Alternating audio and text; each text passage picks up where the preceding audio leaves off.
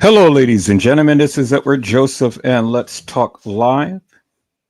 NBC, MSNBC cancels Joy Reid evening show as part of a major programming shakeup. All right, let's talk.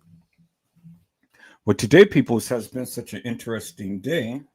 I'm here, I am live, and I am going to talk about some things, peoples. Peoples, MSNBC cancels Joy Reid as part of a major programming shakeup. You guys come on in. You guys come on in. You guys come on in, for there's so much to talk about, peoples. You guys come on in. Peoples, it is a sad day in America. It is a really sad day in America, and we are trying to, and they are trying to take us back to slavery days. They are trying to take us back to a time to when we have literally been oppressed and couldn't get no rest. But that is okay, peoples, because regardless of all of the hardships and pains that us Black people had to endure, we will continue to hold on and stay in the fight, peoples, because things are just not right. And it's a sad day because MSNBC is changing its programming, and it cancels one of the talk show hosts, Joy Reid. Peoples, it's a sad day, and you have to be aware of what's going on. And so, peoples, they're not like us. They're not like us. They will never be like us.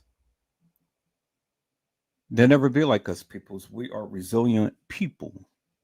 And so, peoples, let me go ahead and share my screen. I want to get into this tonight. Joy Reid has been canceled. Her show has been canceled on MSNBC. And so here it is, peoples. Here it is right here. It says MSNBC cancels Joy Reid's evening show as part of a major programming shakeup. Now, I'm going to see if I can be able to clear this advertising. I can't clear it, so the screen is only going to be so small because they got the advertising up there. But I think that you guys can be, oh, there it is. Okay, good. So it went full screen. Good. All right, so let me go ahead and increase I'm going to increase this so you guys can clearly see it for yourself.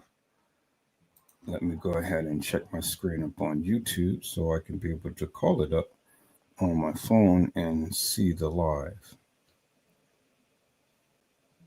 And I think that I may just go ahead and tune in on TikTok as well. So let me go ahead and do that, people. So let me go ahead and transition onto TikTok, and I'm going to call up this title. So let me go ahead and share my screen, and we're going to stream on TikTok as well. So let me share my screen, peoples.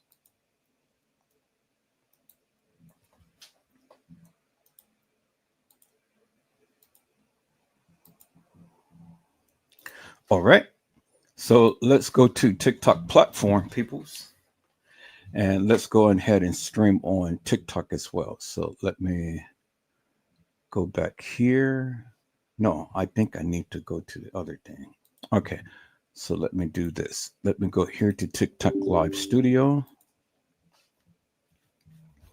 And I don't know if I have to post a thumbnail onto there, but I know I can stream live on there. So we're doing that live on TikTok. Okay, cool. Click here to show you a perfect cam panel for adjusting your look. I'm not trying to do all that right now. Now I got that. So let me see here. Before I go live on there, I think I need to put a title on this thing, because I know this right here from experience is showing my full screen, but I don't think that the TikTokers would know what my live is about. So I think I need to try to put a title to this. So I'm getting better at it, people. So I'm getting better at what I'm doing and stuff. So the only thing I need to know how to do now, because I've already got this set up to where I don't have to show the screen, but it will go live for my TikTok. Let me do that. Let me go live and see. Okay, there it is right here. All right, so I need to change this to that right there. Cool. And then I need to change this screen to Joy Reid thumbnail right there. Are you going to upload? And yep, there it is right there. Cool. All right. And then I need to put down the verbiage. Okay, I need to put down the verbiage. Let me go back and copy the first line on here as a, okay, let me copy that and I'll put that down as a descriptor. Okay, so where is my, I got so many windows open, so I got to go back to my TikTok. Where's my TikTok thing? There it is right there. Okay, so see, that's the one thing about TikTok shit. They don't let you copy and paste things. So now I got to go back to here and just type it in myself. So here, let me do it like that. Oh. All right, so let me move this over and let me move this over and then I can type it in. Hopefully I don't click nothing else to where it'll cancel me off that. All right, cool. So let me go ahead and type in this title.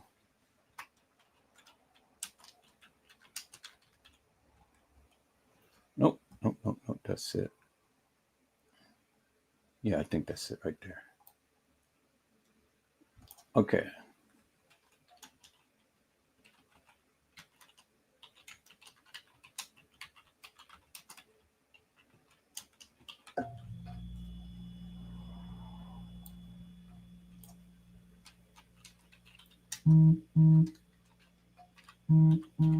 Okay.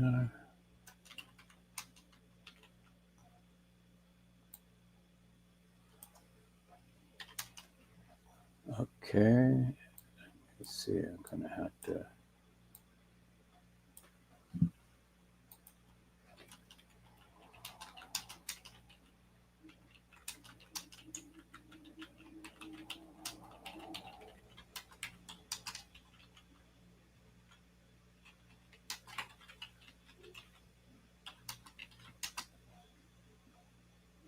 Okay.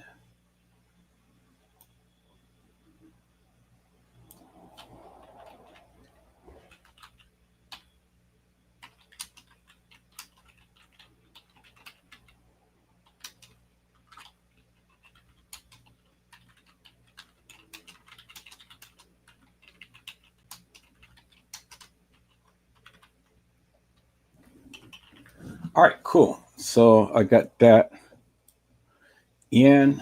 Okay, everything is good. So what else do I need to go live? There's something else I need to go live. So it's that, and I don't need to go ahead and do all that. So I can just go live. I don't want to go ahead and turn that on. Thank you so much. So I don't need to do that. So let me go live. And oh my God, here we go. Back again with this shit. Why come I just can't go live, peoples? Why does it have to be such a hassle just to go live? All right, let me see. News and events. And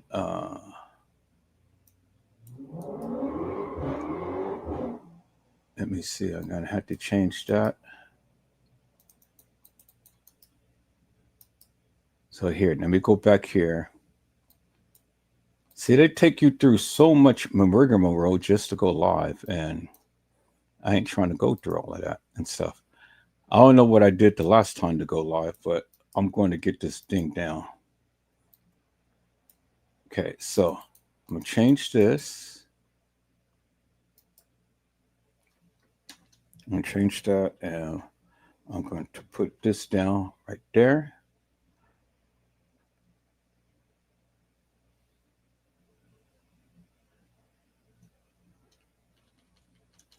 I'm just going to do it just like that. Okay, now let me change that to this right here and change that. And camera services required to ensure real-time interactions during your live. All right, you guys hold on for a moment. We're going to do it like this. So since they want to do it like that, we're just going to do it like this. So it's one way to skin a cat. Y'all give me 1 second. I'm going to hook up this thing.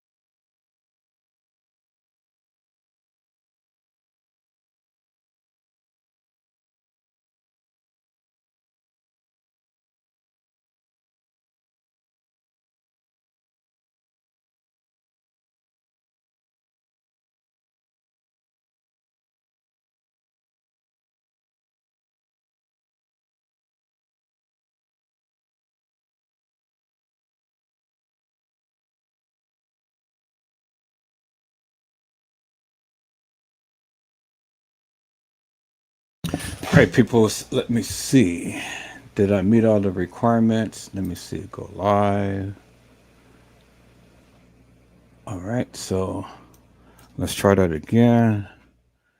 Bing, right there.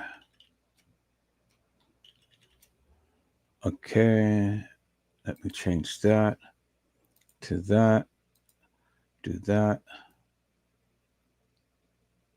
Okay, and then I'm not going to type anything, so just do it like that.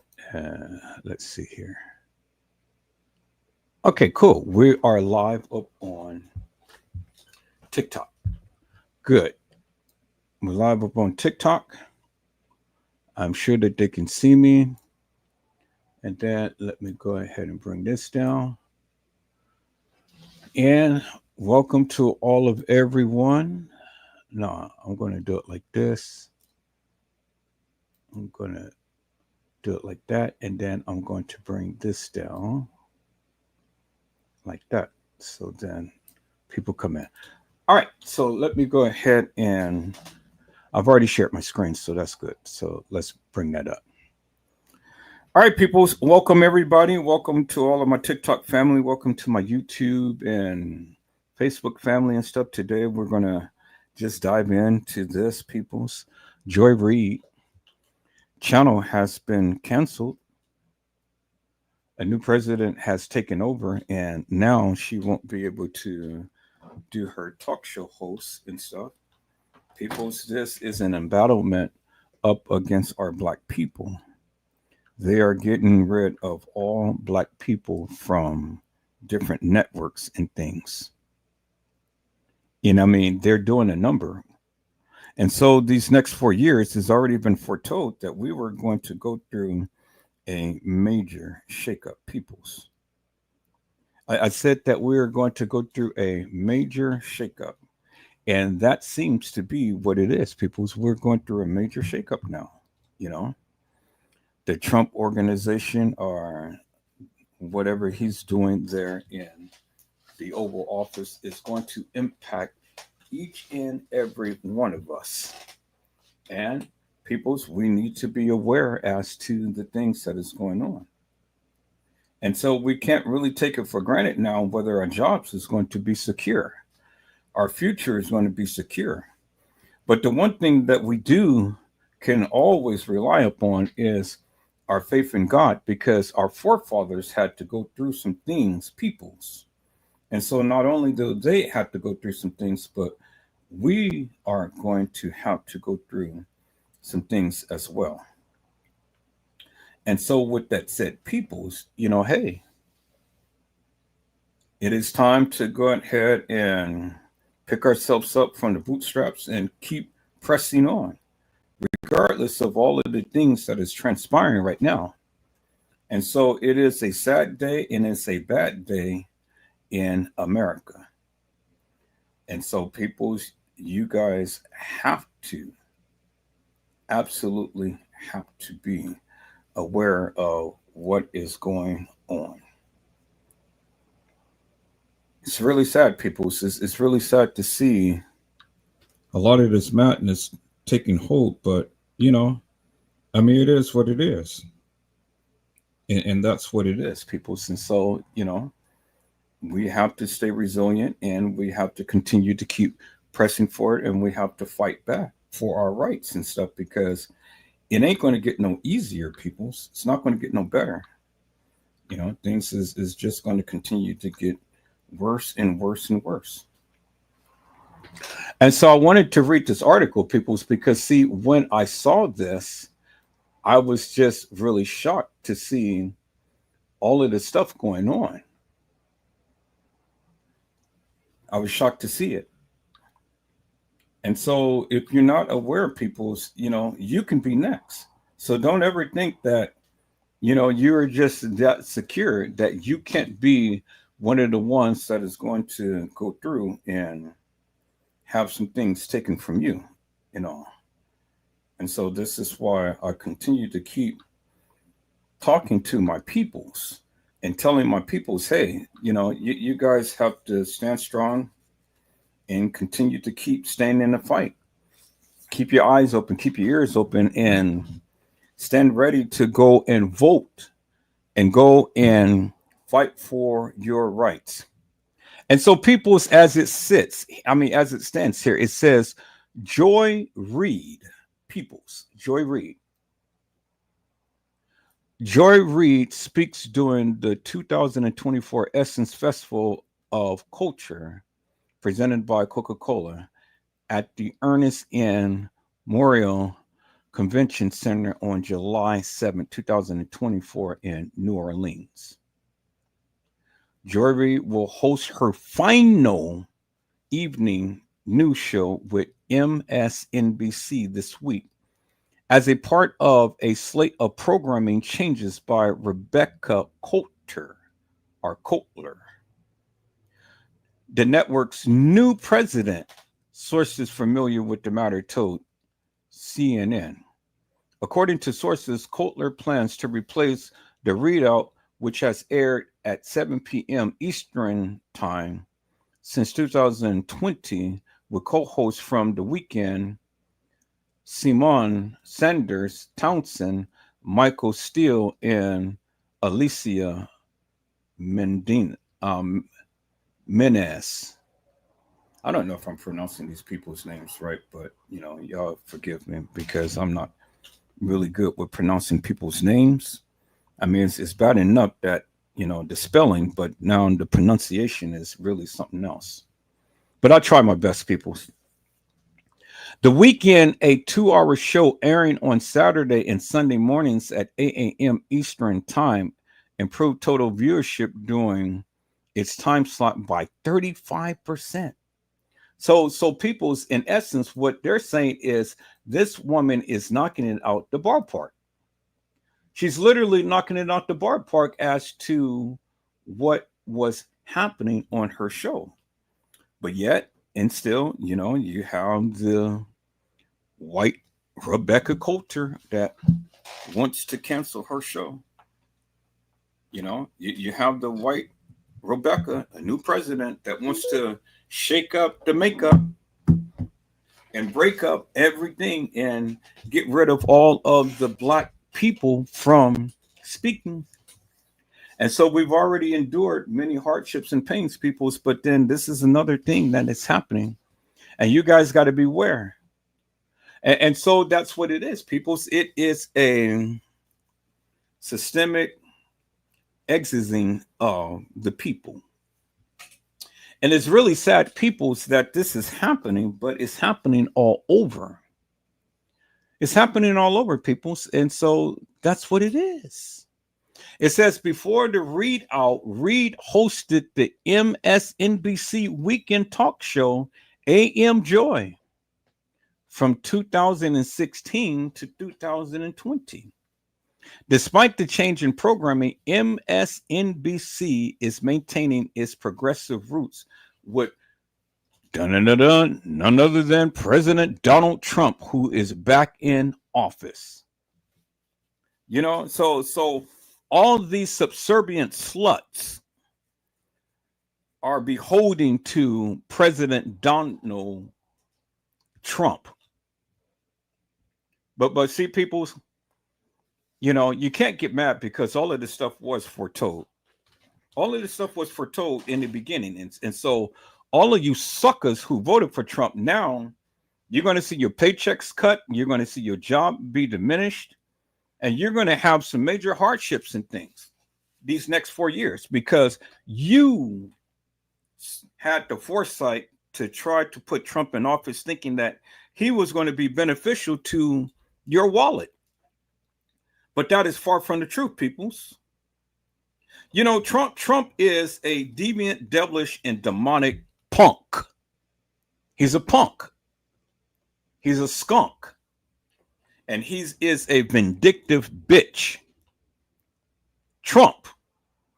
And see, I love that song by Snoop Dogg. F. Donald Trump. And so, peoples, before I begin reading the rest of this this commentary here, let's go to YouTube real quick here, peoples. So let's go to YouTube and let's call up. Well, he's not my friend, but let's call up Snoop Dogg and let's play a little bit of F. Donald. And it's not a power thing. I want you to understand the system. Trump. Snoop Dogg.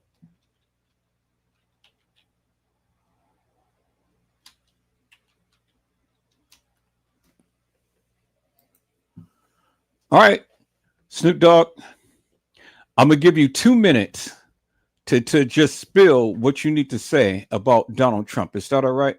I'm only going to give you 2 minutes. So make it good. Make it good, my friend. Okay, so this is Snoop Dogg and F. Donald Trump.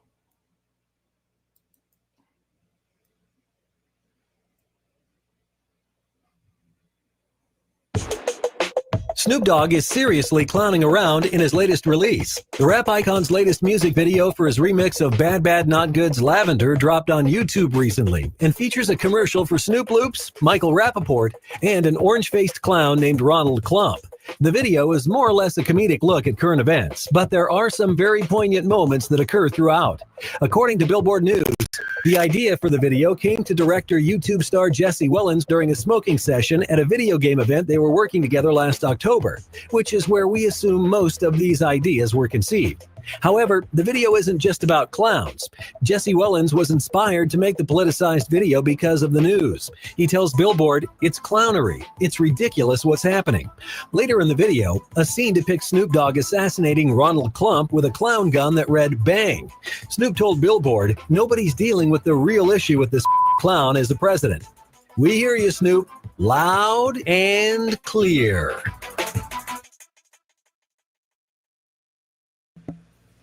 All right, peoples, and so that was just the introduction as to why Snoop Dogg had made that song, F Donald Trump. But now I want to hear the song, F Donald Trump. I don't want to see the reasons why it happened. I want to hear the song, F Donald Trump. So, Snoop, can you take it away?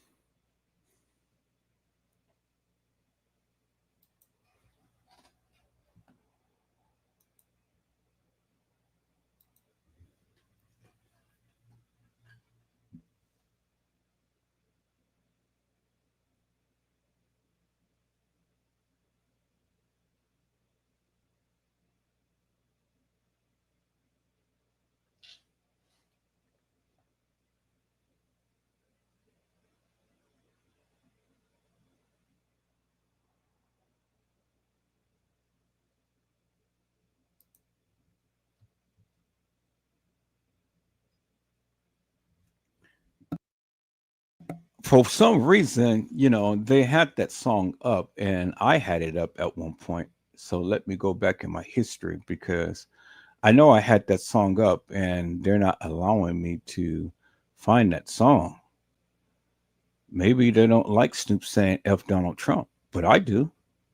So I'm going to go back in my history, peoples, and see if I still have that song up, F Donald Trump. You know, yeah, there it is right there. Just when I thought it wouldn't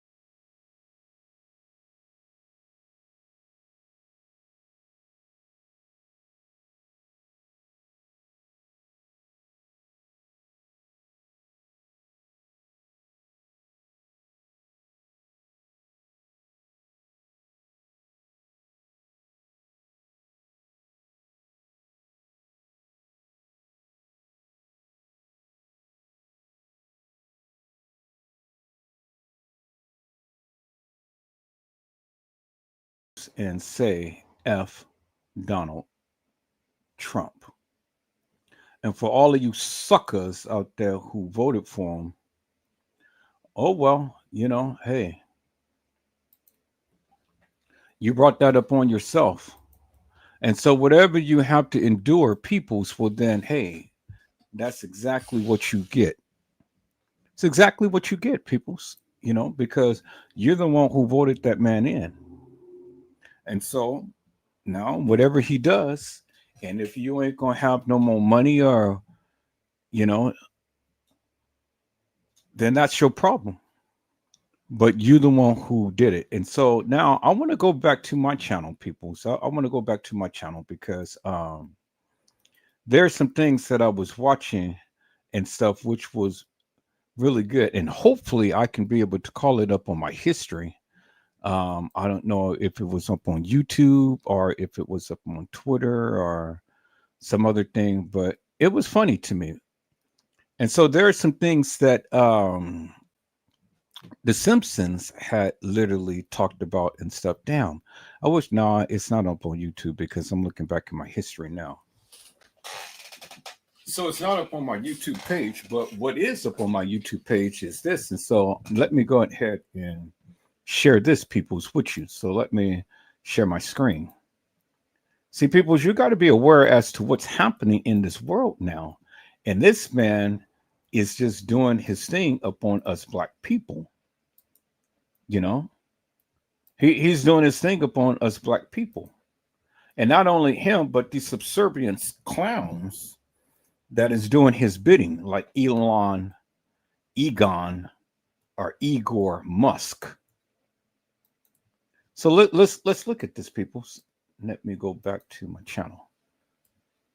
Donald Trump has just fired one of the Joint Chiefs of Staff, a black man who has risen up from the bootstraps.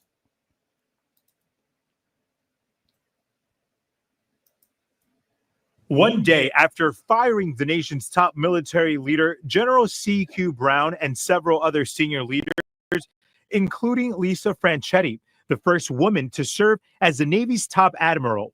President Trump touting his federal firing spree to a crowd of supporters gathered at the Conservative Political Action Conference on Saturday. But the people have given us a resounding mandate for dramatic change in Washington, and we are going to deliver it. We're going to use it, and we're going to make America great again by using it. The president also praised Elon Musk's campaign to cut government spending. And he's doing a great job, and he doesn't need this either. He doesn't need it, but he wants to see, he's a patriot. People said, well, what official position does he have? I said, patriot. Who? They didn't know. All this comes as the Pentagon prepares to lay off 5,400 civilian workers beginning next week in the first round of cuts. That could total tens of thousands as the Pentagon aims to cut between 5 and 8% of its civilian workforce. Layoffs also hitting the Federal Aviation Administration. More than 100 probationary employees have been terminated, including those that produce air traffic navigation maps, sources tell ABC News. Johnny Fernandez, ABC News, New York. And so, people, you wonder why a lot of planes is falling out the sky. You wonder why things is happening in a manner to which it is today. Well, you just heard that the man has cut funding for the aviation. And so look at all of the planes that is falling out the sky because they don't have competent people, a lot of competent people there to handle the mass load and things and stuff. And all of this is falling under Trump's watch. All of this madness that is going on in our society, in our world today, peoples, you voted for him. You brought him in. And the subservient clowns that is following him is running amok. So peoples, get prepared because, he ain't been in office, not even a month yet, and things is already is going haywire. No, he's been in office just a little over a month now. and things is going haywire, peoples. And all because you guys tend to vote for this lunatic. But that is okay, peoples. I'm here. I'm secure. I'm happy. And no matter come what may, whatever betide, God will take care of you. And so I'm not worried, peoples, because all of this was already foretold in the scriptures. It's already been foretold. All of these things is going to happen before the coming of Christ. And he told us in his word. It's all written in Revelations, peoples. And so you need to read the book of Revelations and get yourself right so you can go to heaven and not hell and burn for all eternity. So you thinking that you can just be able to go to work and go home and get some rest, but in hell, you can't get no rest. In hell, it ain't no beds. In hell, it ain't no covers. In hell, it ain't no water. And in hell, it's a lot of pain and frustration. The Bible teaches us in hell, there will be weeping and wailing and gnashing of the teeth. And so, people, you don't want to go to hell because in hell, there's no bell. And for all eternity, peoples, that means never ending. That means burning forever and ever and ever and ever and ever. The torment will go on for all eternity. Just imagine that, peoples, all eternity.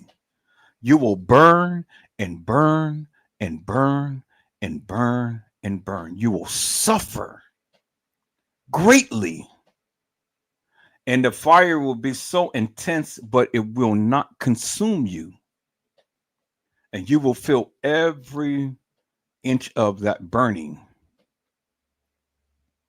Rotten flesh and stuff like that. But I mean, although your spirit still in spirit, you still burn just like a human being. You still feel the pain just like a human being, but your body just has been transformed into a spirit. And then you will be thrown into the lake of fire to burn forever. Lime and brimstone. And everything that you touch, you will just be screaming and hollering, and nobody can hear you.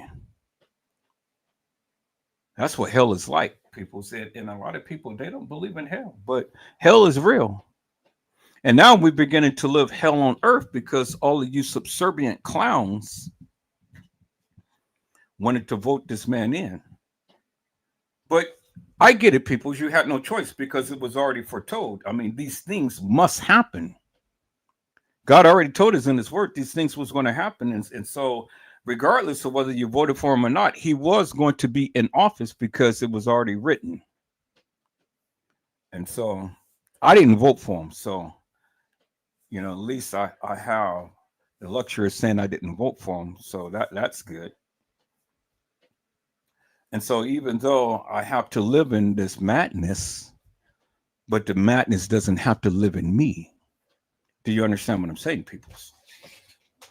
And so let's get back to this, peoples. We've already heard Snoop Dogg tell us F Donald Trump, but now F the president of MSNBC. F her, peoples. It says, peoples, despite the change in programming, MSNBC is maintaining its progressive roots with President Donald Trump back in office. Since inauguration, MSNBC viewership has been up 77% during primetime hours and 34% in total day viewers. Really? That's a lie, peoples. That is a lie. So now they're going to go ahead and oust all of the people who stands up against Trump and put all of these people who is with Trump. Okay. A source told CNN that Kutler is expected to announce additional programming changes to multiple MSNBC shows, a network spokesman declined to comment. Well, peoples,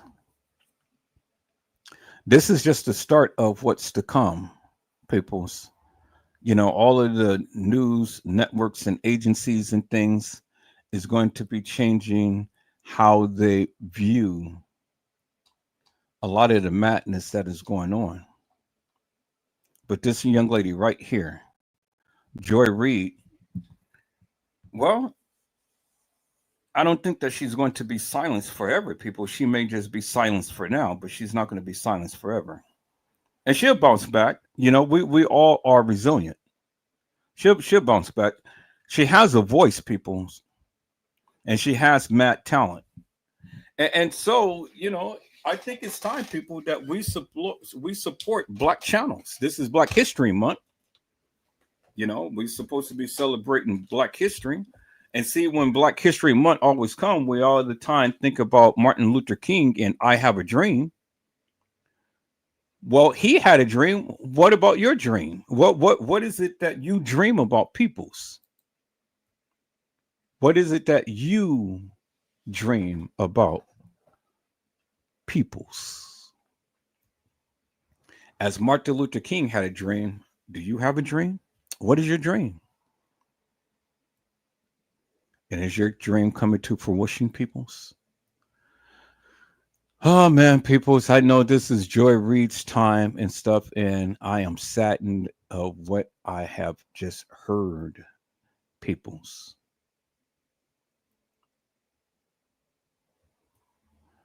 But let's read this, peoples. It says Joy Reid's sudden MSNBC exit and how she let queer viewers down. Okay. It says the Joy Reid era at MSNBC is over. The liberal commentator will be leaving her 7 p.m. weeknight show amidst a large shakeup. Was perhaps the network's toughest critic of Donald Trump, delivering blistering critiques of both the president and his voters. Reid seemed to welcome controversy in a way that made her built for contentious moments. After last year's election, for instance, she told Latin Republicans voters that they own everything that will happen to their families under Trump. The author of 3 books about politics, Reid's personal story as the child of immigrants raised in Brooklyn was inspiring. And her status as a relatively rare Black woman in cable news made her a magnet for fandom and vitriol. Megyn Kelly, for instance, often delivered vituperative criticism of Reid's work. See, peoples, it's always going to be somebody who's going to hate the various things that you stand for and hate the various things that you do. Now, I am Edward Joseph, and I speak upon the Kenneka Jenkins case. I will be back later on with my cohorts to talk about the Kenneka Jenkins case, peoples, because we have a good lineup coming up and things. It's just a few things is getting in order and whatnot. And I had people who literally hated my guts.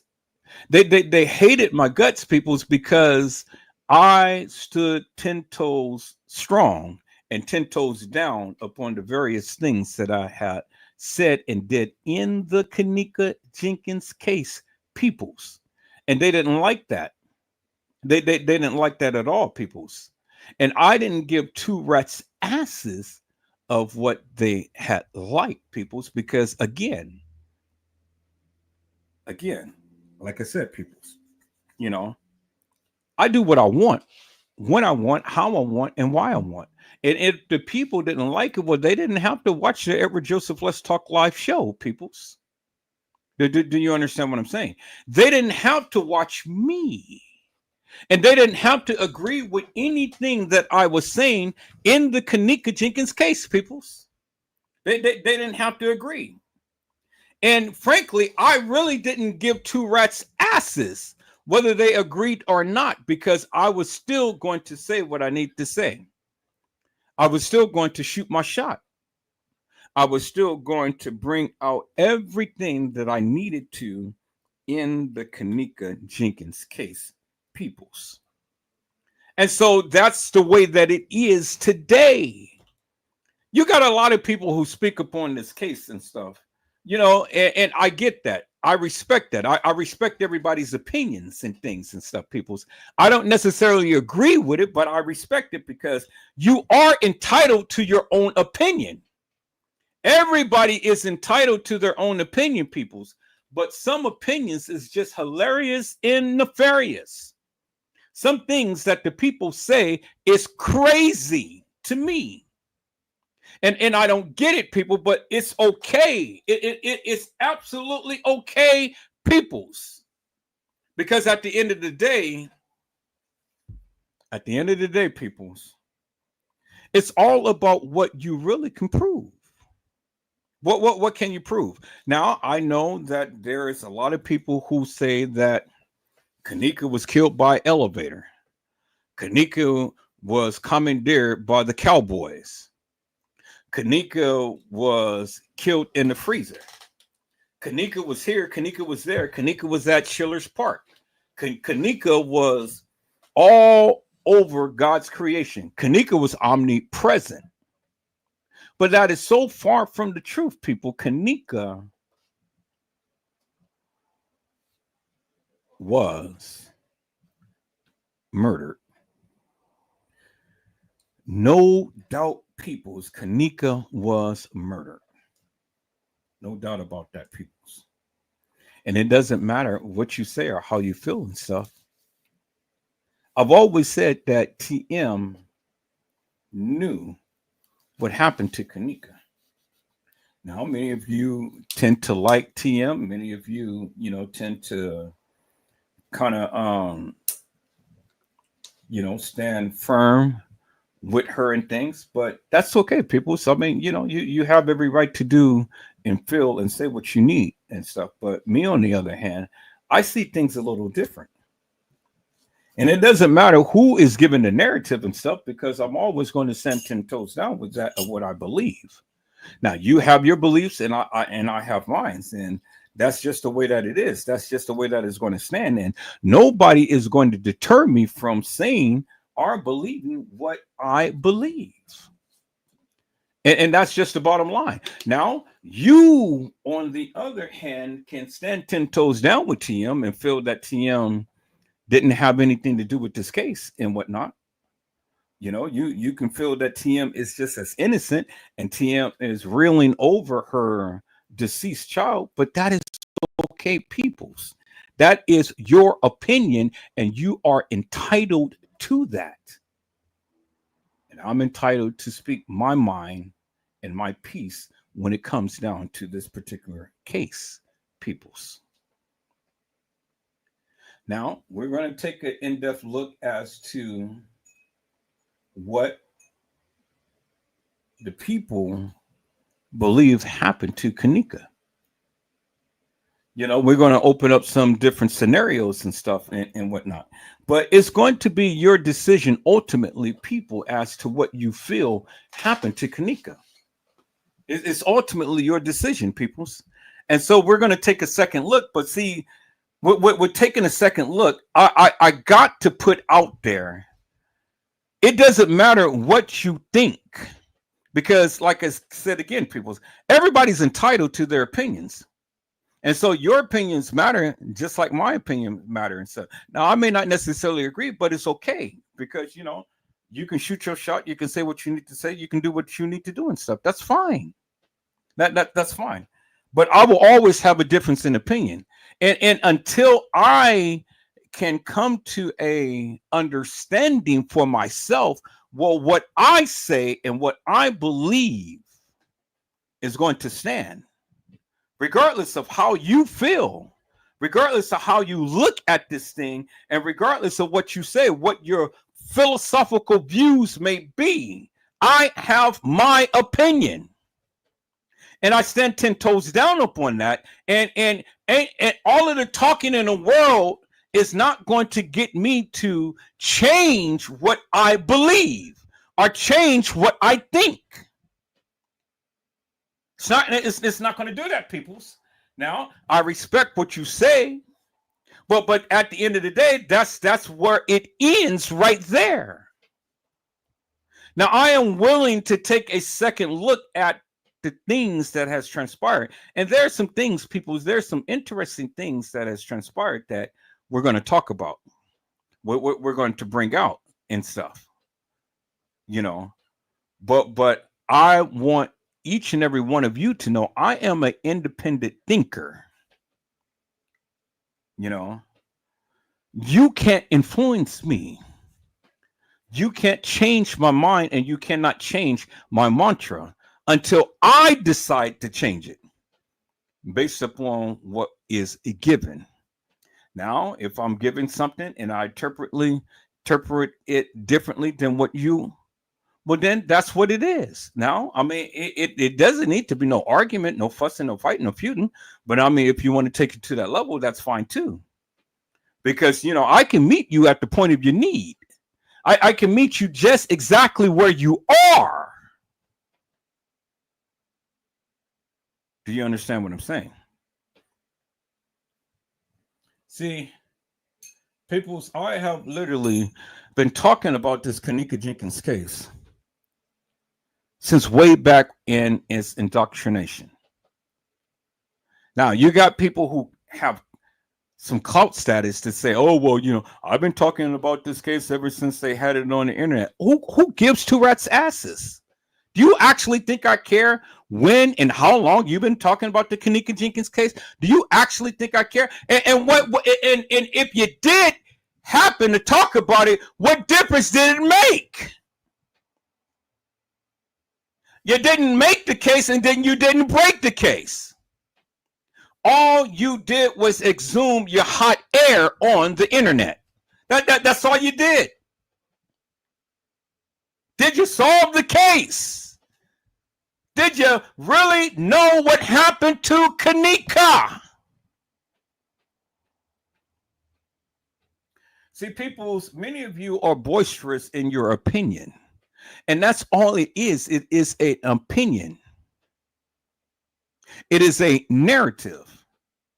It is a summation of your proclamation. It is madness. And some of you, when you talk about this case and things and the things that you say and whatnot, it's really crazy to me, peoples, because you guys come off as all God, almighty, and all-knowing. And at the end of the day, you really don't know shit.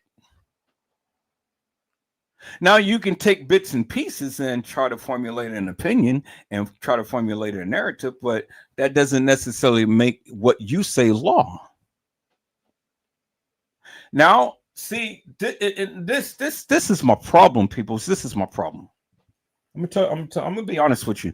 This is my problem with many of you, whoever talked about this Kenneka Jenkins case. My problem is simply this. What is it that you have to go by? Because you had Casey Chloe Overa Sanchez Medina say that reference the case files, reference the case files. Well, I referenced the case files, peoples. And when I referenced the case files, I discovered some inconsistencies in the case files. Some things that the kids and some things that the mama, some things that the sister, some things that the establishment and everybody had said, it didn't jive. A lot of things didn't jive, peoples. And so when it didn't jive, I'm kind of like, okay, so you know what? What is it that you're actually saying? What is it that you're actually doing? What is it that you're actually giving me?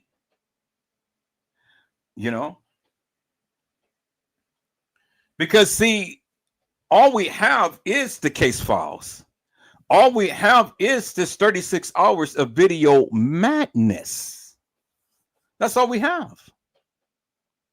And so whether you believe Kanika walked the halls at that establishment or not, I'm telling you, that is all that we have. And I had said unequivocally and undeniably, peoples, that this time around, I'm only going to go by what they said.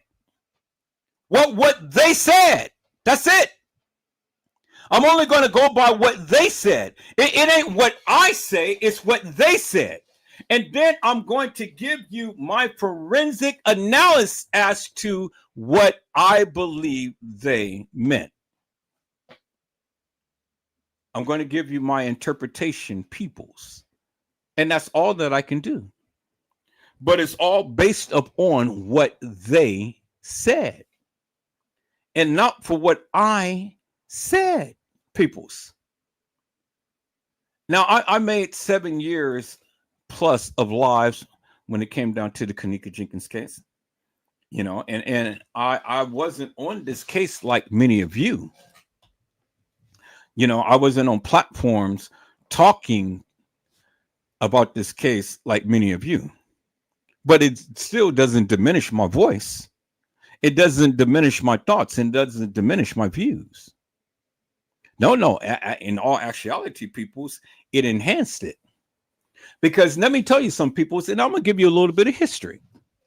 Edward Joseph, Let's Talk Live, had talked about the Kanika Jenkins case up on Facebook before I ever came to YouTube. And there's a lot of things that I had stated. There's a lot of things that I have pointed out. There's a lot of things that I had said in this particular case, peoples. And a lot of people didn't like what I was saying, but I really didn't give two rat's asses. I really didn't, peoples, because at the end of the day, it was my opinion.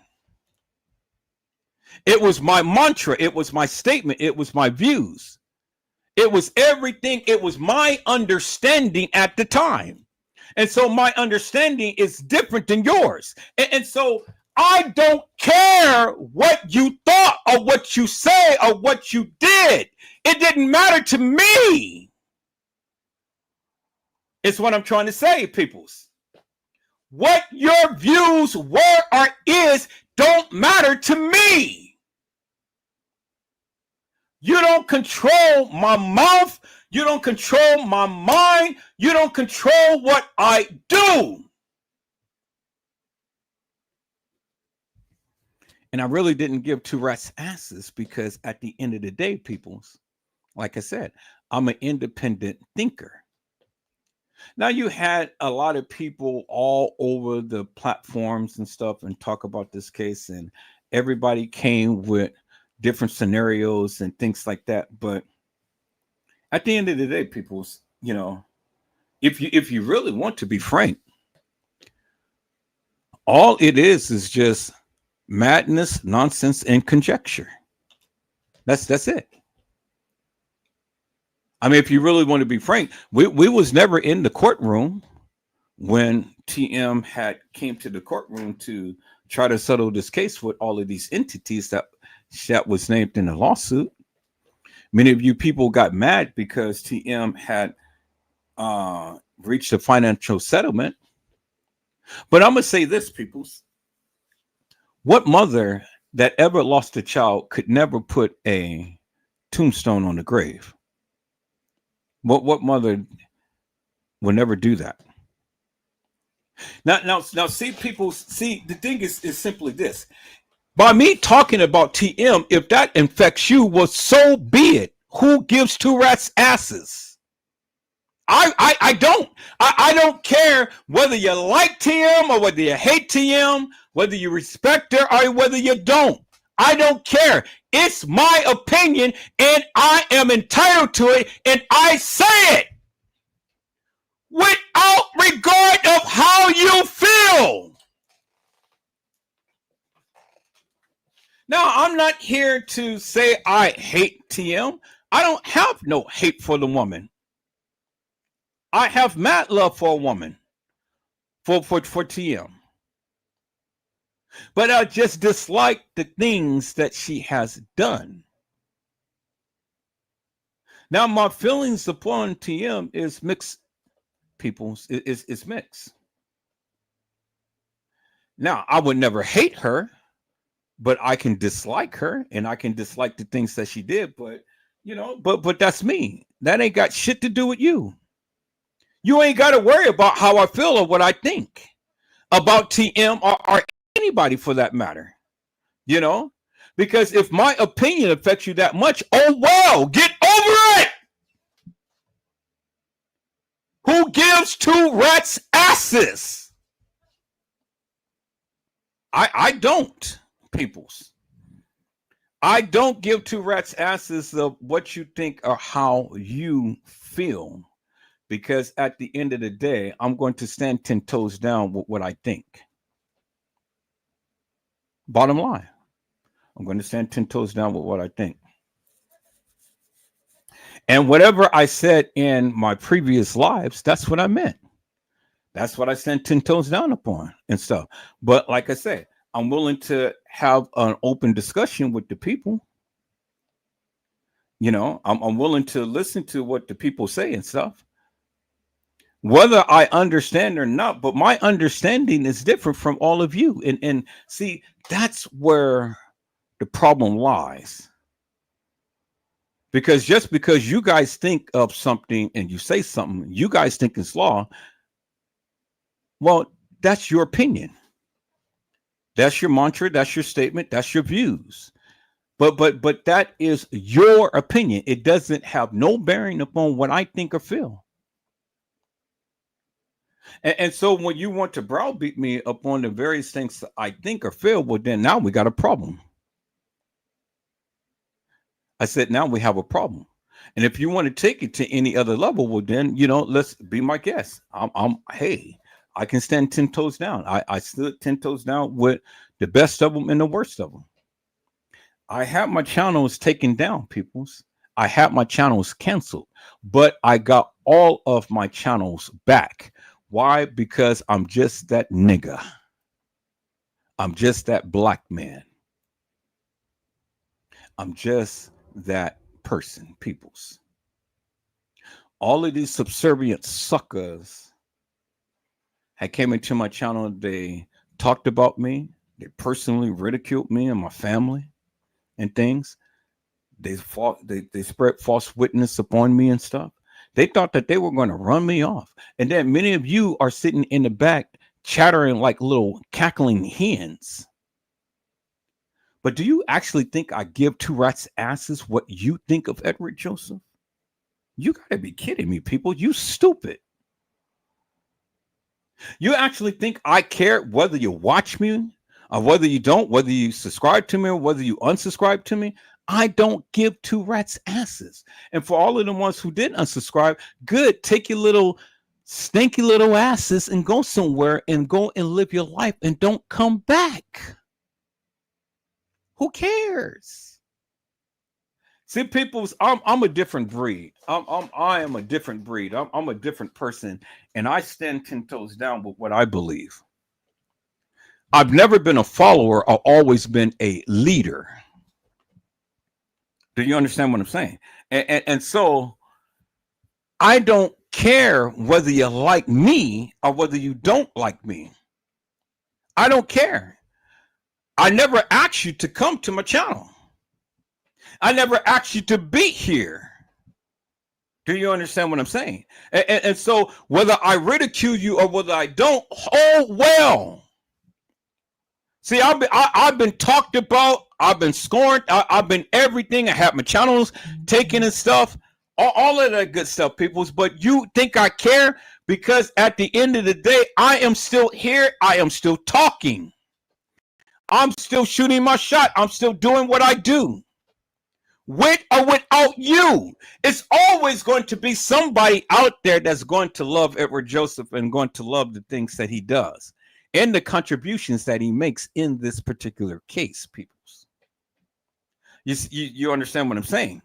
See, these subservient clowns and sluts and stuff, peoples, they talk about this case, but see, they can never talk about me in front of me. Do you understand what I'm saying? See, they will never come on my live or on their live and have me on their panel or me on or them on my panel and shoot their shot about the case. They will talk behind my back. They will make lives and all like this and stuff, and they will say this and that and the other. But see, they can't confront a real nigga. A Kuta Kinte.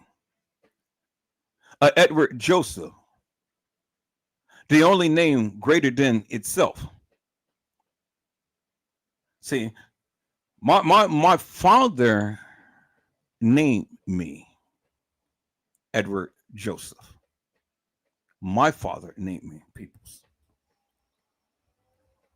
And see, I'm happy and I live up to my name. Do you understand what I'm saying? See, I come from the lineage of the blessed.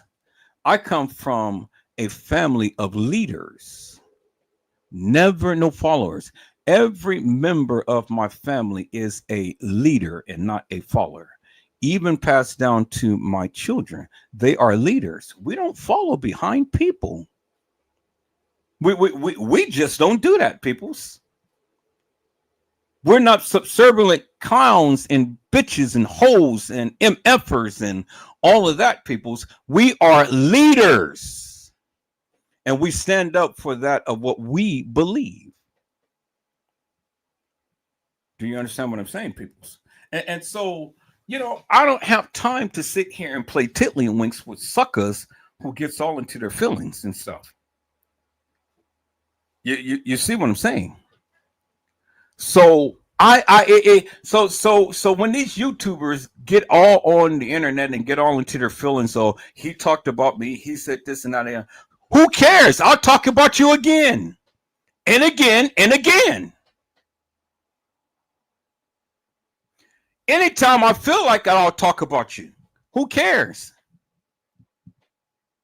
See, peoples, none of these channels has ever went through or experienced what I did. I had suckers in here that literally was instrumental in taking my channel down. But as you can see up in the right-hand corner, peoples, I got every last one of my channels back. Even my original channel that I started off with, the Kenneka Jenkins case, I got it back, peoples. I did that. And you know how I did that? With diligence and fortitude, peoples. Not letting YouTube hold me to account for something that was nefarious and hilarious. And when all of these subservient suckers thought that they were going to bring me down and keep me down, well, think again, because I'm back. And I'm back streaming on every last one of my channels. And now the suckers is going in hiding. Now the suckers is you know, got other channels and things. But I tell you, if they come back on their original channel, I'm coming after them big time. I'm coming for them.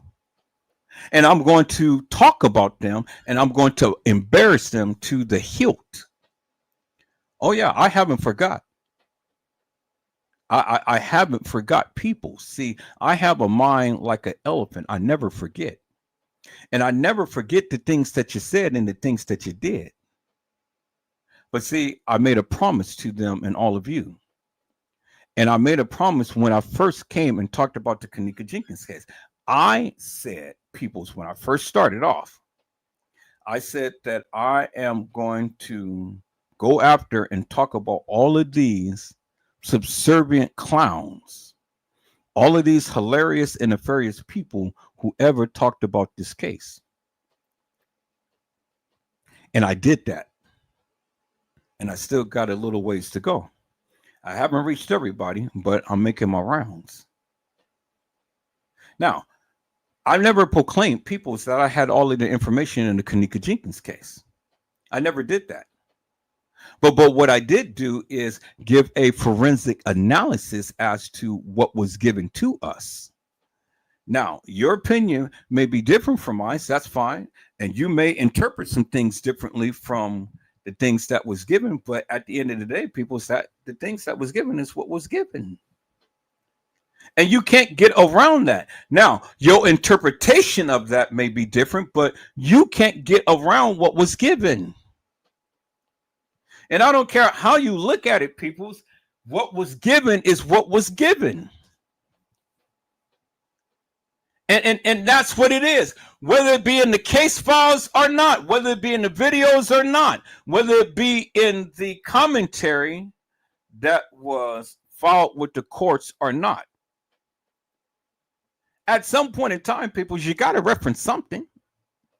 Whether it be the case files, whether it be the videos, whether it be the commentary of the kids. However you look at it, you got to reference something. And then you got to talk about it. Because how can you talk about the Kenneka Jenkins case without referencing the video? And then how can you talk about the Kenneka Jenkins case without referencing the case files? See, you can't have it both ways, people. You cannot talk about the Kenneka Jenkins case and not reference the videos or not reference the case files or not reference even the statements that was made outside of the scope of that of what was obtained, peoples.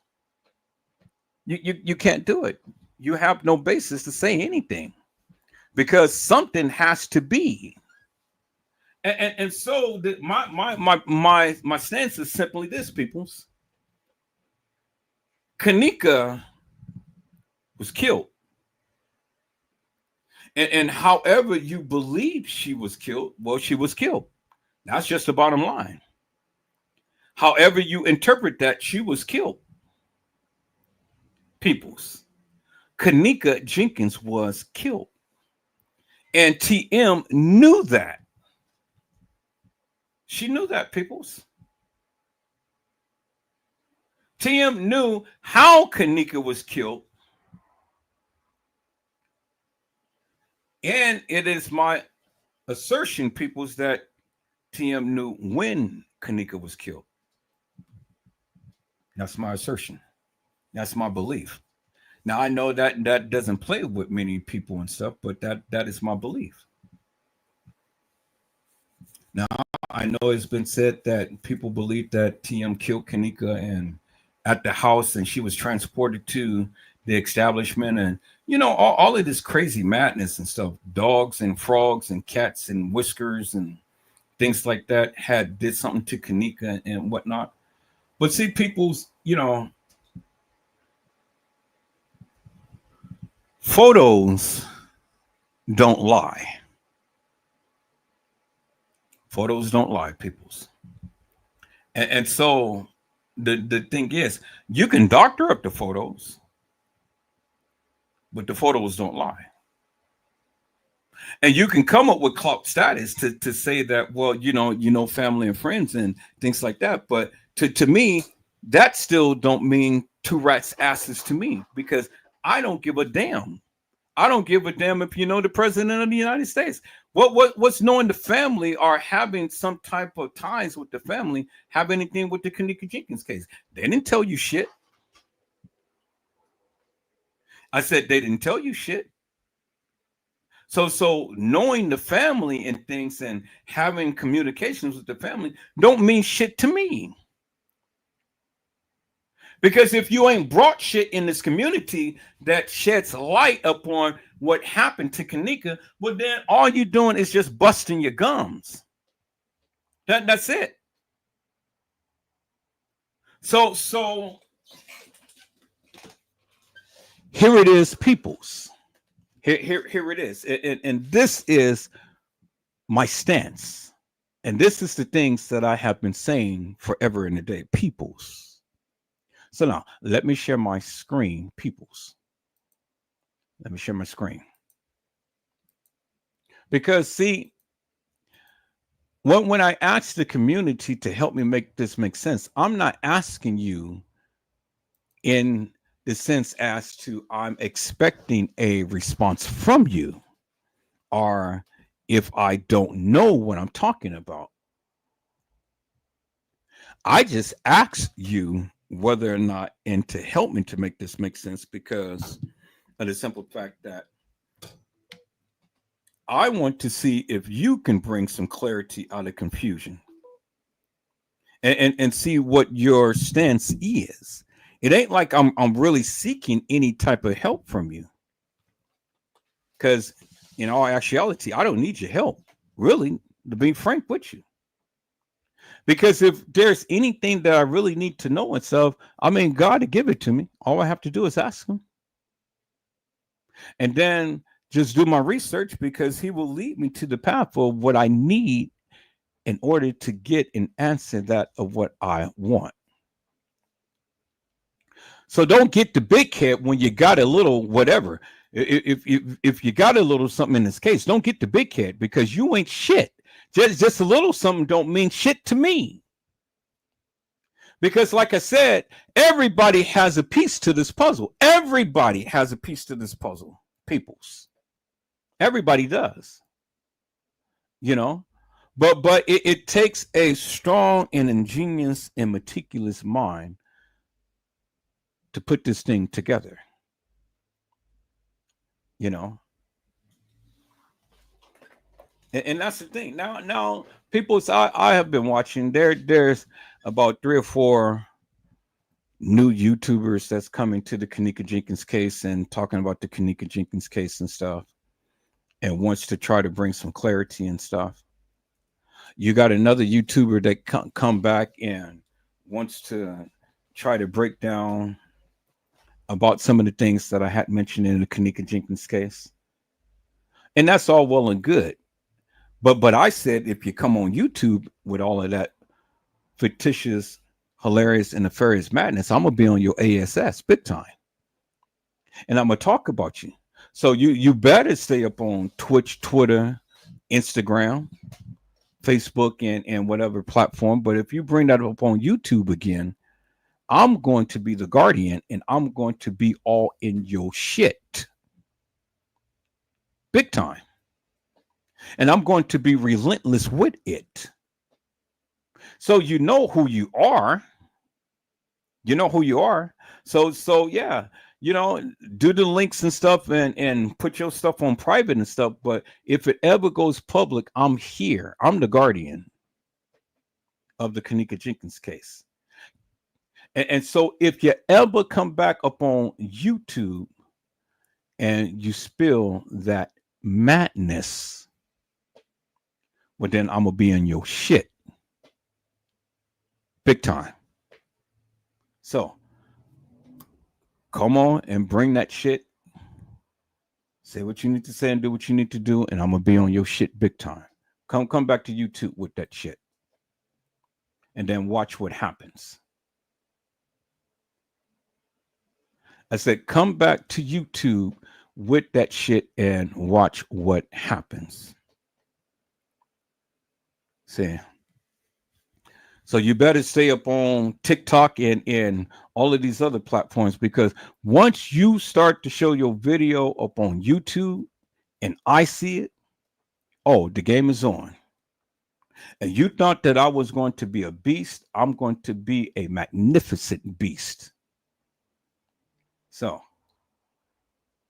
if you're ready and you think that you all of that bad and stuff, and you want to still spill that madness upon the YouTube community, bring that shit back. And then watch Edward Joseph be all in your ass. Big time.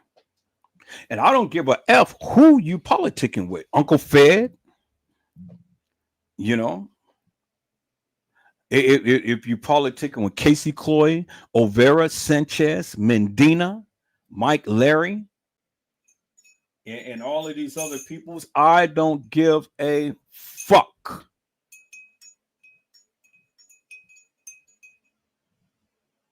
Because I will be on them just like I will be on you. Big time. Now come back with that madness. And then watch Edward Joseph do his thing. Now, peoples, when I talked about the Kanika Jenkins case, I've always asked this simple question to make sense of the pictures that was given in this particular case. And not too many people could ever say anything, although everybody gave the commentary, but they would never give the commentary on my live. And so here it is, peoples. Right here, 2 pictures. One in the freezer and one on a gurney. One in the freezer and one on the gurney. And I asked the people, how did that happen? How could you go from a gurney picture that was in the kitchen and then a gurney picture that is at the funeral home? And I said, peoples, that Kanika, that was supposed to be at the funeral home, TM, had power of attorney over her body, because if it wasn't a foul play situation, well, then there's no way that no authorities could have kept TM from seeing the body of Kanika Jenkins. Because as it was stated, peoples, that TM was the mother of Kanika Jenkins, peoples. That's what it was stated. A lot of people believe that TM had Kanika out of her pee. But I have yet to see any pictures, real pictures, peoples, any videos of TM with Kanika as a child growing up, or even as a baby. Now, you may have 1 or 2 pictures of Kanika, TM with a baby, but was it Kanika? You don't see any pictures of TM going to the park or grocery stores, or all of the things that she's doing with her grandkids. You ain't never seen that with Kanika nor Kenny Jr., for that matter, peoples. No YouTuber has that type of video footage or pictures. And so I don't care how strongly you believe TM may be the mother of Kanika. I don't believe that. Peoples, I don't believe that. And I'm just being frank with you. I don't believe that. I don't believe that TM is Kanika's biological mother. And I've already made that clear many times over. And it really doesn't matter to me how strongly you feel TM had Kanika out her pee. If I don't see evidence of any bonding of this woman with this girl, well, then that's my stance. It's my stance, and it can never be taken away, peoples. My stance will never be taken away just because you feel some type of way. Just in the manner as what you feel is just in the manner of what I feel, and I don't get it and I don't feel it, peoples. All right. So these 2 pictures are supposed to be Kanika Jenkins, peoples. These 2 pictures right here. One in the freezer and one on a gurney, to where she said that this is how my babe looked when I saw her at the funeral home. So then what comes into question with me, peoples, in my mind is, what funeral home did TM see Kanika Jenkins in? What funeral home? And then my next thing is that what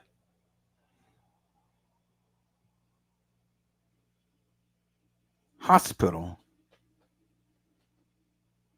or what forensic or what place had did the autopsy of Kanika Jenkins. Who performed the autopsy? And if the people performed the autopsy, well, what was the results of the autopsy?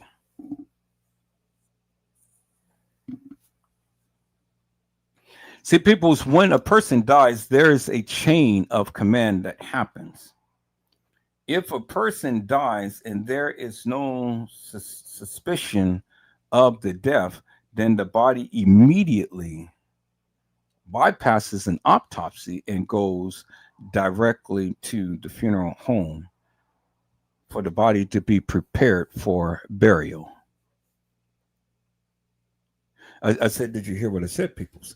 I said that when a person dies and there is no suspect of foul play, the body goes from wherever the scene was of death straight to the funeral home for processing to be buried for their final internment, peoples.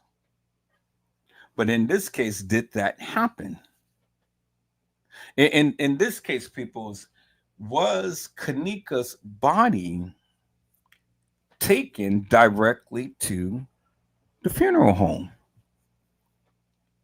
Or was she taken to a medical examiner to be autopsied? And if she was taken to the medical examiner to be autopsied, peoples, well, then the question is, what was the findings of the autopsy, peoples? What was the findings of the autopsy, peoples? And that's the question. That is the question, peoples. So today, peoples, right now, today, we are going to do a little deep dive. And it's just a subtle deep dive, but it's going to be nonetheless a deep dive. And I'm just waiting for my associates to come on in and things so we can do a major deep dive. But I'm going to cover a few things and stuff, peoples. And I'm not going to cover a lot of the things that we're going to talk about, but I am going to cover this. And this is just one of the questions that I have, peoples. What happened after the death of Kanika? What happened, peoples? What happened after the death of Kanika? Because see, the thing is, peoples, many of you believe that Kanika had died in the room. Many of you believe that Kanika had died on an elevator. Many of you believe that the beverage manager, the maintenance guy, and things had unalived Kanika. Many of you believe that Franz Cave and Friend had unalived Kanika. Many of you believe that the gang members had unalived Kanika. Many of you believe that Kanika was never at the establishment. Many of you believe that Kanika was killed in Schiller's Park. Many of you believe that Kanika was killed in the south side of Chicago and brought to the Crowne Plaza.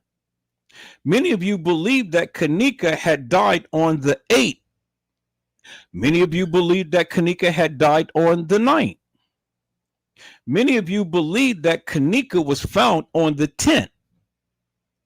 But see, many of you believe a lot of things, but see, the thing is, peoples, it really doesn't matter what you believe. What really matters, peoples, is can you prove what you believe? Can you prove it? That is the question that I have, peoples. Can you prove what you believe? Because see, peoples, I am a person who had videotaped funerals for over 20 years. And I videotaped funerals all over the United States, peoples. And in my experience of videotaping funerals, peoples, there are certain things that I have learned throughout the years, peoples. And one of the things that I've learned throughout the years is, just as I stated before, there is a chain of command. A chain of command, peoples. And so in the chain of command, when a body dies, if there is no suspect of foul play, the body goes immediately to the funeral home. But in the case of Kenneka Jenkins, peoples, the body did not go immediately to the funeral home because there was suspect of something. So no matter what you classify it, because in the beginning it was classified as a death investigation, then it was classified not a death investigation, it was classified as an accident. I mean, it was classified as so many things, people. So, you know, I mean, it's kind of really hard to pinpoint what. But the one thing is, because the body was taken to the medical examiner's office, well, then that means that there was suspect in the death of Kenneka. Because if there was no suspect and it was just the accident, like the people proclaim, why perform an autopsy? Why? Because if she just, it was just a plumb accident, you know, me just being foolish and wandering the halls of that establishment, and then all of a sudden I find myself in a freezer and then find myself dying in a freezer. But then, people, you got to ask yourself, how in the world did you get there? How did you get in there? And so, people, you know, everybody has a philosophical view as to how Kenneka got into the freezer. But to me, how is not really a factor as to why. So here is my question, peoples. Why was Kenneka in the freezer? Doesn't matter how. I mean, you know, it's only always going to be suspect and conjecture as to how she got in there. But can anybody ask why she got in there? Why was Kenneka Jenkins in a freezer? Now, if you believe that that was Kenneka Jenkins in the freezer, well, why was she in there? And if you don't believe that that was Kenneka Jenkins in the freezer, well, then where was she? Either you believe that, sir, or either you don't. And if you believe that that was Kenneka in the freezer, well, then my question is simply this, peoples. Why was she in the freezer? Why was she in the freezer? And that's my question, peoples. So let's take a walk down memory lane and see if we can gather any type of answers to the question that I raised, peoples. I want to take it back to what normally happens when a person dies. That's what I want to take a look at. Is that all right, peoples? Hello, Mello. How are you, my friend? It is a blessing to see you on today. Mello had said, "What's up, bro, Ed? Hey, everybody in the chat." Well, Mello, what's happening, my friend, is we're going to take a walk down memory lane. And we're going to see, Mello, what is standard protocol when a person dies? So let's type that in. What is standard protocol when a person dies? What normally happens when a person dies? Now, see, I don't want you to just take my word for it. I really don't, because see, you guys may deem me hilarious and nefarious, which frankly, I really don't give two rat's asses, but that's okay. That is okay. I just wanted to know what happens, what is standard protocol. And I know it's different from every region, every place that the people go and stuff. I know it's different, peoples. But that is okay, peoples. I just want to ask the question. Let me get back to TikTok and see we're still live. That's good. That's a beautiful thing. Okay.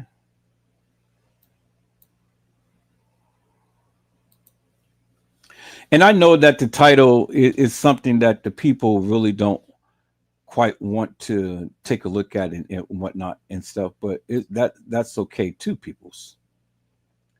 I know the title is something that people really may not be interested in and stuff, but like I say, peoples, that is not going to keep me from talking about this case. So whether the people come in or whether they don't, that's fine, because at the end of the day, I'm still going to shoot my shot. The people come in and let's see.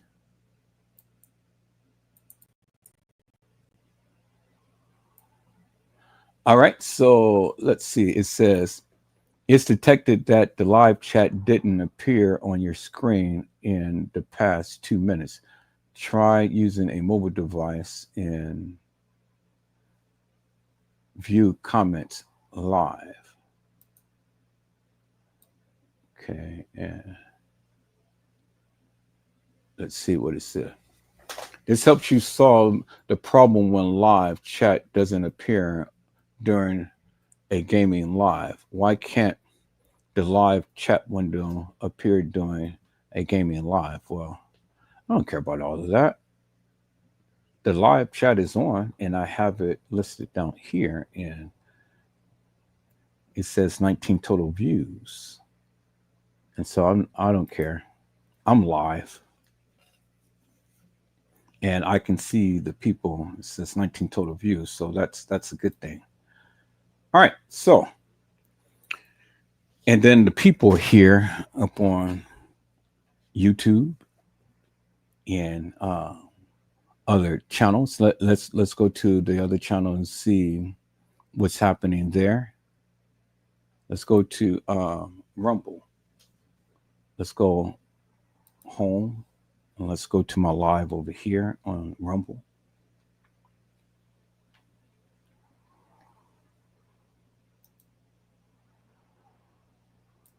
Content. Okay, there it is, live streaming. And then I got 17 views and 8 unique views. And I'm still live on Rumble. So that's good. So the people are watching. So everybody is watching right now. As you can see, the live is still going. Okay, that's beautiful. So we're doing wonderful. And so I'm going to be streaming up on Instagram as well. But good. Everybody is here. Everybody's watching. And that's all that I needed. So now, peoples, let's do this here. Let me go here, peoples. Let me go here. And so what I want to do, peoples, is I want to just do a general search to see what is protocol when a person dies.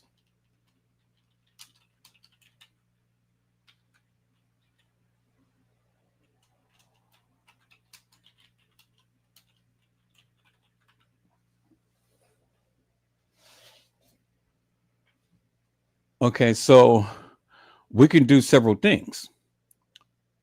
what is the procedure when a person dies at home? Somebody's chiming in on my TikTok live. Okay. All right. Let's go ahead and mark that in beautiful.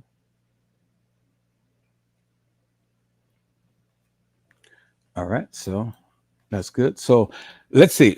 What is protocol when a person dies at home?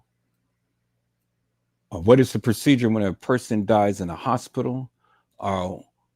What is protocol when someone dies? Let's just go there because that's more general.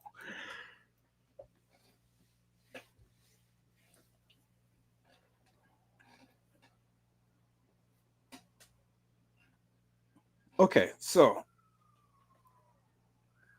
it says to immediately after someone dies, do this. Call 911 after your loved one passes and have them transported to an emergency room where they can be declared dead and moved to a funeral home. Y'all see that? Y'all see what it says, right? So here, let me go ahead and increase my. Okay. So it says here, let me bring it down a little bit. There we go. Okay, it says to immediately after someone dies, to do this, call 911 as soon as your loved one passes and have them transported to an emergency room where they can be declared dead and moved to a funeral home. If your family member die at home under hospice care, a hospice nurse can declare them dead. Well, people, in the case of Kanika Jenkins, she wasn't in hospice. She was at an establishment. And so what it says is call 911 or call the authorities and let them know that the person is deceased, so they can be transported to an emergency room and declared dead and moved to a funeral home. Okay, so pretty much, people, in essence, this is the standard protocol and procedures for anybody who dies. They don't necessarily need to be taken to an emergency room to be declared dead, but a medical personnel that has the authority to pronounce someone dead can pronounce someone dead, peoples. In the case of my mom, because my mom had died at home, let's see what it says when a person dies at home. What to do after death at home. See what they say.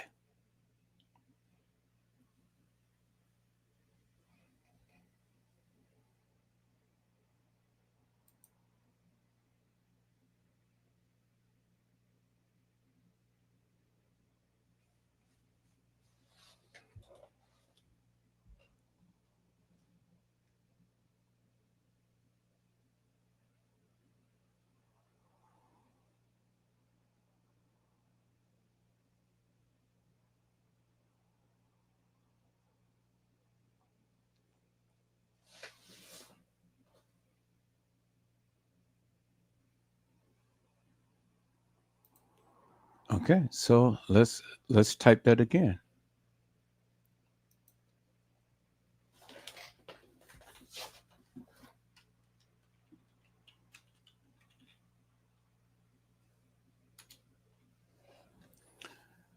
Okay, so let's see. Important steps to take after, what to do after death. Okay, let's see if we can get something more definitive. Is there a protocol for if someone dies at home. All right, let's see.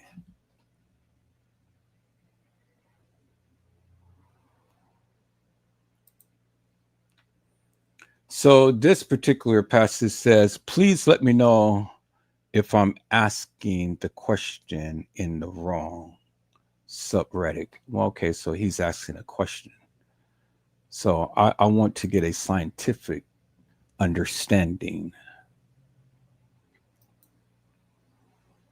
So let's go back.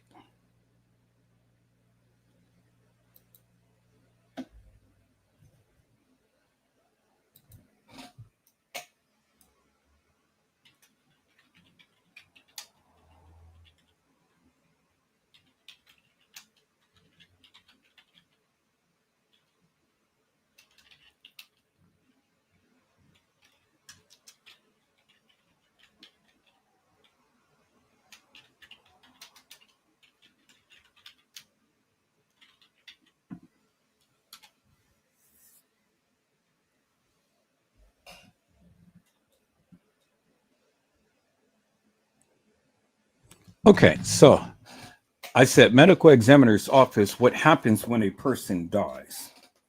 So it says, and let me increase this. It says,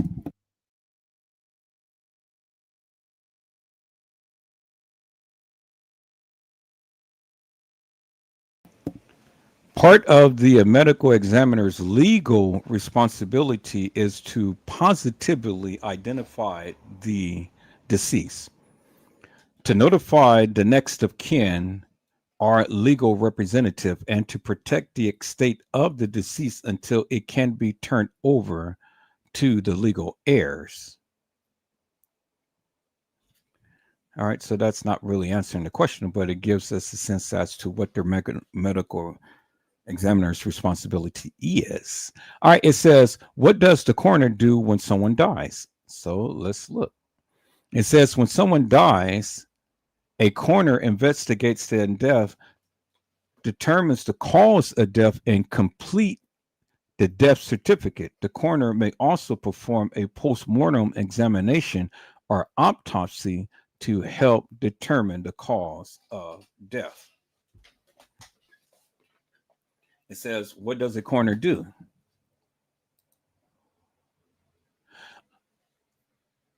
A coroner pronounces death, determine the time of death, investigate the scene, look for clues about how the death occurred, identify the deceased, confirm the identity of the body, notify next of kin, inform the family of the death, complete the death certificate, record the cause and manner of death.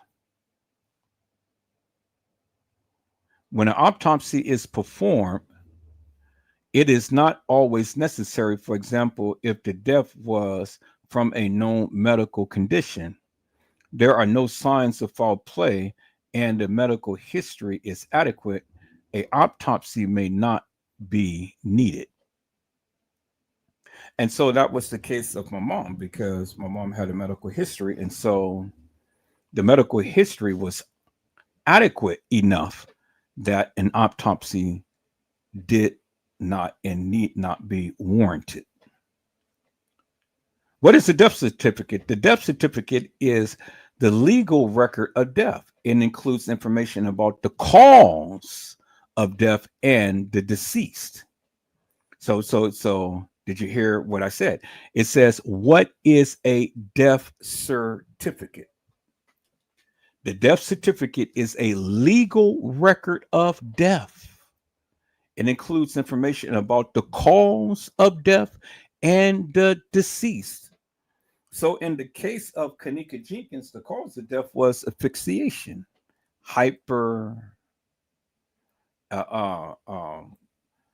not asphyxiation, but what is that? Wasn't asphyxiation, but hypothermia. Hypothermia. That's what they pretty much said about Kanika Jenkins, hypothermia. All right, so the procedure is to bring the deceased to a medical or emergency room. So first and foremost, that the person can be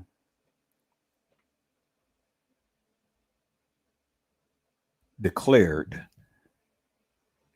dead. Okay. So you see that, right? It says part of the medical examiner's legal responsibility is to positively identify the deceased, to notify the next of kin or representative, and to protect the estate of the deceased until it can be turned over to the heirs. But I think we need to go back before that. And we need to go back before that. And it says right here, it says what to do when someone dies. It says to do this, call 911 after your loved one passes away and have them transported to an emergency room where they can be declared dead and moved to a funeral home. All right. So we know that Kanika died and the medical examiner was contacted. Now, the question is simply this. Was Kanika immediately taken to the medical examiner's office? That is the question. That is the question, people. Because see, some people say that, oh yeah, Kanika was taken and then she had a second autopsy. Well, did she have a second autopsy, peoples? Was the first autopsy not adequate enough in that she had to have a second autopsy? And if she did, where's the paperwork? Where's anything that ever stated that Kanika had a second autopsy? I want to see the paperwork. Anybody in the community have any paperwork of Kanika having a second autopsy, peoples? All right, so we're gonna hold this right here, peoples. We're gonna hold this right here. So let's go right here. Let's see.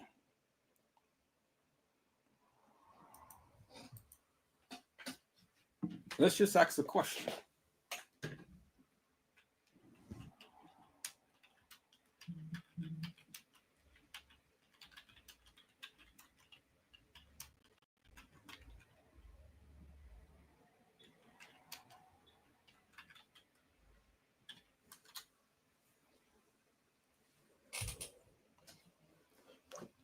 Okay.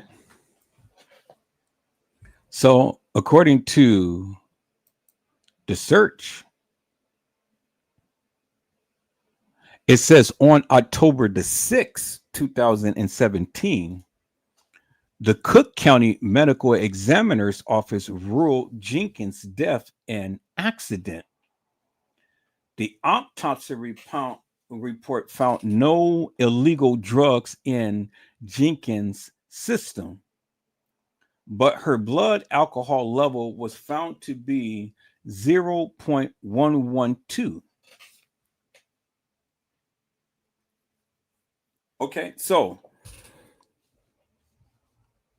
September the 9th to October the 6th is almost a damn month.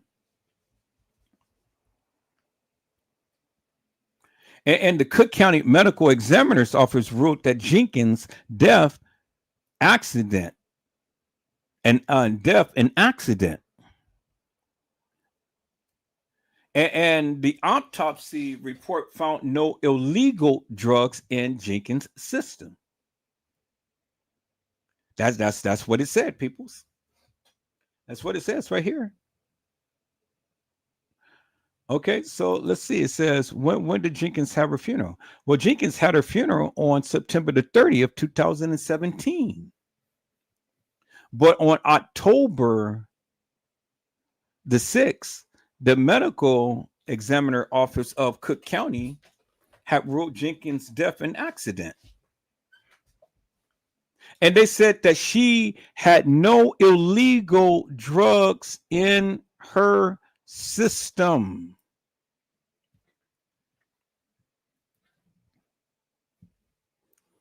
But it said that September the 30th, 2017,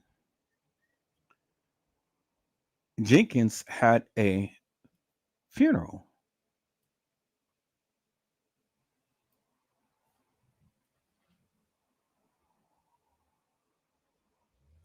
Okay, so when was Kenneka Jenkins' autopsy? The medical examiner's report found Jenkins' death to be accidental. Alcohol and topiramate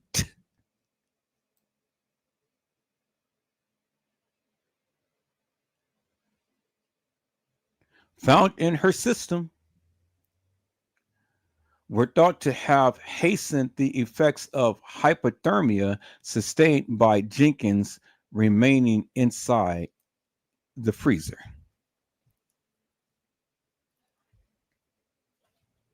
You'll see that, right? That's what it says. It says that the medical examiner report found Jenkins' death to be accidental. Alcohol and topiramate found in her system. But wait 1 minute.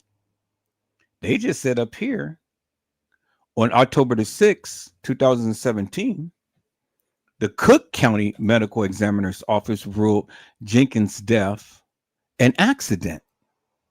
The autopsy report found no illegal drugs in Jenkins' system, but her blood alcohol level was found to be 0.112. But down here, they said that the medical examiner's report found Jenkins' death to be accidental, and topiramate found in her system were found to have hastened the effects of hypothermia sustained by Jenkins remaining inside the freezer. All right, so which is true and which is correct, peoples? Because see, this is conflicting information. I said this is conflicting information, peoples. And so when you have conflicting information, what is it that you really can rely upon? Because here it says that the medical examiner's office ruled Kenneka's death an accident, and that the autopsy report found no illegal drugs in Jenkins' system. But they said her blood alcohol level was found to be 0.112. Damn near almost twice the legal limit of consumption to be driving. But what was she driving? She was driving herself, supposedly, right? Walking some halls of an establishment. That's what is stated, peoples. It ain't what Edward Joseph said. It is what is stated, peoples. See, you want to blame me for something that I didn't say. So don't blame me for something I didn't say, peoples. This is what is being reported. So don't get mad at Edward Joseph because I am only peoples. I'm only showing you what they said, peoples. I'm only showing you what they said. So don't get mad at me because I'm only reporting what they said. Do you understand, peoples? I'm only reporting what they said. It ain't what I said, it's what they said. And so there is conflicting stories, peoples. So what do you do when you have conflicting stories, peoples? Well, you dive a little deeper. And so let's go to the Cook County Medical Examiner's Office. So we're going to keep that there. And we're going to go here. And let's go to the Cook County Medical Examiner's Office and see if we can be able to find something there about Kanika Jenkins, peoples. Cook County Medical Examiner's Office, right there, Chicago, Illinois. Okay, let's go to their website. I don't know if it's going to give us any information, but you know, we can just only test it out and see, peoples. All right, so let's see. Cook County Medical Examiner's Office.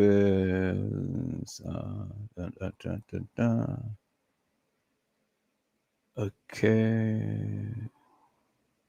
Medical transparency. Medical Examiner's Office maps. All right, so that's going to be.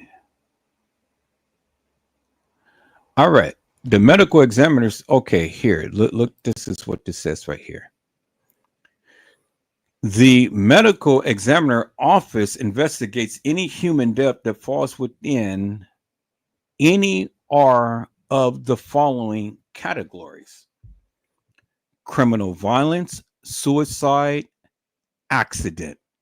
Accident is the third of what the medical examiner office shows peoples. You see that, right? So the medical examiner office investigates accidents.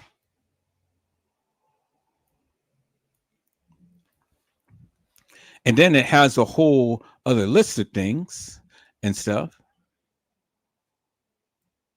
you know, but they investigate accidents. All right, so let's see here, people. So let's dive into this a little bit, because see, I just want to, let me see. Let's type in Kanika Jenkins.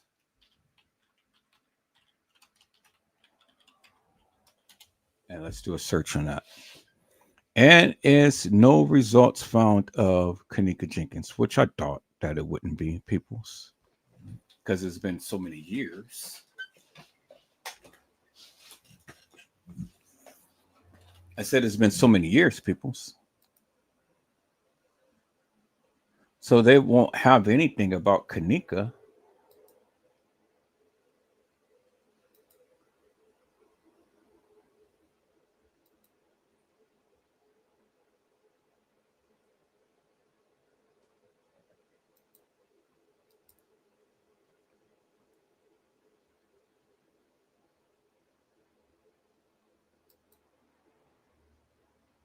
Okay, so this is the Cook County Medical Examiner's Office right here. And I typed in Kanika Jenkins, and there's nothing that comes up under Kanika Jenkins. All right, so then let's do it like this, people. So let's go to the medical examiner's map.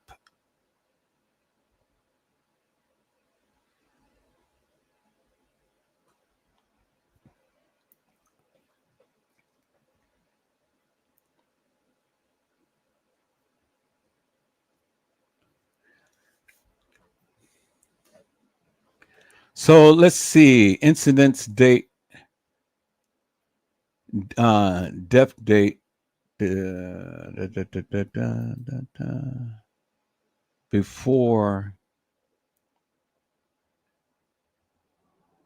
from 09 17 2017 up until now.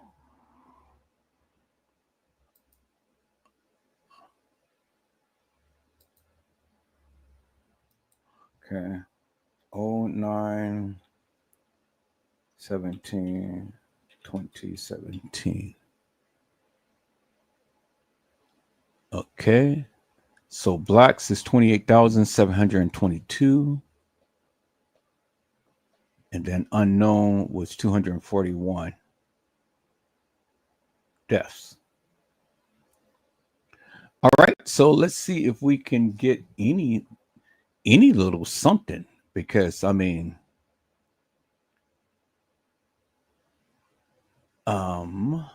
let's do this, people. Let's find out the address of Cook County Medical Examiner's Office.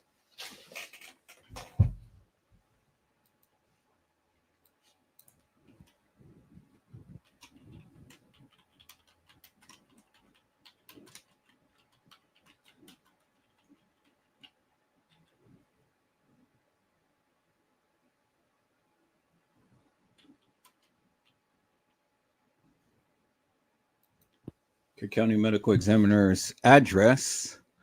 All right, so let's see here, peoples. Cook County Medical Examiner's address right here. Cook County Medical Examiner's address, our examiner's office, our morgue.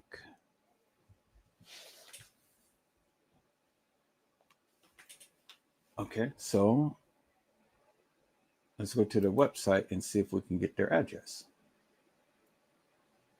So we're still back here, so it ain't giving us no address.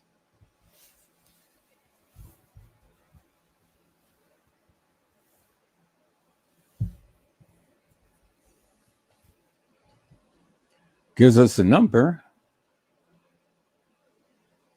Gives us that, but it doesn't give us no address. So let's go back. Can we get a address? I don't want to go to their website.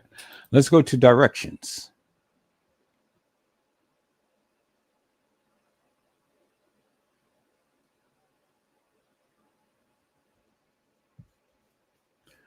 Okay, so good. When we go to directions, peoples, then we have it right here. All right, so then let's go. So since we got that, now let's go to Crown Plaza.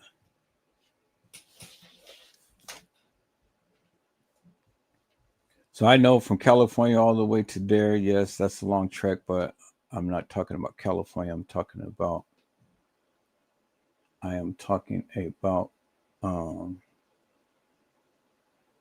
Crown Plaza.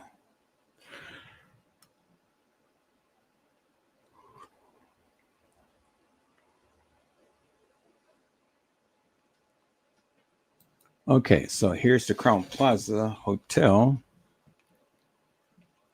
544 North River Road, Rosemont, Illinois. Beautiful. So let's copy that. And then let's put that in. Where is the map at that I just had up?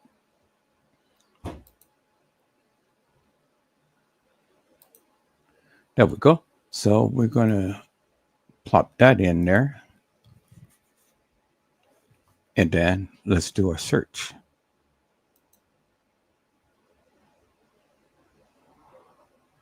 Okay, so 28 minutes. 28 minutes, people. 28 minutes from the Crown Plaza to the Cook County Medical Examiner's Office. There it is right there, people. 28 minutes. 28 minutes. That's all that it took. 21.7 miles, 28 minutes.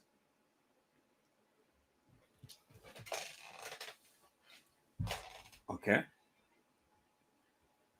So that's not a lot of time, people. 28 minutes, you know. Okay, so we know that it only took 28 minutes to get from Crown Plaza to the medical examiner's office, peoples. Okay, y'all see that, right? All right, so now I'm going to hold this map up right here, peoples. Let me close up some of this stuff, you know, so these tabs can come up. Okay, thank you, Joy Reid. I greatly appreciate you, Mel.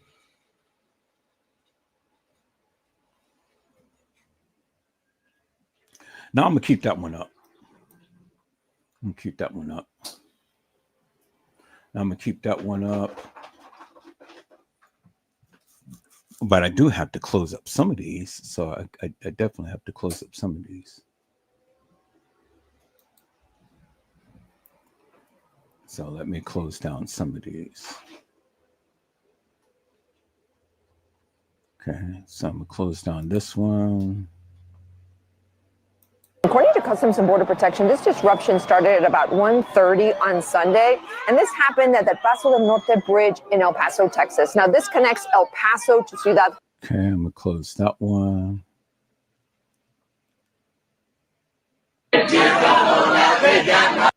Hold on to that one, but I'm gonna close this one.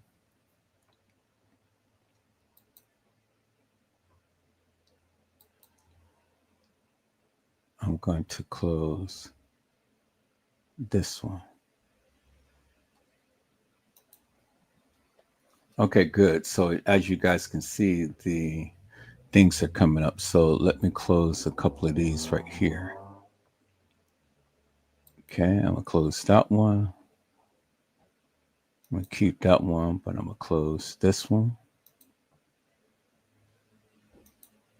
And then I'm going to close this one. And I'm going to keep this one open, but I'm going to close this one. Okay. And then let me see.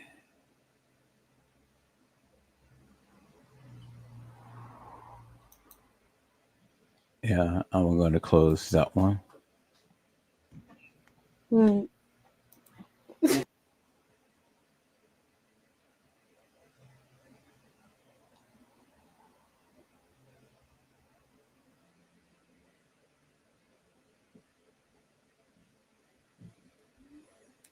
Okay. And then let me see.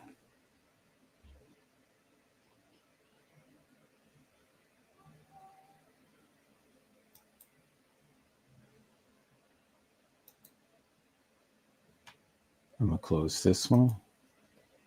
One thing about a nigga like me. And then I'm going to close this one.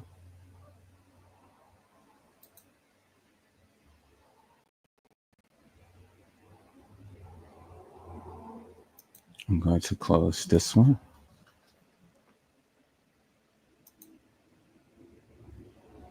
Then I'm going to close this one. 10 toes we had 20, 1,000 we had Kanika. You got me. Okay, good. So I closed a number of channels or tabs that I quite didn't really need.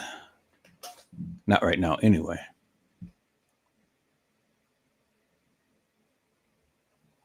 All right, so all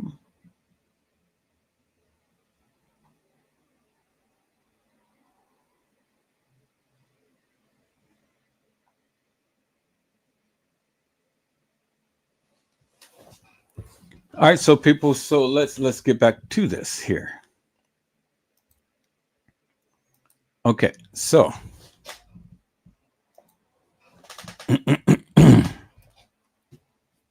so as we can see, people's on the map from Rosemont to the Cook County Medical Examiner's Office is only 21 miles. 21 miles, and it's only 28 minutes. 21 miles, 28 minutes, people. So that's what it is right there, as you can see. From Cook County Medical Examiner's Office to Rosemont. 28 minutes, 21 miles.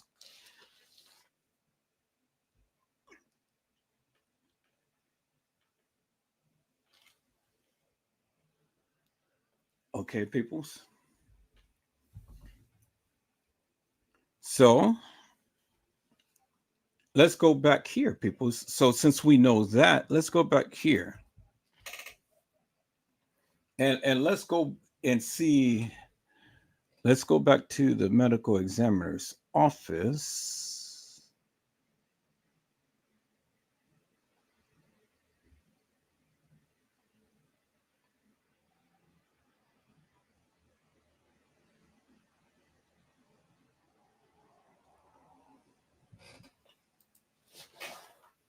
Let's go back to Cook County Medical Examiner's office. No, I don't think I need Cook County Medical Examiner's office. People, what I need is simply this. Let's do this. Let's go to Kanika Jenkins case files.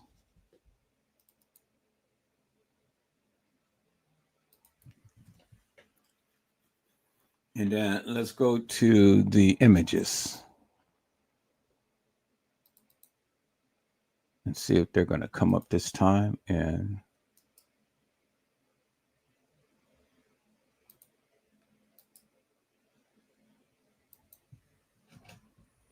okay, so it's not going to come up.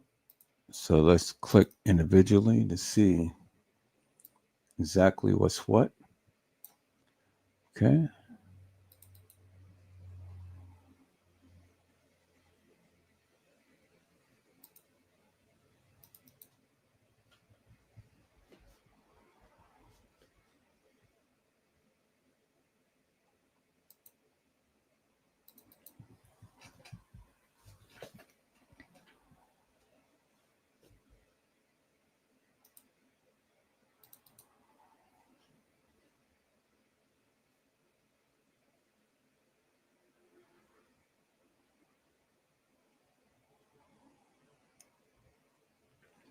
All right, so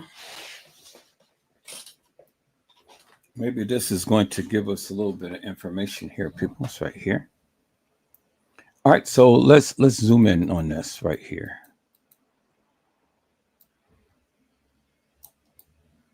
So it says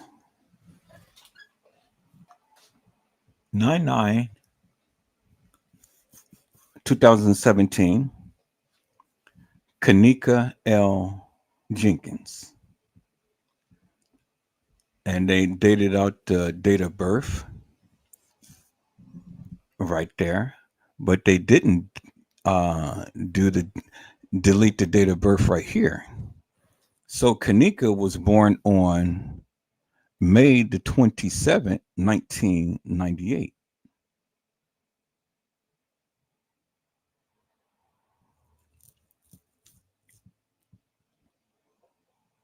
So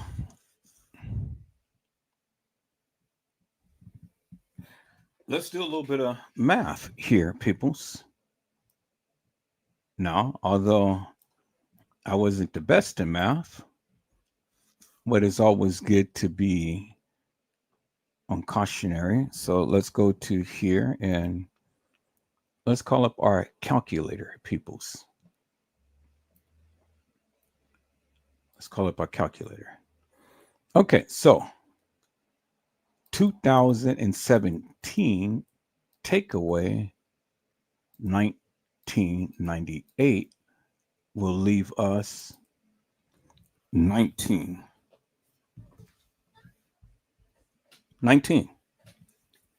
So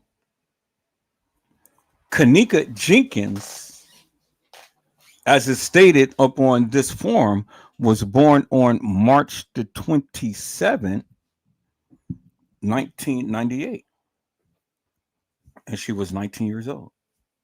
19 peoples. I want you guys to see that. 19 years old. And this is the image from the Rosemont Public Safety Department. Y'all see that, right? Rosemont Public Safety Department, and there is Kanika Jenkins Peoples.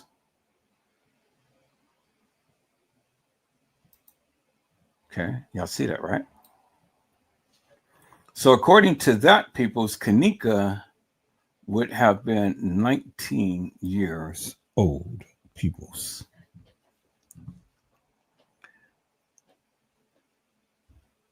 All right.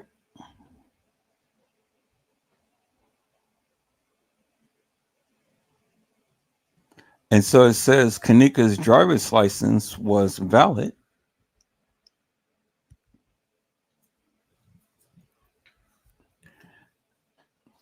And I don't know.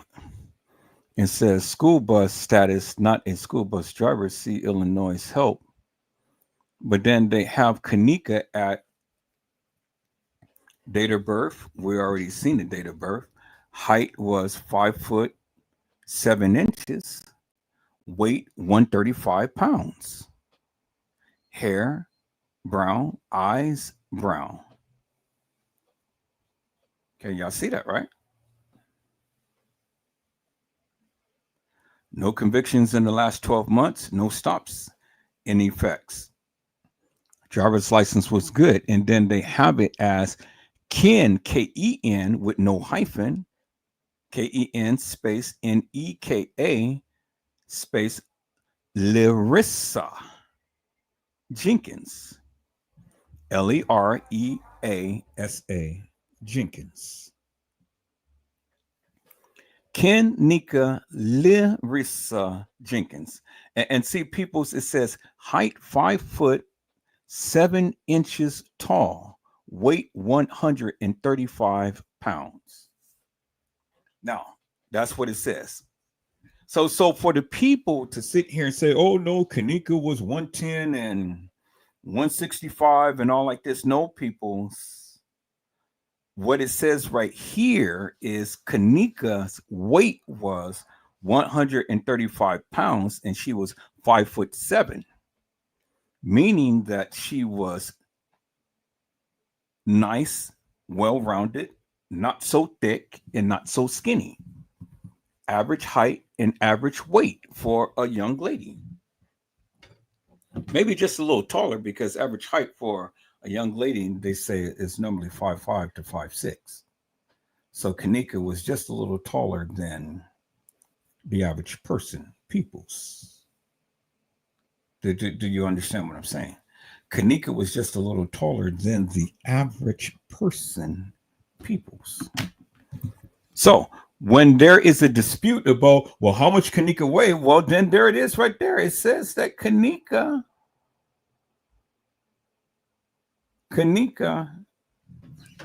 was 5'7" tall and weighed 135 pounds, Peoples. That's what it says.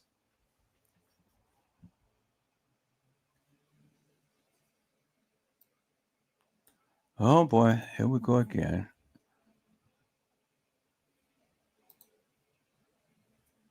All right.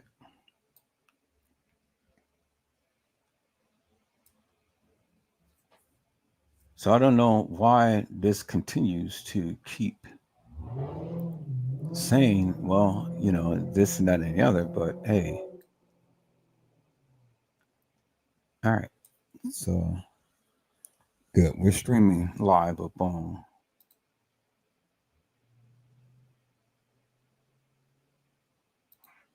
TikTok. And I see that the people don't like that title, but it's okay. You know, everybody's not going to like the titles that I put down, and everybody's not going to like the things that I do. So, you know, you get the people to come in and things, and nobody wants to hear about Joy Reid, but that's okay. But that's good. I'm glad that it censors people, because see, you never know what I'm going to talk about under whatever title.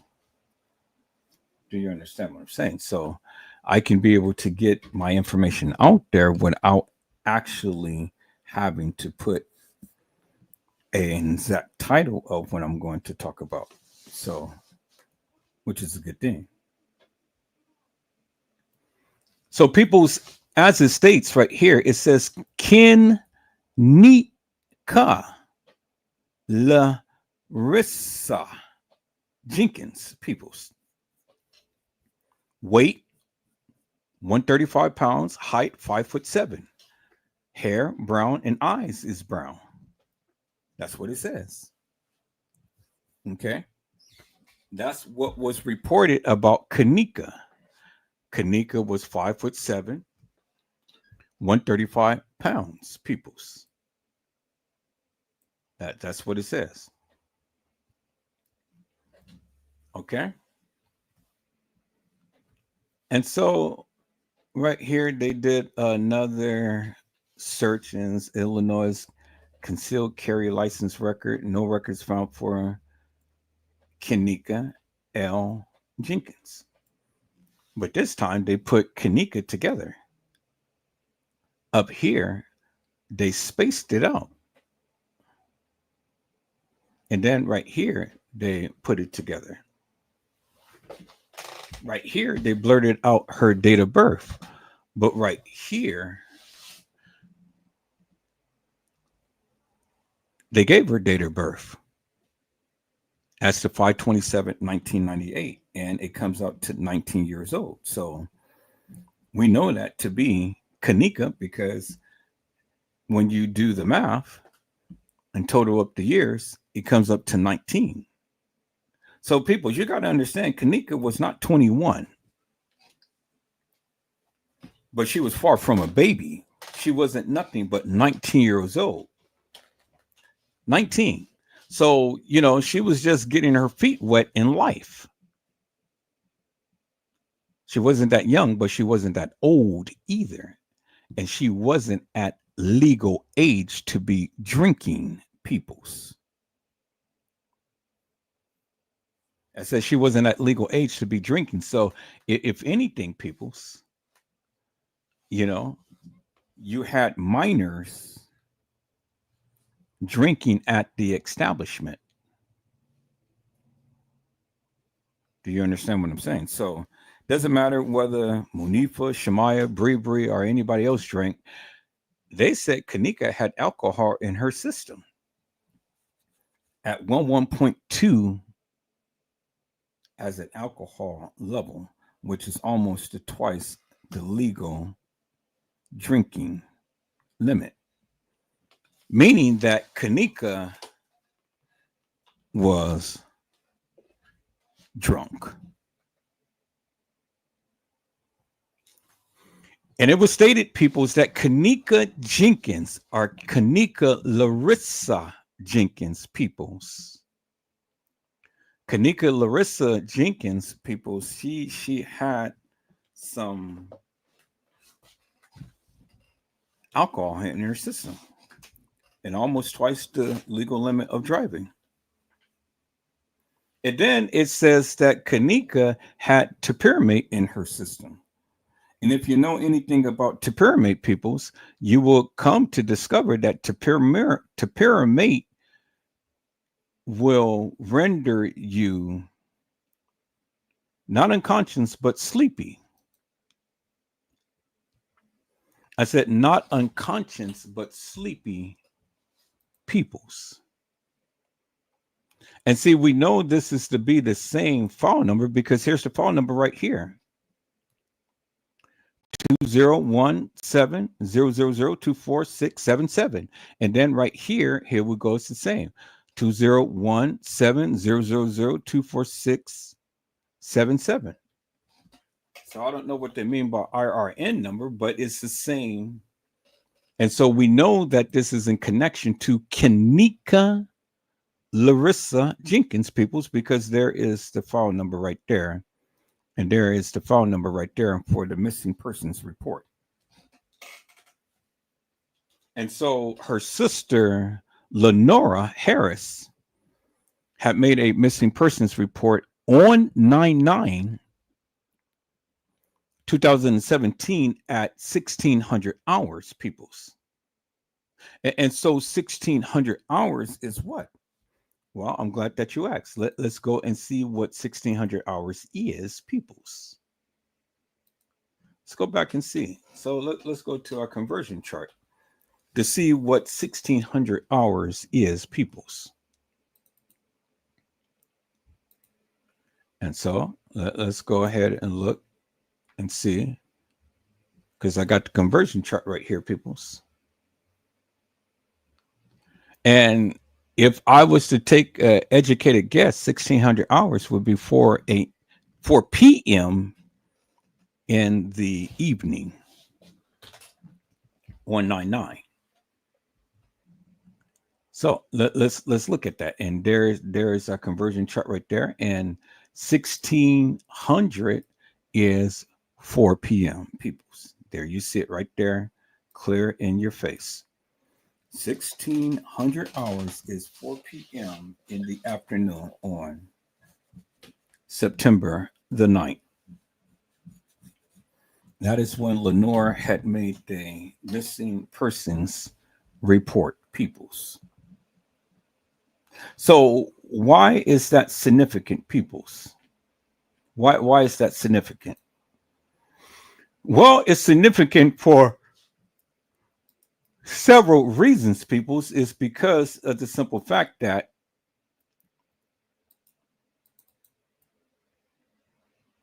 and I'm just waiting for my screen to come back up.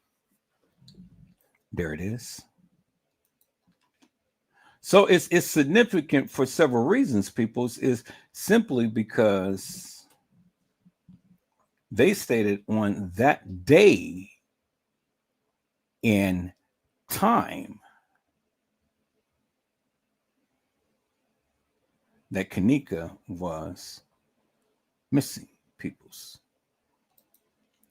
And that's what they said on that day and time, that Kanika was missing.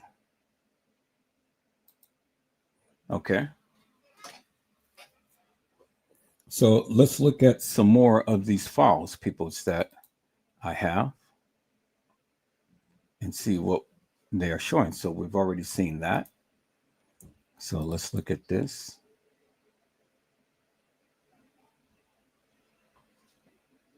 So this was the credit card that was used, peoples. And so the credit card was used on 9/7. Do you see that, right? It was room charge on 9/7, room charge on 9/8. Okay. 9/7 and 9/8. It didn't say a room charge on 9/9, but it was charged on 9/9 because that was the time to when everybody literally had got out of Dodge. So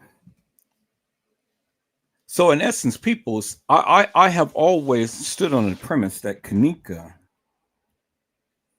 Jenkins was at that establishment on the 6th and she died on the 7th. I've always stood on that premise that Kanika died on the 7th. And as we can see by the room charge, that they had the room on 9/7. 2 days before the time to when the supposed Kanika Jenkins had been missing. And I've always been on the premise, peoples, that the timeline and that of what they gave us is not actually correct. Because see, people are thinking that these kids wasn't at the establishment days earlier, but as you can see by the receipt of when the room was literally booked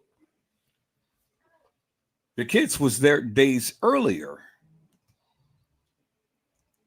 And so that just literally gives a little notch under my belt to say that, you know, these kids were there earlier, or at least somebody was there earlier. Now, I have been waiting for the receipts of the people to say that, you know, Kanika had left at the time to when they proclaimed she did and stuff. You know, people are saying that they can track Kanika down and all, and I have yet to see that. I mean, all I heard was just assumptions and innuendos and things of that nature, but I didn't see any specific proof of anything that what had led me to believe that Kanika had left at the time to when they had proclaimed in the case files. Now, I know many of you say, well, why we reference the case files? Well, we reference in the case files because that's what it said in the case file. And I can't make it up. So at some point in time, you got to reference something in order to get a basis as to what you're going to talk about. So if the case files is hilarious and nefarious, well, then what is it that you have to go by?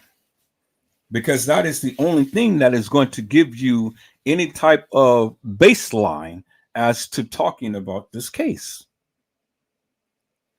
So the case files becomes important to a degree to where it established somewhat of a timeline. It just established somewhat of a timeline. Now, I'm not saying that the case files is definitive to the degree to where we can have a very good, reliable timeline, but it is a timeline. And it is something, and it's better than nothing. Something from something leaves nothing. And so you got to have something if you're going to be with me. And so people's, even though that the room was booked several days before, we still got to do our due diligence, people's, because see, you know, just because the room is booked gives us a greater understanding that they were there days before. They were there days before. And so that's the basis that at least somebody was there. At least the rooms was booked beforehand. Now, it can be argued as to who was there at that particular time, but we can clearly see that somebody was there at that particular time because the rooms was booked. And so, you know, we can argue to the degree as to whether or not Kanika was there, peoples. But again, it just only plays into the various things of what I have been saying for years, peoples. That's all it does. It only plays into the various things that I have been saying. And so, you know, again, I've only can go by what they said and what they gave and what they shown. Nothing else, peoples. Nothing else. And so all I'm doing is just walking this thing down as to what they said and what they did, peoples. I'm not adding no more to nothing, and I'm not taking away from anything. I'm only merely showing you that of what they gave, peoples. And so whatever conclusion you may come up with, peoples, that is up to you. But as far as Edward Joseph is concerned,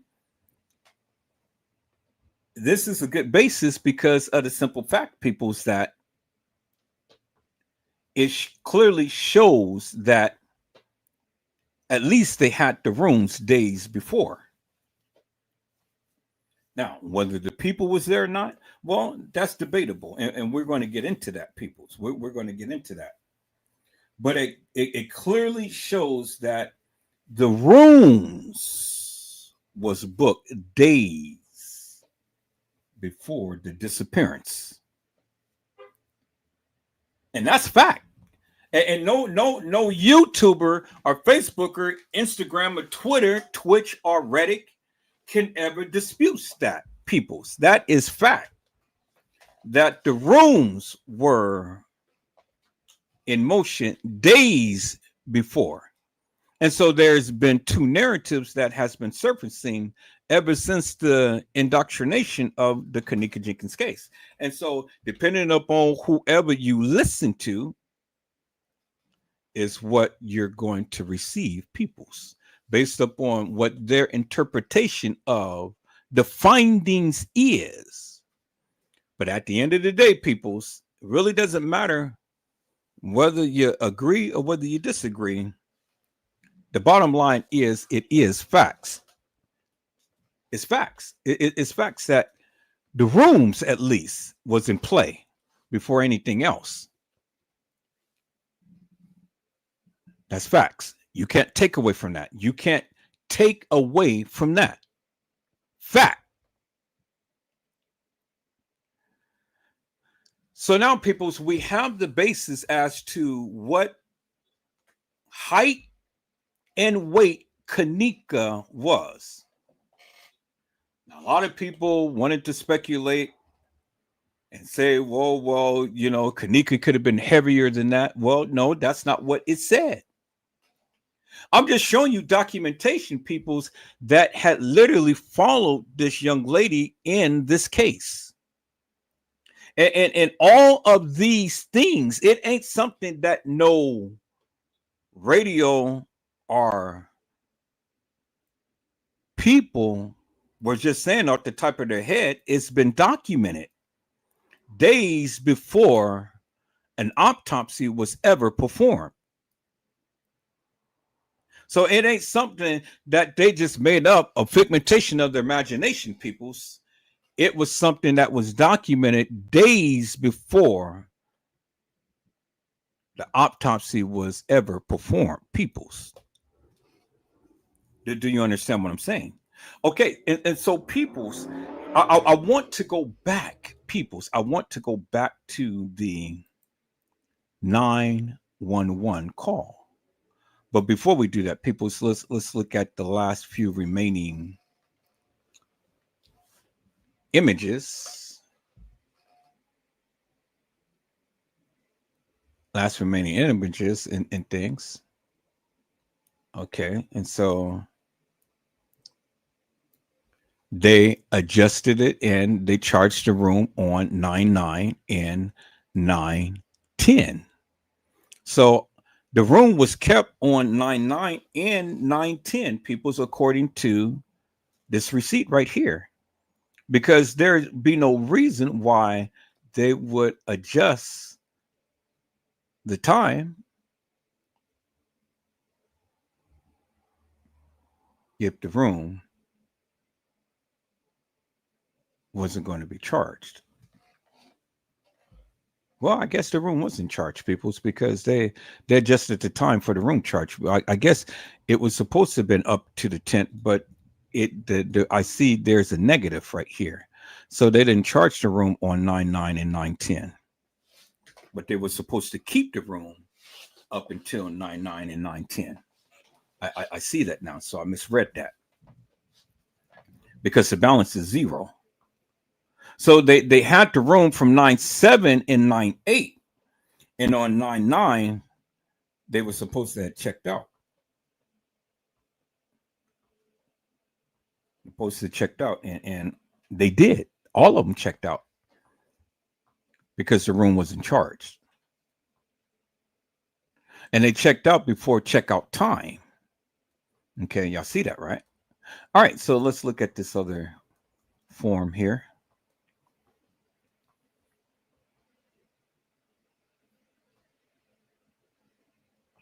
Okay, so 9/9 and 9/10 was not charged, as we can see.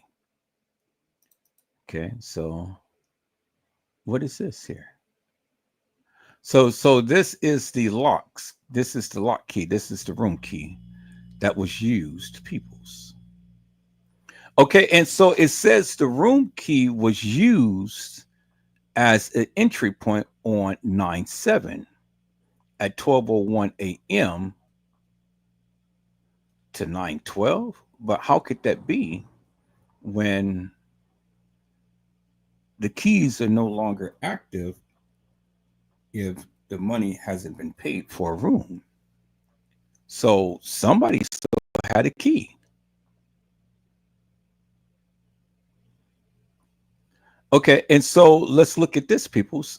And so it says LVL1 type 0 guest keys.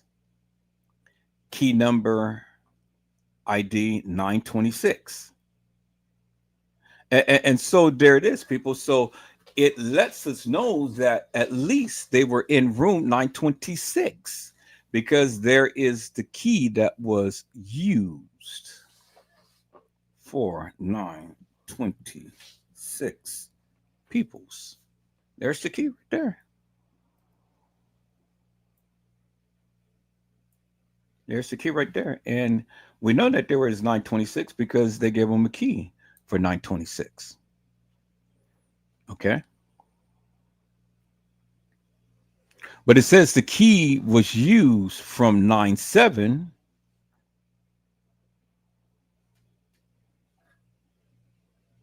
but right here it says the key was used on 9/9 at 9:18 p.m.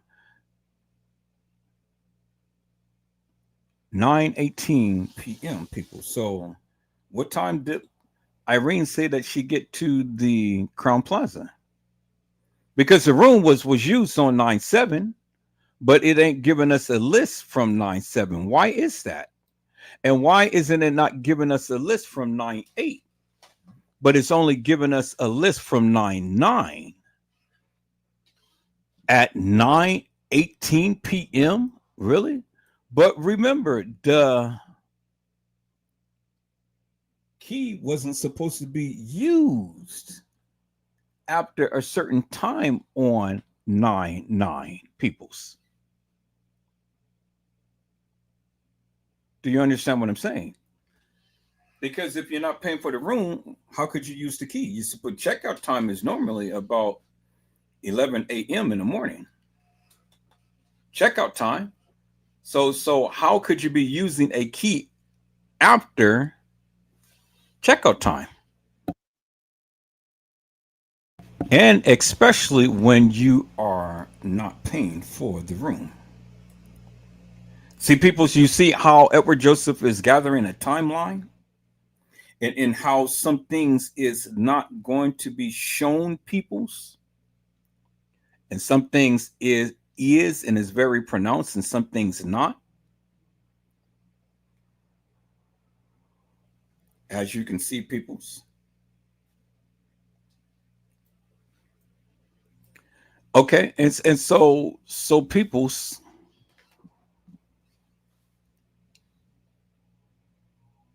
Right here, it says that the key was used on 9/9 at 9:12 p.m. and unadjusted use on 9/8 at 11:46 p.m.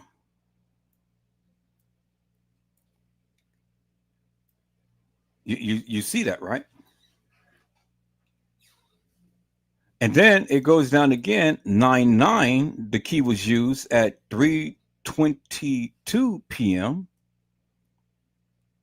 But the key was used also on 9/8 at 2:17. I mean, on 9/8, 2:17 at 5:56 p.m. So then the question becomes, peoples.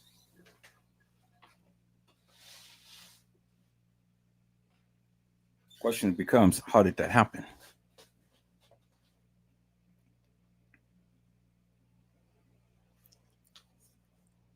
How did that happen, people? Because it keeps saying that it was used on 9/9 at the 9 o'clock hour, but it was in the evening. But it was also used on 9/8, but in the morning time. So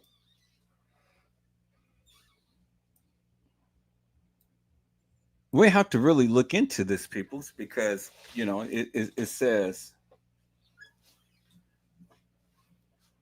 a lot of information right here that we have to really kind of try to dissect in things. And it's 5 pages to this, peoples. It's 5 pages to this, and you know,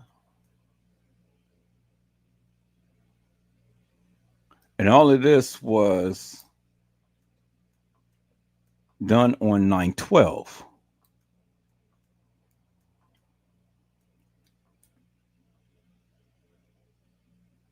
You see that, peoples, right? It was all done on 9/12. So it's some stuff that is going on that we really have to take a look at this to really get a good understanding as to what is going on. And we're going to have to dive into that, peoples. But I just wanted to show you that so you can see for yourself. Okay, so here's the second page, and then here is more information right here.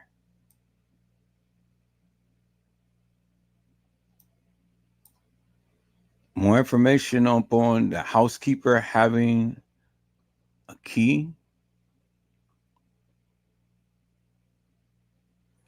And it's amazing how when they said possible key user assigned unknown, so somebody else had a key other than a housekeeper.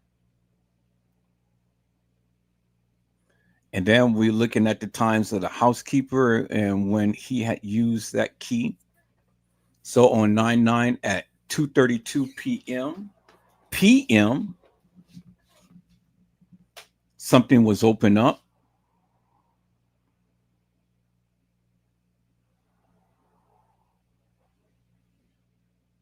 And then on 9/8/217 at 5:06 p.m.,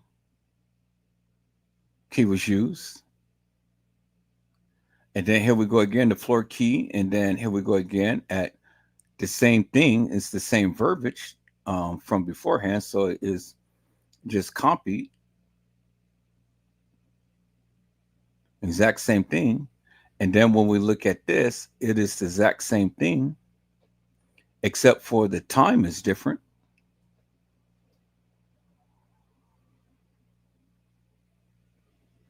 But right here, 6/19 expiring, 6/19 expiring, 6/19 expiring, key number 9, key number 9, key number 9. The only difference in between, well, actually, it's no difference in between because this is 9/2, 9/2, 9/2, 2018, 7 a.m., 7 a.m., 7 a.m. So all of that is still the same, people, all the way down. It's that is the same. But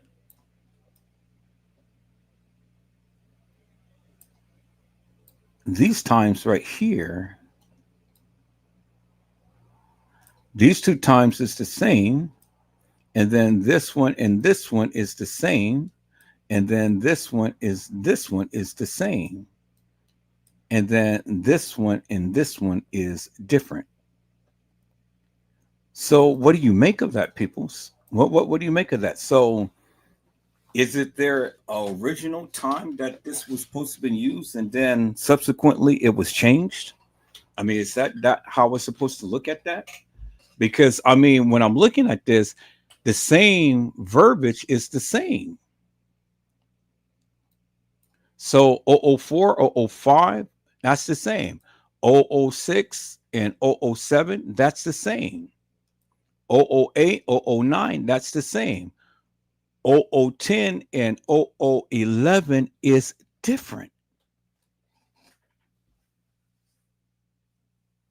But the only thing between 10 and 11 is the key number 13. And then the rest of them was key ID number 1. So what is the difference? And why is it that it's key number 1? And a lot of that verbiage is the same. But when it comes out to key 13, we have 2 different times on the same date. 2 different times. On 9/9, 12:17 a.m. and then on 9/8, 11:49 p.m. The same key, but 2 different times, peoples.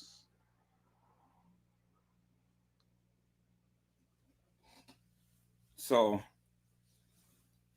we really have to look into that, peoples, to try to discern and decipher what is going on with this here. Something is going on. And I mean, we can clearly see it with our own eyes, people. So it doesn't take a rocket scientist to figure out some effery was going on in this case. And it's in your face. Do you understand what I'm saying, people? Some effery was going on in this case in your face. And so that clearly proves from the standpoint of the establishment, there were some things that was going on, some keys that has been issued, and some adjustments has been made. And so with that, peoples, that lets you know some effery has been going on with the establishment, and the establishment knew the play. I said the establishment knew the play. And because of all of these adjustments and this nefarious and hilarious madness that's going on, peoples, they already knew in the beginning what was going down. And because they knew in the beginning what was going down, based upon that of what we just seen and what I just pointed out, peoples, you know, you can't tell me that no hilarious and nefarious stuff wasn't going on, because it was. Because we've seen the girls many times come to the front desk. But all of the times that they're coming to the front desk, all of what they gave us ain't jiving with the times or the many times that these kids came to get a key. See? Some stuff has been omitted, peoples. We didn't get all of the records. Do you understand what I'm saying? Because if you compare this to the video footage, peoples, well, how many times did they come and get a key? So you already knew that it was some shady dealings going on when Irene came down there to get a key. And the guy slipped her a key. So, which is indicative of the fact that she had connections. And not only did she have connections, but other people in that group had connections, peoples. See, peoples, all it takes is just a little ingenuity to figure some things out. You ain't got to take the word of YouTubers and Facebookers, Twitch and Instagram, or even Edward Joseph. All you have to do is just do a forensic analysis and do your own research, and you can come up with your own conclusion, peoples. But as I've told you, peoples, many times over, where many of you tend to say, oh, well, I know the proof and the truth, and I know this and that and the other. Well, in reality, you don't know shit.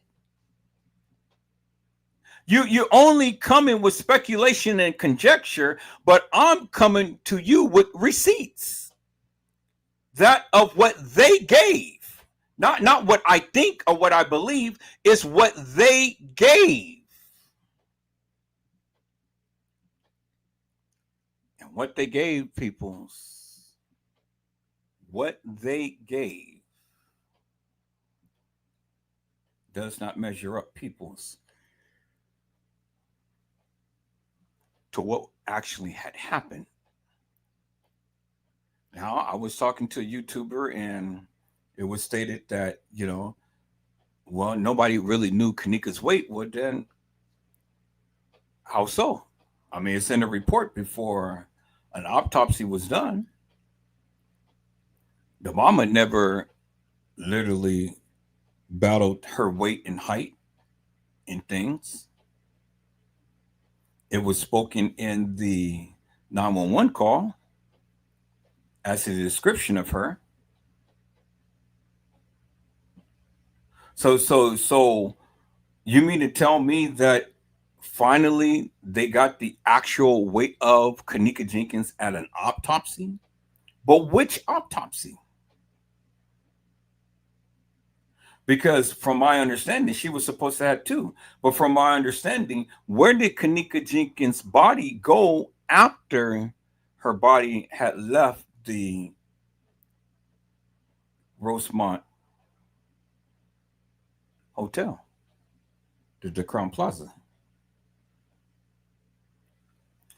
The Crown Plaza Hotel, which sits in the township or village of Rosemont. Where did Kanika body go? Because I hear what you're saying. Yeah. I mean, you put the body on the scale and then it's going to give the correct weight. But I mean, when did that happen?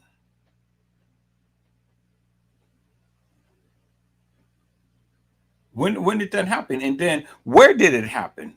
Because I mean, we have the Crown Plaza autopsy report, but we don't have the Cook County Medical Examiner's Office autopsy report.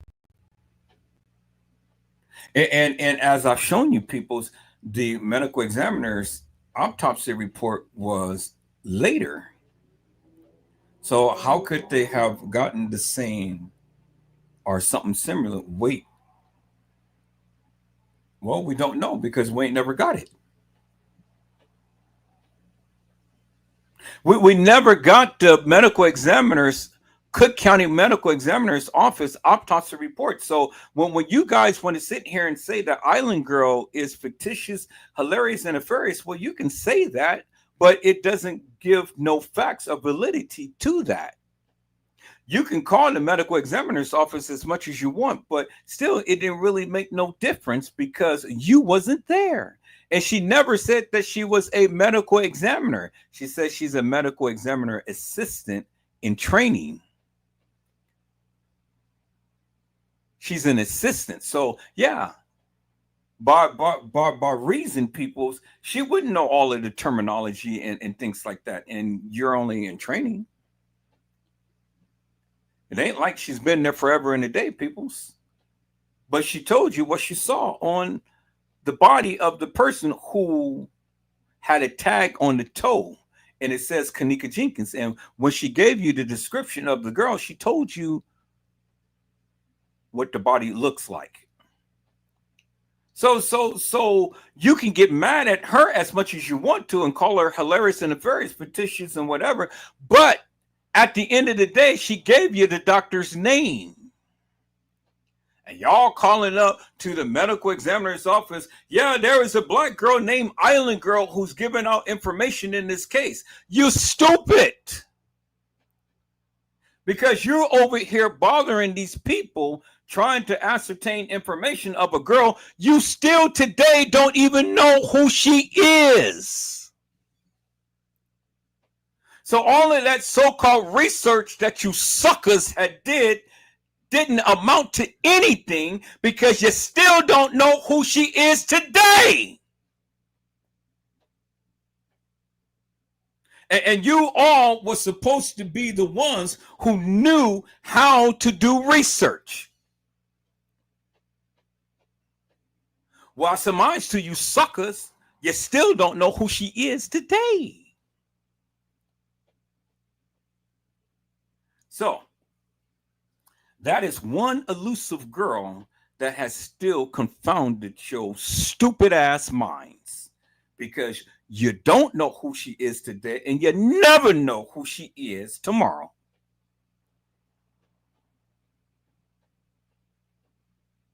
And you suckers sat up there and called the Cook County Medical Examiner's Office and bugging the doctors and all of these people. People, did you ever think that they was going to give you any type of information just because you are alarmed about somebody that worked there that gave you some information that you tried to debunk? You stupid. I told you from get-go you wasn't going to find out who she was. You never was going to find out. And still today, you still don't know who she is. You stupid. And then I told her, girl, you better cover your ass. Don't you sit up here and be stupid. Don't you sit up here and post yourself on anything. Give any type of inkling to where these people can find out who you are. You came to my channel for a reason. You gave me that information for a reason. And when these subservient suckers tried to get it and tried to dox you and stuff, they couldn't because they didn't know how to do research. And then they talked a lot of shit. But see, where they talked a lot of shit, all I did was just call them out individually, one by one by one by one by one. And showed their asses up as to who's the real boss. See, I'm not boss man, the Harold Lost Man. I am Edward Joseph. I am the boss. Suckers. And where you tried to dox me and put false propaganda up on me, niggas, I am still here. I'm still here and I'm still talking. To where your asses couldn't do shit to me. I didn't give two rats asses what you put out about me because I really didn't give a fuck. Do you understand what I'm saying, peoples? Because at the end of the day, your sorry asses couldn't do exactly what you said that you thought that you can do. You suck us. You are lollipops. And you couldn't find out who she is. But yet you made a big stink in the community, and I fought this goddamn community. I fought your ass and I fought this community, and I'm still standing 10 toes down with 2 feet and 10 toes. And I had to use one of them to stick it up your rectum to shut you the F up. Suckers! You thought that talking about Edward Joseph was going to keep me from talking about this case? You are lollipops. You are suckers. You can't stop me. You can't shut me up, and you can't shut me down. I'm still here. Suckers.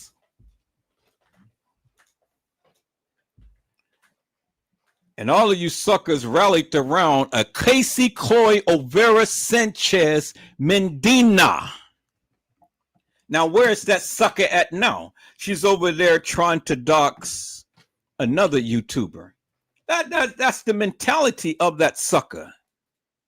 That's all she does is just dox people and talk about people. But see, when I flipped the script and got on her ass, oh, she had to run. She got off of YouTube and changed her channel.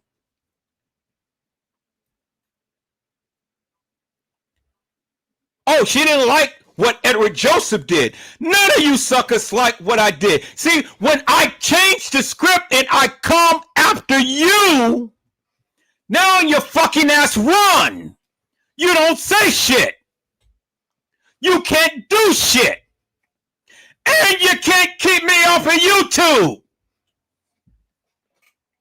Yeah, you suckers was instrumental in taking down a couple of my channels, but I fought back and I got them all back. Suckers. Now, what did you do? I said, what did you do? And where you at now? Because I said, you bring your ass back to YouTube and talk about this Kanika Jenkins case and talk all of this bullshit and nonsense. I'm going to be on your ass like white on rice. And I'm not going to be nice. And I'm going to talk about your ass so bad, you will never want to come back. And I meant that. Bring your ass back to YouTube to the Kanika Jenkins case and then watch Edward Joseph in action. You thought that I was a bad mother back then. Well, sucker, I'm extremely bad now. I'm like Michael Jackson said, I'm bad, I'm bad, I'm bad. That's right. You guys don't like what I'm saying, so get out the channel. Leave. See, that's what you do, because see, when the pressure is on, you can't stand it when I get on your ass and start talking about your ass. So you leave and then you wait for a couple of minutes, then you want to come back. Yeah, you suckers, you can't take it. You can't take it. But every opportunity that I get, peoples, I'm going to talk about you. And I'm going to show you up every single time. All of you subservient suckers. So you thought that you weren't getting close to Edward Joseph, and you thought that you was going to gather up some information so you can take back to your subservient clown, Massa. But see, peoples, what you fail to realize is I am a child of God. God speaks to me. God gives me wisdom and discernment to know and understand who you suckers is. And see, I've learned how to deal with you at an early time, because see, what I called out my other YouTubers, I told them from Jump Street who you are and how you are. I warned them of you before they ever politic with you. But then they got a taste for themselves and they seen for themselves. And damn it, Edward Joseph, you're right. Edward Joseph, you're right. So, you know, I'm never going to doubt you again. You're right. You told us, you warned us and stuff, so you're right. Well, it ain't no need for me to lie, peoples. Lie for what? I warned all of you peoples how these subservient suckers is. And so if you politic with them, well, then the same thing that happened to me is going to happen to you. And that's exactly what happened. I said that was exactly what happened. And so they got to taste some medicine, you know, and now they became aware. See, the thing is, peoples, these suckers never got up on me until I really start to go in up on that establishment. None of these other YouTubers and Facebookers has ever went through what I went through in this Kanika Jenkins community. And I survived. I stood 10 toes down. And even some friends that I befriended became my foes.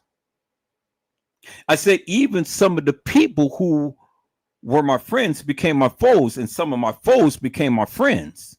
But see, the Bible teaches us and tells us, people, so when a man's ways pleases the Lord, even his enemies will be at peace with him. And so some of my enemies are at peace with me because my ways please God. Do you understand what I'm saying? And so where you tried to bring me down, God turned that situation around and meant it for my good. Even if I was misunderstood, you still loved on me. Even when you tried to hate up on me. And even till today, people, if you hate me, I don't care. Doesn't matter to me, because I'm not living my life for you. And I'm not doing anything for you. So what you say or what you think about me, or what you think you know about me, it doesn't bother me. It bothers you because you tried every tactic under the book that tried to bring me down, but you couldn't, because you are a subservient sucker. You are a lollipop. And you are Trey Gang's puppet. Because Trey Gang likes thunder booties. And you're thunder booties. All of you subservient suckers, you're thunder booties. So you will never ever take me down. You may have been instrumental in taking a couple of my channels down, but I got them all back. I told you, I've shown you. See, peoples, I don't have to prove shit to none of you suckers. None of you people. You ain't worthy of my time. You're not worthy of my time, peoples. And so Edward Joseph don't have to prove nothing to none of you. You ain't worthy of my time. I just do what I do because I love doing what I do. I love talking about the Kenneka Jenkins case. I love getting in. I love analyzing things and stuff. You think I'm doing it for you? Bullshit. Many of you get all into your feelings and stuff, and then you go and you run on other channels. You think I give a goddamn? And you don't want to talk to me just because you mad at me? Well, who gives a fuck? You know, stay on that channel. You ain't got to come back. Stay on their channel. Rock with them, politic with them. You are nobody to me.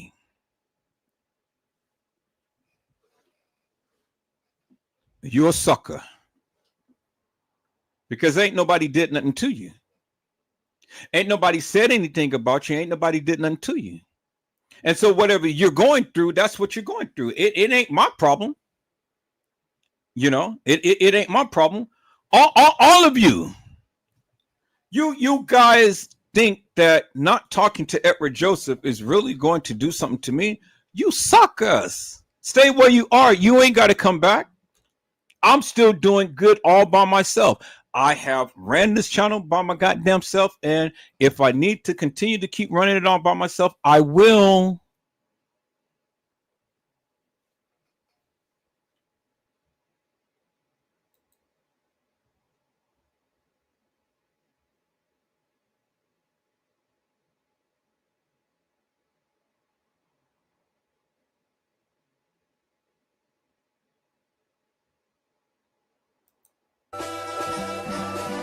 Beat your ass behind the God watch you. They not like us. They not like us. They not like us. They not like us. They not like us. They not like us. They not like us. They not like us. They not like us.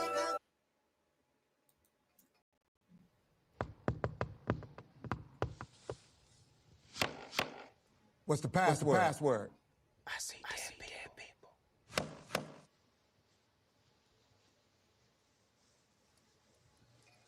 You late.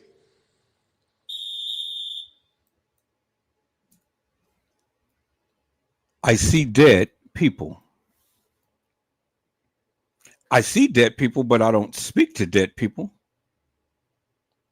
It is no need for Edward Joseph to speak to dead people. You're dead to me because you're no benefit to me. Do you understand what I'm saying, peoples? See, I'm never going to cry over spilled milk. If the milk was spilled off the table, God damn it, I'll wipe it up and I'll throw that shit away. Never to return back to my table again because it's spilled spoiled milk. Some of you people, you guys crack me up with your attitudes and shit. Y'all think that y'all are so grand special and things. Y'all think that y'all are all of that. Y'all think that people are supposed to come running back to you, begging you to come back. Well, just like what Snoop Dogg has said, F you, well then F you. You ain't got to bring your ass back. F you. Stay your ass gone. I don't care. Politic with subservient suckers and thunder booties. See, people, this is what gives me solace and stuff. This is what gives me inspiration and admiration. Because, see, the thing is, I'm content. I can do whatever if I please, when I please, how I please, and do what I do. I don't have to have suckers to try to placate to or pity pat or have a pity pat party with. You know, I'm not beholden to nobody. I don't have to politic with everybody. And if I don't politic with you, that's fine too. Because none of you Negroes ain't even worth my time to even have to worry about. And that's the thing that really pisses off a lot of you people and stuff, because you think you are that important that I'm going to shed just an ounce of mental thoughts and things about you, but you're not that important to me. Do you understand what I'm saying? You're not that important to me. So you get mad because I don't pay you no attention.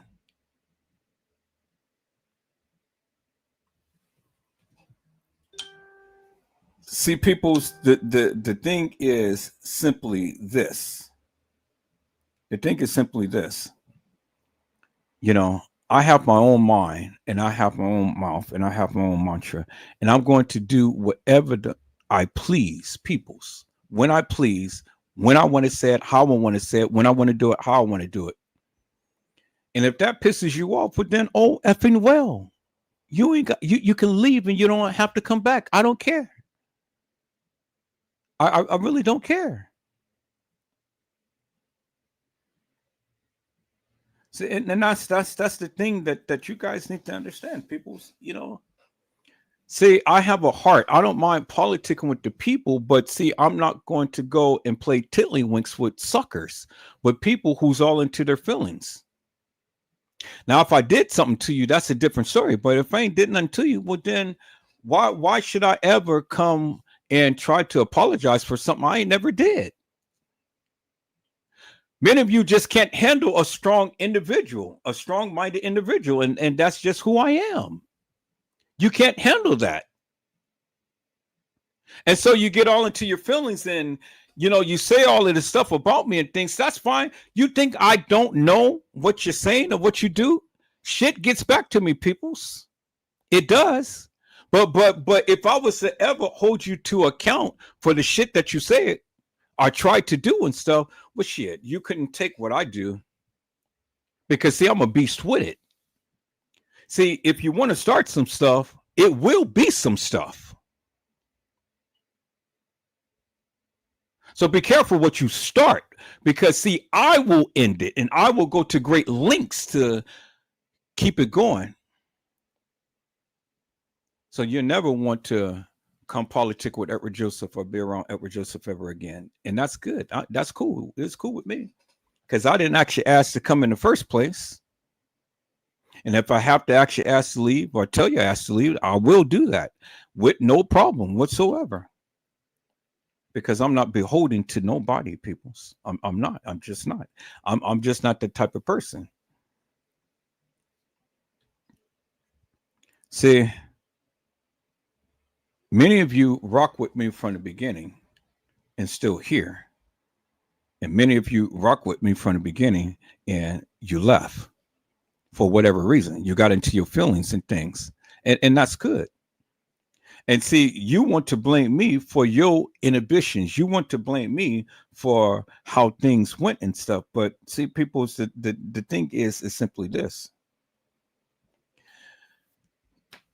Blame me all you want, but you actually think I care.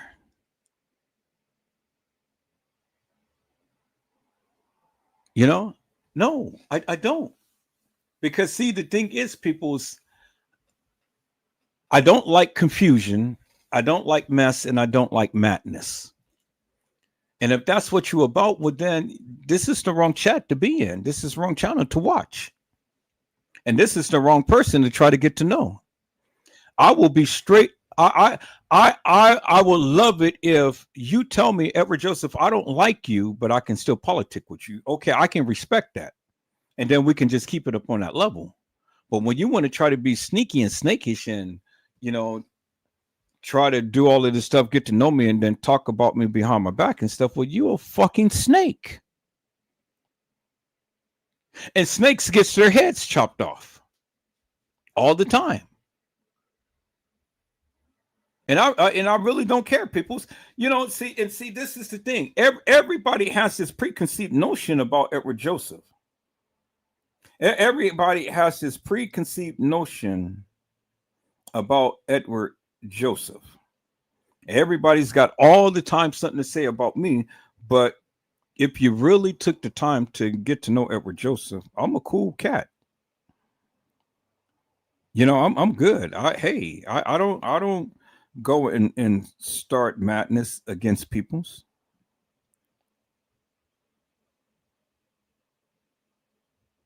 You know, I don't do that, people's.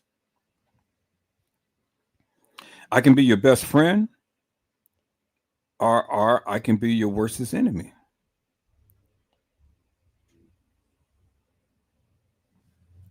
But at the end of the day, you know, I'm still always going to be who I am, and always going to stand 10 toes down with what I say and what I believe. And ain't nobody going to ever change my mind behind that. I don't care how much we politic, and I don't care, you know, what you or your philosophical views may be in things. If I feel some type of way, that's the way that I feel. That's the way that I think, and that's what it's going to be. And nobody's going to change that. And so, you know, that's the problem nowadays. Everybody is all the time trying to tell people what to do and things. You know, trying to control people, trying to control their minds and their manners and what they say, what they do. No, you can't do that to me, peoples.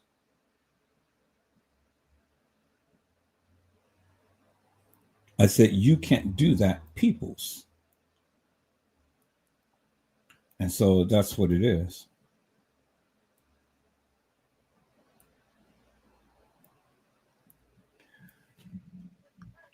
So I got much love for each and every one of you, for the real, for the solid, for the truth, for whoever can't stand me in things. I love you anyhow too. But for the ones who's been holding it down and stuff, and who's been rocking with me and all, even in the midst of our conflicts and confusion and stuff, you know, and we still together, I got even greater love for you. You know, because that just lets me know how real you are. See, people, I can politic with the best of the people. I can politic with the best of the people, and I can politic with the worst of the people.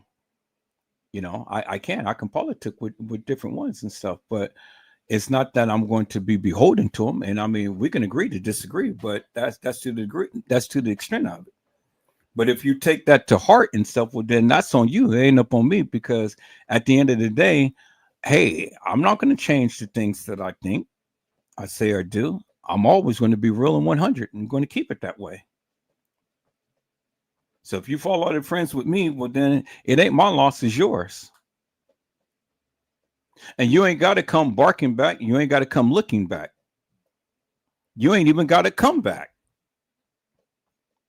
Because at the end of the day, I'm going to be here with the people who likes or even love Edward Joseph. And I'm going to always stand 10 toes down with what I say, what I do. And I'm going to shoot my shot. And I'm always going to give you 110% of me. And I'm always going to give you what I believe, regardless of what your philosophical views may be. I'm going to give you what I believe until proven otherwise. See, I'm not mesmerized by people's rhetoric, and I'm not mesmerized by people mantra. Because what you say and what you do is what you say and what you do. That has no bearing upon me. I really don't care, because I'm always going to stand 10 toes down with what I believe until proven otherwise. Now, I said this round, peoples, this time around, I'm going to keep an open mind with everything. Everybody has a story to tell in this Kenneka Jenkins case. Everybody. And I get that. I get that. Everybody has a story to tell, and I'm going to tell my story as well as you tell your story. You know, everybody tells the story, but we have to get to the point to where I don't have to agree with you, but I respect you giving your story. If you keep it on the Kenneka Jenkins case. Now, when you venture away from that, well, then, you know, now all bets is off. And now I'm just going to home in on your ass. And I'm just going to give you exactly what you tried to give me. But if we can keep it civil and keep it on Kanika and things and agree to disagree with that, well, then I'm all for that. I'm good. I'm good. But when you want to start making sly remarks and start calling me out my name and this and that and the other just because you frustrated and stuff, oh, well, you know, I'm going to hammer your ass big time. Now, I know what you're saying. Wherever, Joseph, you talk about the other people and stuff. So what? That's my prerogative. But am I talking about you? So if I'm not talking about you, shut the hell up and stay out of my business. Because whatever I do to anybody else ain't got shit to do with you. So I never asked you to respond. I never asked you anything. So stay out my business. Say the fuck out my business and shut the hell up. And then me and you will never have no problems. The problem come in is when you want to interject in my affairs. When whatever I say or do ain't got shit to do with you. Stop butting in people's business. And when you stay out of people's business, well, then the shit won't come to you. Now, that's my response to that. I don't give two rats asses what I say about anybody else. If I'm not saying it to you, you ain't got shit to say to me. And if you don't like it, your ass don't even have to be here. Bottom line, peoples. All right, peoples. I've shown you the timeline as to when that key was used and how they tried to change things up and whatnot. And so, but regardless of what people say, you know, the people were there on September the 7th, contrary to what people believe. And because they had that room on September the 7th, well, it goes in line and play with a lot of the things that I was saying. So my question is simply this, peoples. Prove to me that Kanika was ever killed on the night. Prove to me. I'm here to have a conversation with anybody, but prove to me. Prove to me that Kanika Jenkins was ever killed on the night. And then if she was killed on the night, by who and how? Who did it? I understand that you can't tell me why they did it, but tell me who did it. Tell me how they did it. Tell me when they did it.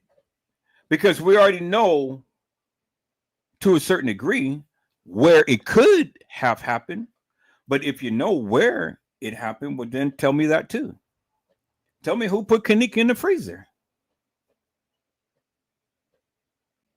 Tell me, how is it that Kanika has been walking the halls of that establishment when they have already told you that it was a depiction of her? She was never shown in that 36 hours of video footage.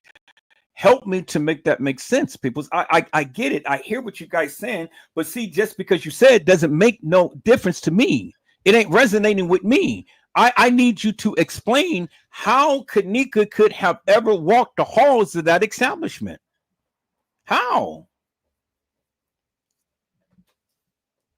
How?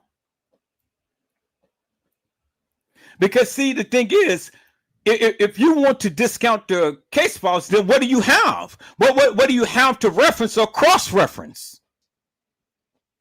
What is it that you have? And if you're not going to go by the video footage, exactly what you're going to have. Because I told you, I'm only going to go by what they said. I'm not going by what I said. I'm going by what they said. Now, I have my theories, and I have my sneaking suspicions, and I have my mantra, I have my narrative, but that doesn't make it law. And you ain't got to agree with me. But since you're saying it, I need you to explain it. Since you're saying it, explain it. Explain it to me and help me to make it make sense by your standards. Because obviously what I'm saying, people, is it ain't working for many of you, which is okay with me. But at the end of the day, peoples, if you can't explain it, then my simple question is, why are you trying to say it? What are you trying to convince the people of? A lot of stuff has been said in this case, and a lot of stuff don't line up. And you got to pick and choose one. I mean, who did what to Kanika? Why and how?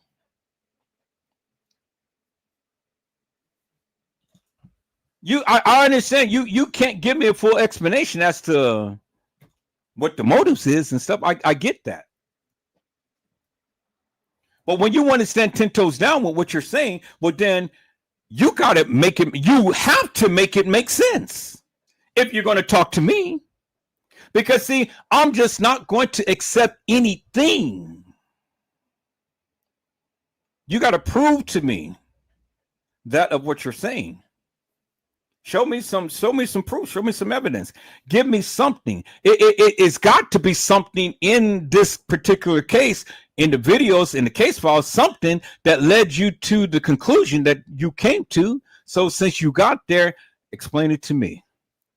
Explain it to me and help me to make it make sense. Show me and help me to make it make sense.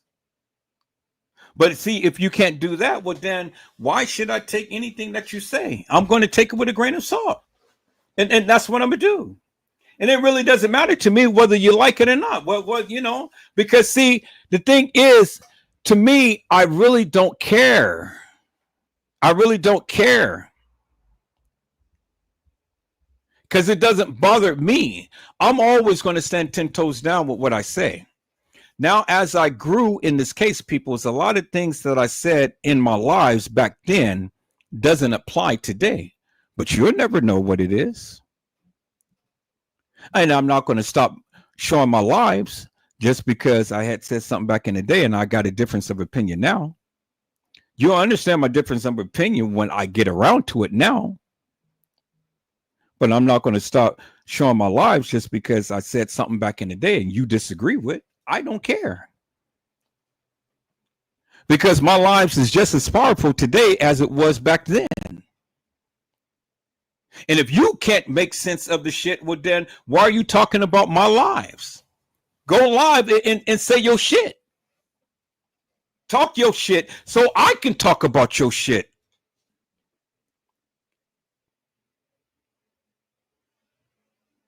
You guys crack me up. Y'all go and look at my lives and stuff, and then y'all get mad at me for the things that I said. Who gives two rats' asses? I don't give a fuck. That shit doesn't bother me, whether you agree or whether you disagree. It doesn't bother me, peoples.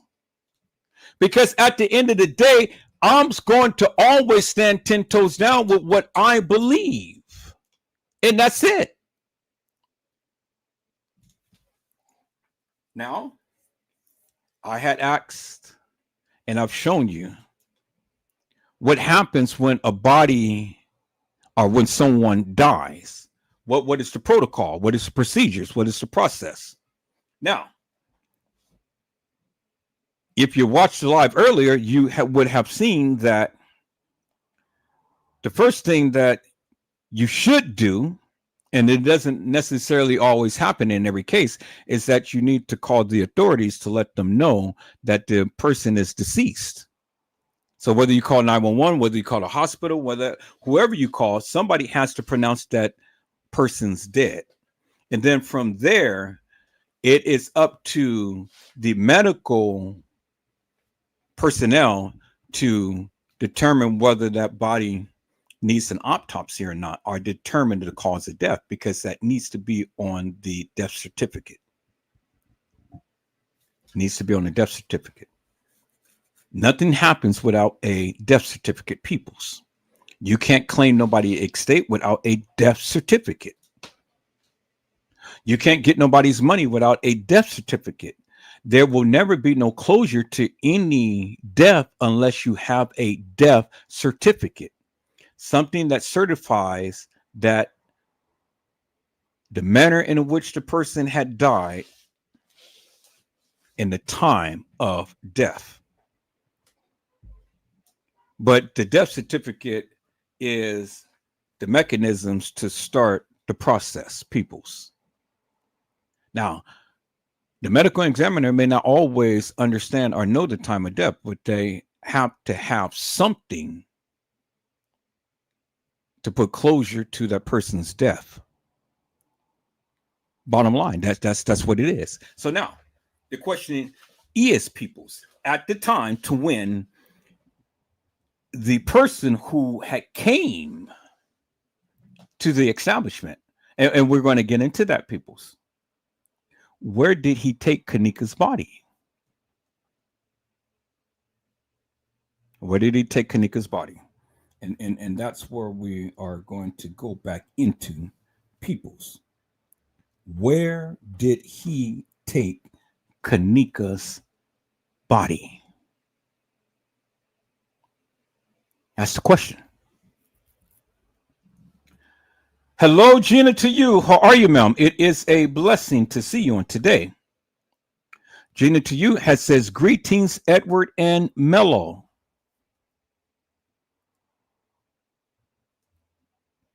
It's funny to me, Gina, how many people ain't coming into the live. But that's okay, because see, the thing is, they don't like the title. They thought that I was going to do the whole live up on Miss Reid, but see, I fooled them. I fooled them. I started off with her, but then I ended up with Kanika. And that's okay. That's good, because see, you know, it helps me to go ahead and reveal some juicy juicies without having all of the hilarious and nefarious in the chat. And that's what I do. So, you know, I think I'm going to do a little bit more of this and stuff, you know, not always have the title to that of what I'm going to be talking about. You know, start off with something and then transition to something else and stuff. And so, you know, that is good. Keeps the hilarious and nefarious away. But now let's get back into this, because see, I want you guys to understand something here. And so let me go to the case files, peoples. So we already went through this. And so now let's go. And this was the images, but we're going to go to the narratives. I said we're going to go to the narrative. So let's go to Kanika's case files.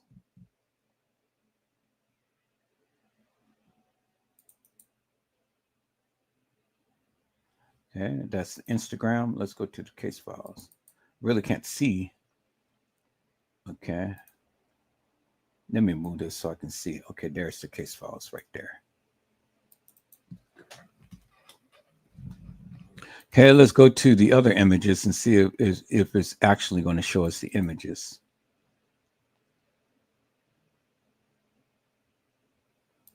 So it's not. So it's going to do the same thing. I don't know why it is, peoples, but, you know, for whatever reason, this thing doesn't show us. So I got to click on every last one. But let me see.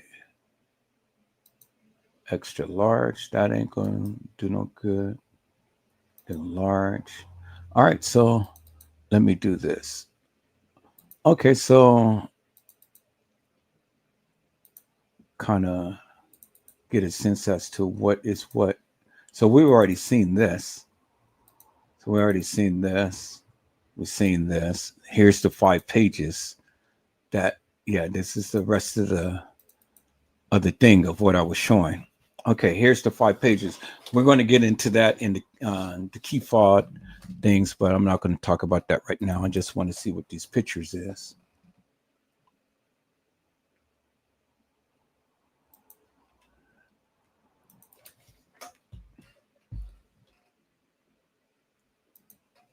Okay, so ATI information, death request, death investigation. MB Smacks, Peasy, pronounce Peas. Patrick, possibly first name MB. Wonky, pronounce Wiki.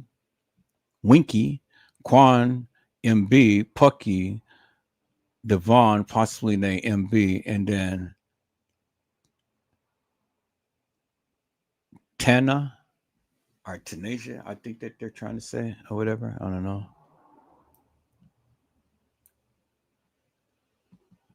Okay, so this is something I never seen.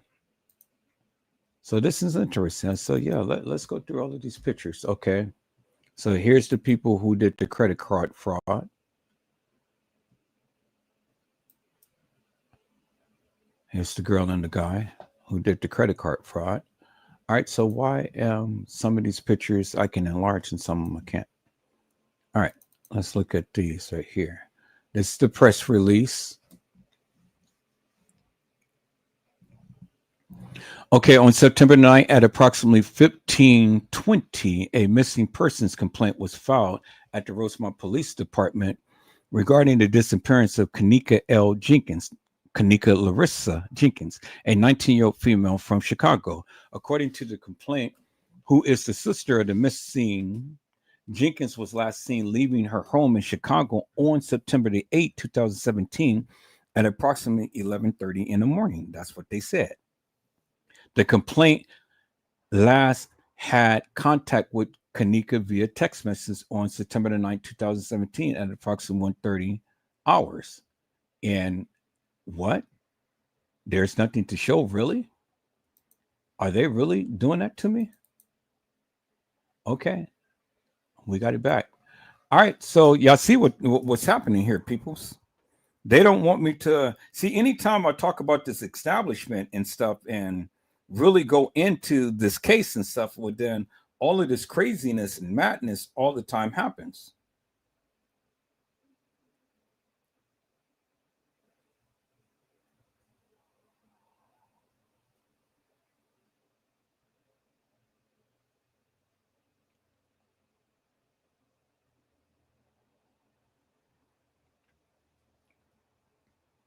And so, that's what it is, people. So every time I talk about the establishment, then this shit all the time happens, as you guys can see. But it's not going to deter me from talking about this thing, people. So now let's get into this. It says Jenkins was en route to Crown Plaza Hotel, 544 North River Road, Rosemont, Illinois, for a party. The complaint last had contact with Jenkins via text message on September 9th, 2017 at approximately 01:30 hours.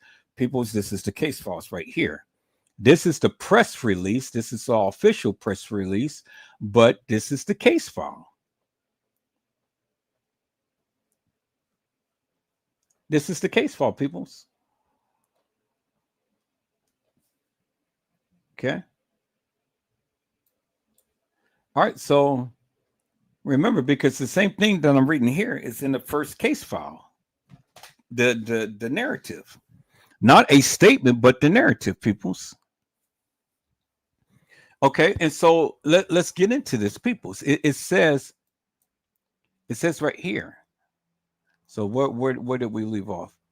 Okay, so according to the complainant, who is the sister of the missing, Jenkins was last seen leaving her home in Chicago on September the 8th, 2017 at approximately 23:30 hours.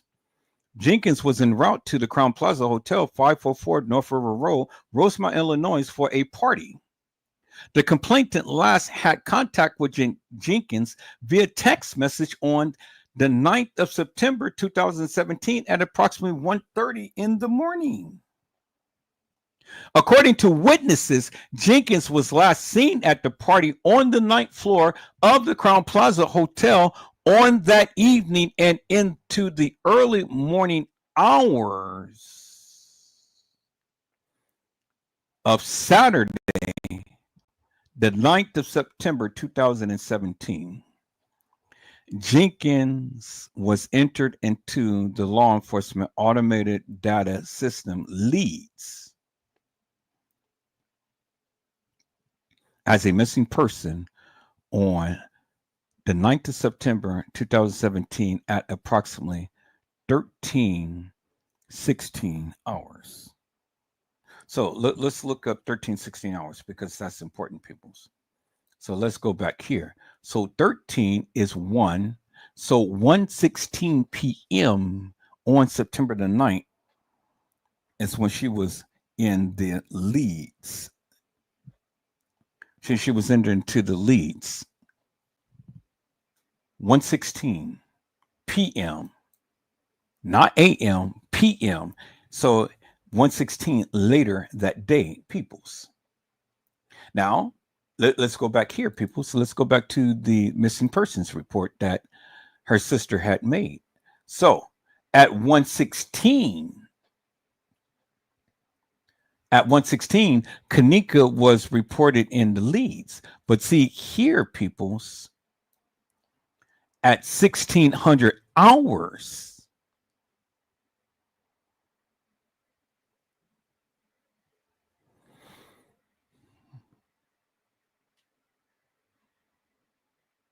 it says that Kanika Jenkins to be entered into the LEADS.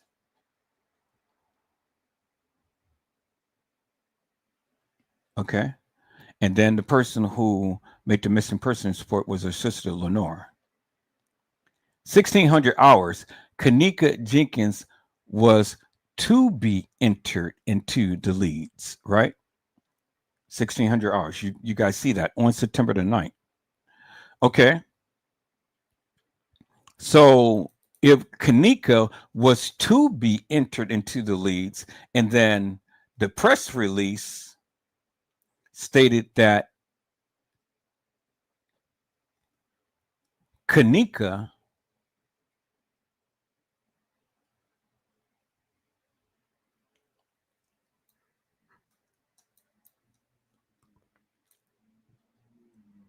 was entered into the law enforcement automated data system as a missing person on September the 9th at 13:16.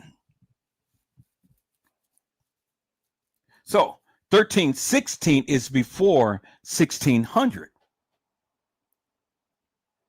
So peoples, 13:16 is 1:16 p.m. in the afternoon. 1600 hours is 4 p.m. So from 1:16 when she was reported missing to 4 p.m. in the afternoon to when she was supposed to have been placed in. So in essence, peoples, they already knew Kanika was missing well before they placed her into the LEADS.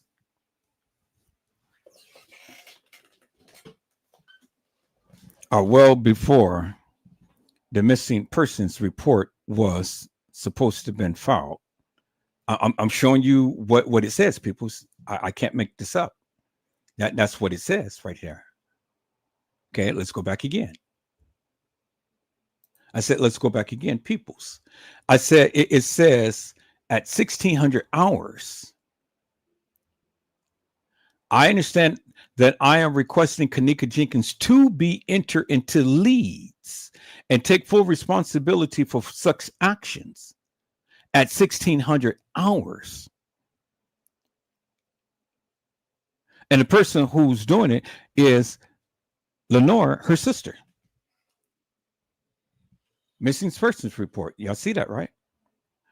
Okay. But peoples, this right here says in the statement, the press release,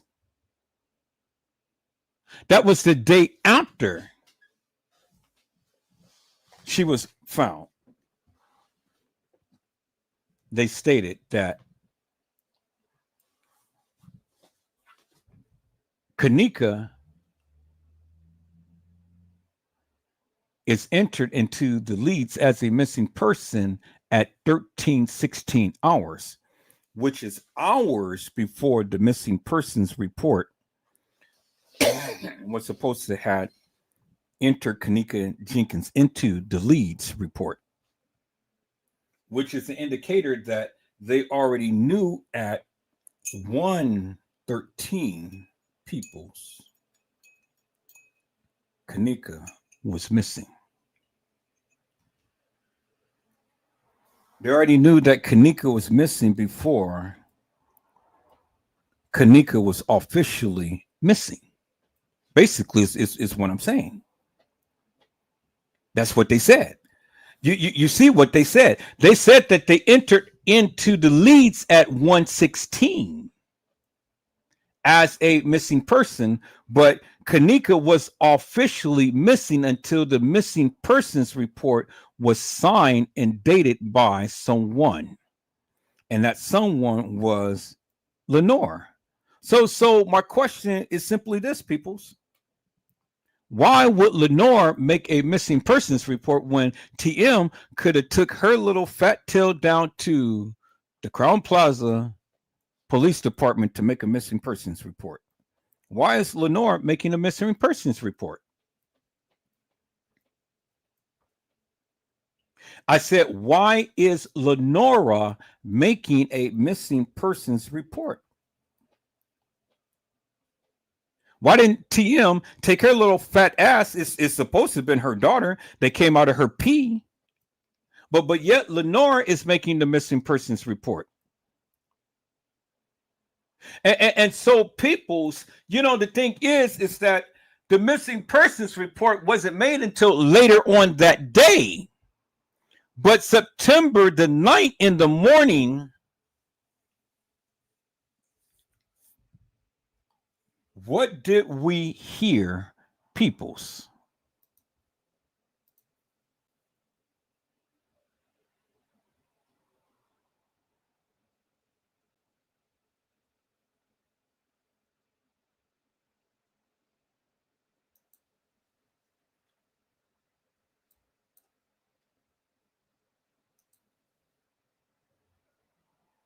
One thing about a nigga like me, I just pick everything you just said apart. And that's why you gotta go find the paperwork and all that shit to read exactly what it says, because you don't know what it says. Shemaya mother called the police at 4:15 in the morning, on the morning of the night, 4:15 a.m. By 4:30 or 4:30 something, they was at the police station. Shemaya mother called the police to report what Shemaya came back and told her what had happened. And a tidbit of information from what we're talking about. Tanika was actually missing at that point. Tanika was missing when they went to the police department to say what she did. That was the purpose of them going down there. They had not found Tanika. So Shemaya's mom called the police department, asked them to come and pick them up and escort them back to Roseland PD. And that's exactly where the fuck they were at 4:30 in the morning.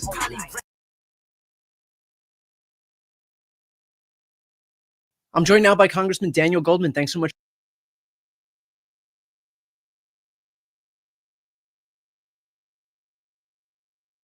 One thing about a nigga like me.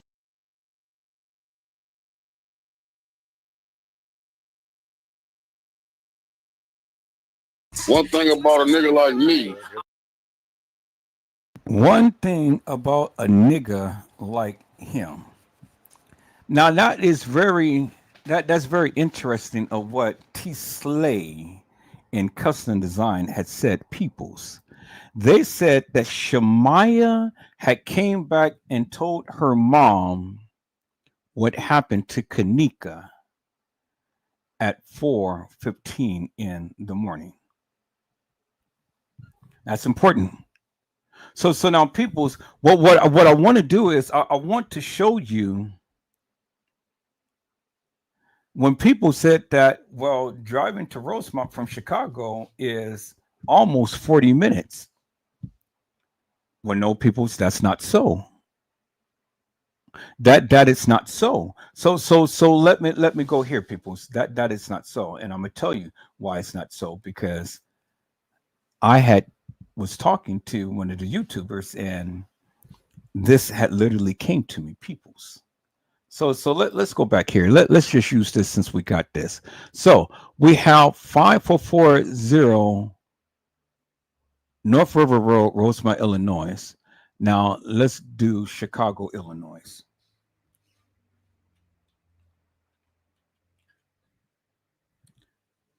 Chicago, Illinois, and we're going to do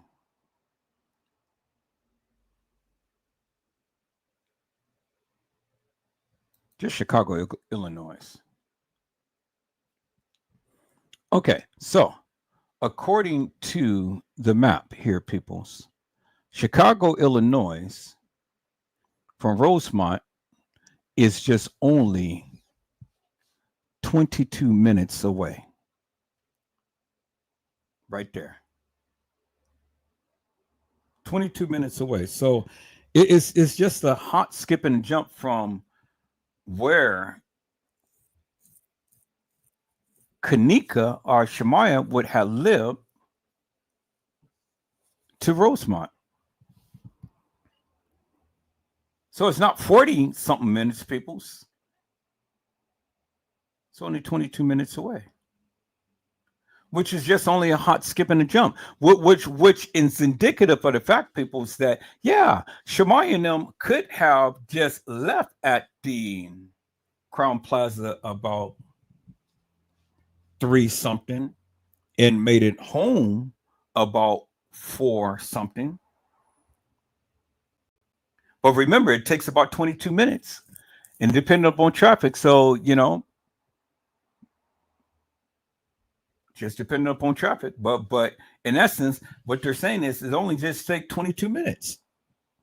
So it could be to where they left the hotel, and if they left the hotel, they had to leave the hotel at least 22 minutes or more to give them time enough to get from the Crown Plaza to home to drop Shemaya off so she can tell her mom what happened to Kanika.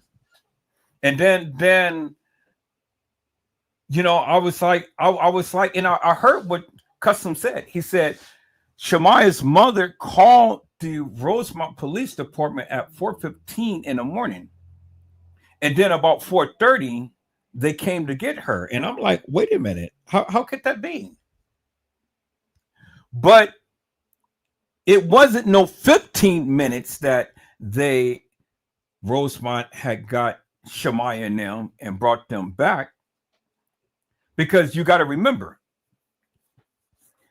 Rosemont Police Department had to go to Chicago to pick Shemaya and her mom up and then come back. So that is a 44-minute drive. 44-minute drive. So it wasn't 4:15 or 4:30 that they got back to the Rosemont Police Department, because a round trip, because they had to leave from Rosemont to go to Chicago to pick her mom up, 22 minutes. Pick them up and then drive back to Rosemont, 22 minutes. That's 44 minutes. And then who's to say that they left immediately to pick them up? And who's to say that Shemaya and her mom was all ready to go to come back to Rosemont? Only to come back to Chicago, only to come back to Rosemont, because they had to leave Rosemont to come to Chicago, pick them up, from Chicago to Rosemont, have the interview, from Rosemont to Chicago, drop them off, and from Chicago to Rosemont, well, now they're back at their station. 22 minutes. So you're looking at least 22 minutes in travel time, if not just a little bit more. But the average time is at least 22 minutes. All right.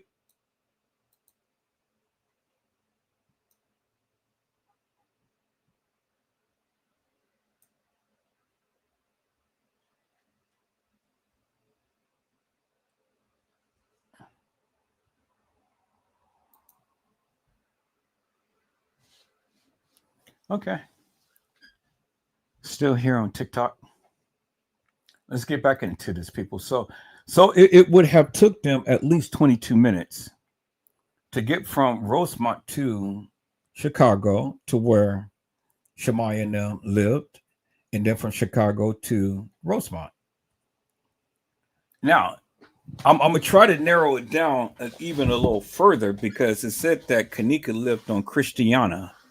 So I don't know how to spell that, but I'm gonna try my best to see if we can narrow it down to somewhere in Chicago, Christiana. So anybody knows the spelling? Christiana, Chicago, Illinois. I'm gonna see if I can do my best. Hopefully it'll come up on here.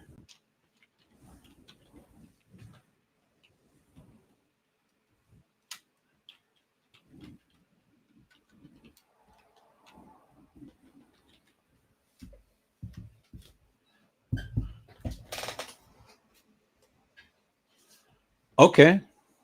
So Chicago to Christiana, North Christiana. Okay, so I did do it right. So I spelled it right. So that's good. So from where Rosemont to where Kanika lived, it's only 18 minutes.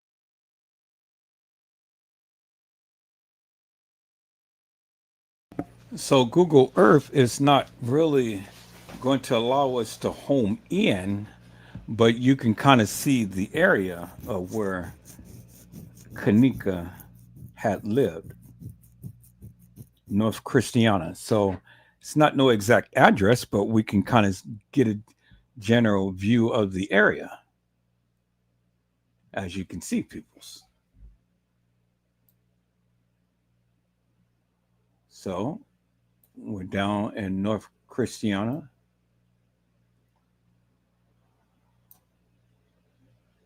And that's as close as we can get it. So look at the neighborhood of where Kanika would have lived.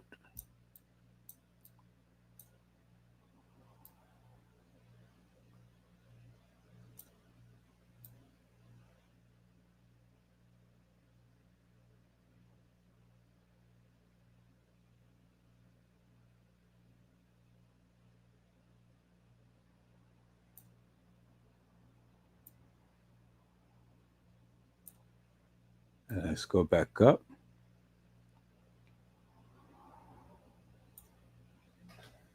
And so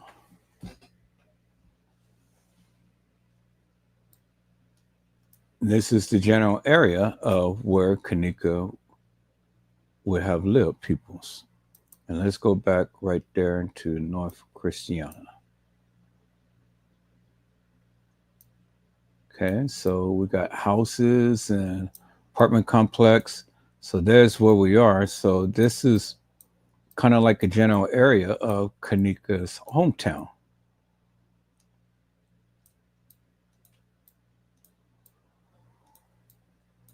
You see?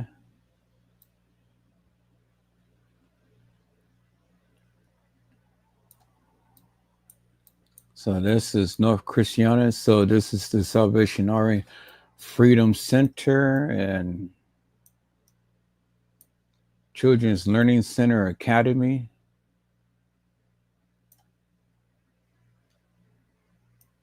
So was this the school that Kanika went to?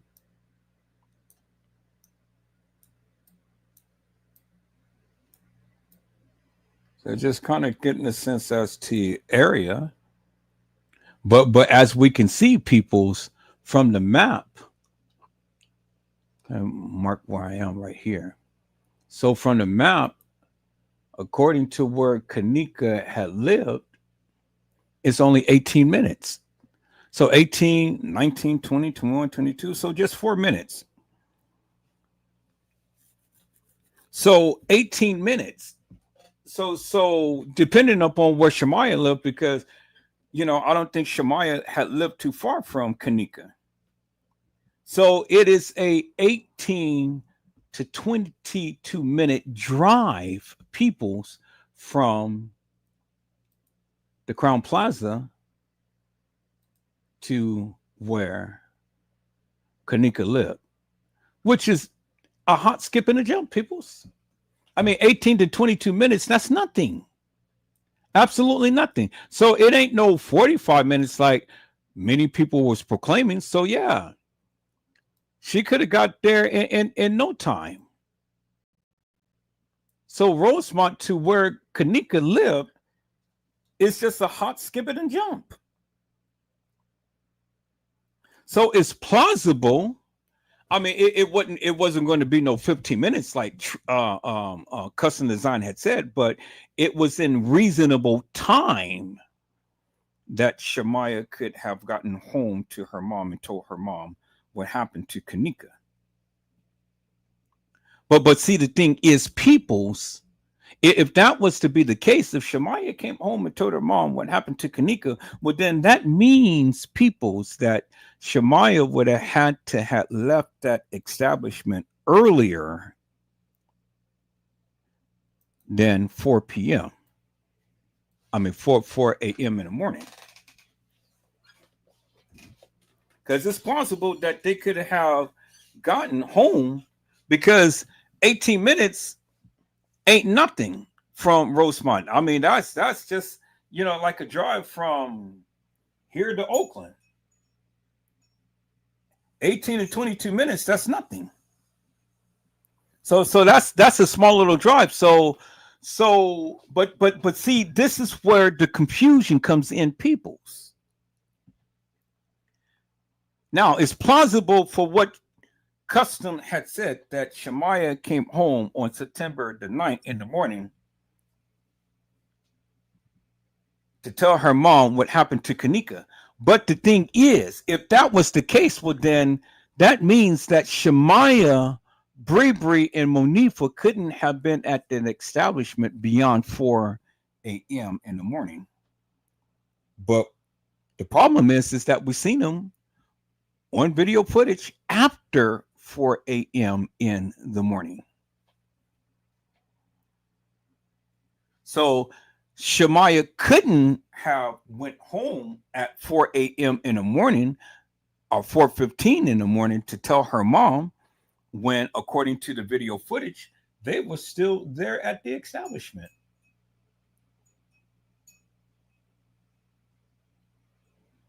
They were still there at the establishment. So now we have something to work within. We have a certain time frame that we can work within. Now, the question is simply this, peoples. Question is simply this, peoples. It's well within reason that in the 4 o'clock hour, not giving a specific time, peoples, but it's well within the 4 o'clock hour, that Shemaya could have went home and told her mom that Kanika was missing. So if that be the case, then peoples would then that means that Shemaya, Monifa, and Bree would have had to leave that establishment at around the 4 o'clock hour, because it's only it's only 18 to 22 minutes, depending, but again, as we see, Rosemont, Crown Plaza ain't nothing from where Kanika used to live on Christiania, North Christiania. So it wasn't like it took them hours to get home or whatever, like people have proclaimed and stuff. And so this is why I say it's best to do your own research, people, so you can narrow this shit down so you can get a greater understanding for yourself. Do you understand what I'm saying? Okay, so now, people, since we know that it's within a 18 to 22 minute drive, well, then let's look at Cook County Medical Examiner's Office to the Crown Plaza. So let's go with the Cook County Medical Examiner's Office to Crown Plaza.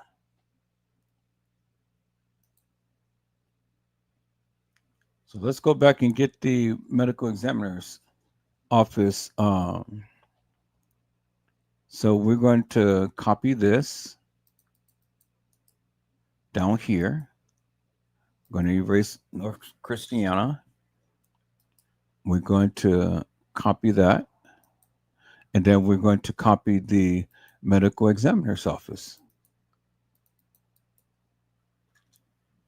And there's the Cook County Medical Examiner's Office right there. And so now that is 23 minutes from Rosemont. So Cook County Medical Examiner's Office ain't nothing but a hot skip and a jump from where Kanika used to live. So let's do this. So Medical Examiner's Office to North Christiana Road.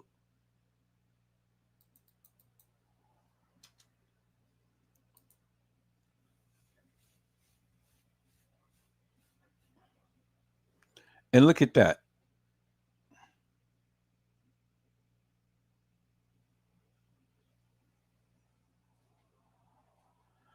Cook County Medical Examiner's Office to North Christiana. So that's a 20-minute drive.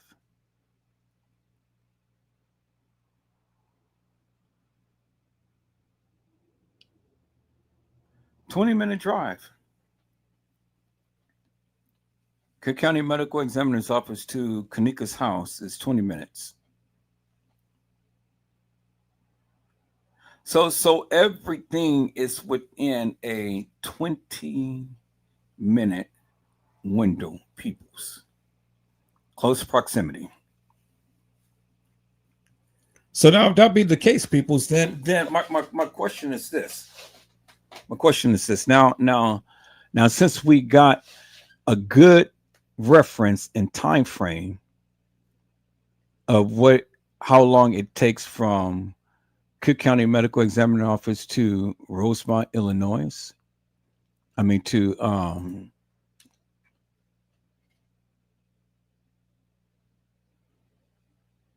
504 North River Road.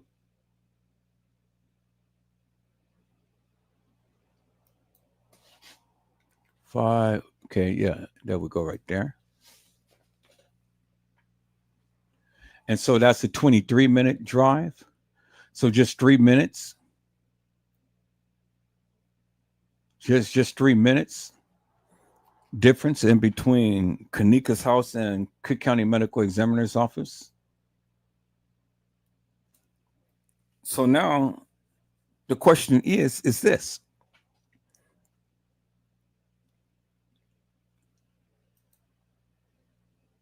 Who took Kanika's body? Who took Kanika's body? So let's finish reading this, peoples, and we're going to get into that. Let's finish reading this. So according to Lenore, Kanika had texted her at 1:30 a.m. in the morning, and that was the last time she heard of Kanika. According to witnesses, Kanika was seen at a party on the 9th floor of the Crown Plaza Hotel on that evening in the early morning hours of September the 9th, 2017. Jenkins was entered into the law enforcement automated data system leads as a missing person on September the 9th, 2017 at approximately 16 hours. The Rosemont Police Department contacted the Crown Plaza and made them aware of the missing persons complaint. Well, why did they have to make them aware when they already knew? Because the kids was there telling them that my friend is missing here. The Crown Plaza Hotel staff and management actively canvassed and searched the immediate area. Jenkins was located on the 10th of September 2017 at approximately 12:24 in the morning. She was discovered inside a freezer. Jenkins was beyond resuscitation and was pronounced dead on the scene. The Cook County Medical Examiner arrived on the scene and examined the body, which was later transported to the morgue for further investigation. This is an open investigation and no further details are available at this time. Okay, so now we're finally getting somewhere, peoples, because see, what did I tell you? I said that if they needed to examine the body, well, then the body would normally go to the funeral home right after the person dies if there is nothing to be suspected. But in this case, it was something to be expected. So upon arriving at the scene, the Cook County Medical Examiner arrived on the scene and examined the body, which was later transported to the morgue for further investigation. So now, people, my question is simply this. The person who was supposed to be the medical examiner's office or the medical examiner, was he the medical examiner, peoples? So the question is, who was the medical examiner at the time of Kanika's death? We're gonna get back into that, people. So now let's see. Let's see if we can find something in the case files, because let's take a look here, people. So let's take a look here. We're gonna do a little bit of deep diving for a moment. Okay, I think all of these are her pictures and stuff, which I've already have, so I'm not gonna go through all of the pictures. Yeah, these are all the pictures.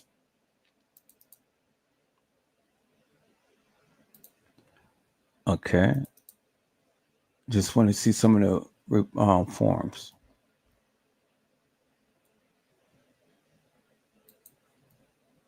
So we're gonna walk through this shit.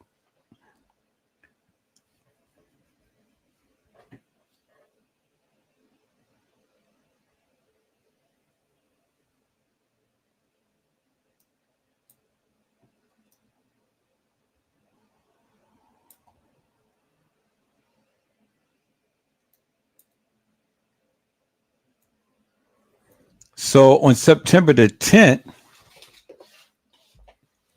2017 at 5:09, Lenora requested to see the deceased. So peoples, you know what I'm finding out here is, why is Lenora acting like the mother of Kanika? Why isn't TM being proactive in trying to figure out and find out what's going on with Kanika, and that's supposed to be her daughter? Why is Lenora asking to see the body and not TM? Why is Lenora making a missing persons report and not TM?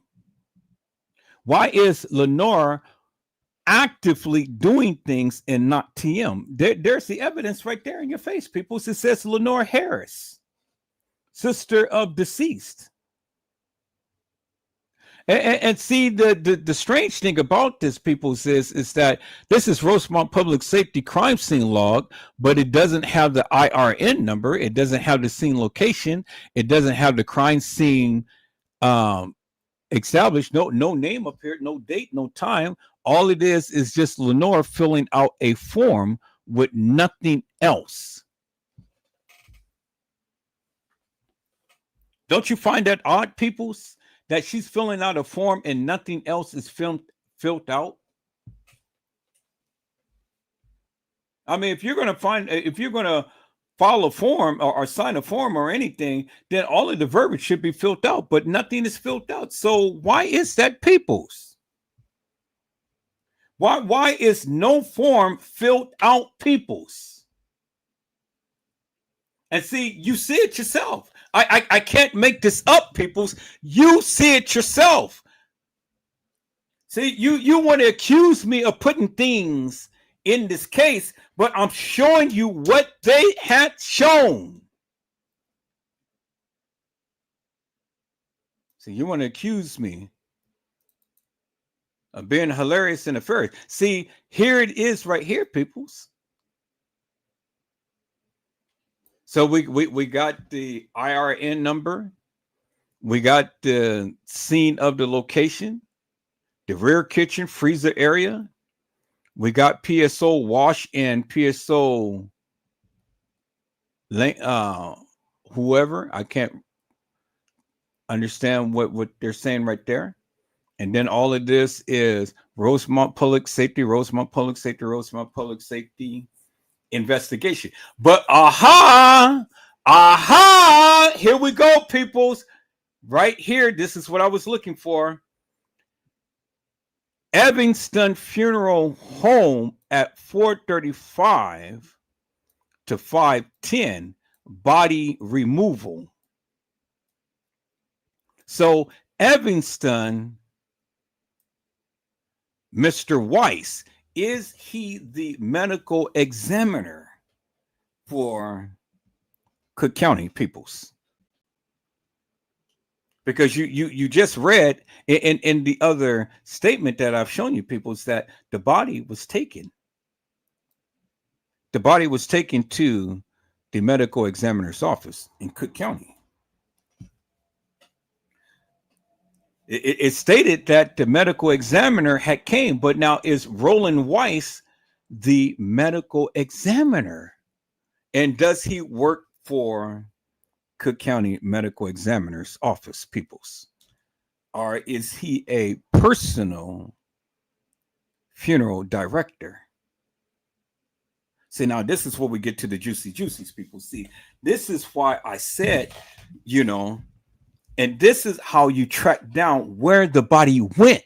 Because according to the press release, the Cook County Medical Examiner arrived on the scene and examined the body, which was later transported to the morgue for further investigation.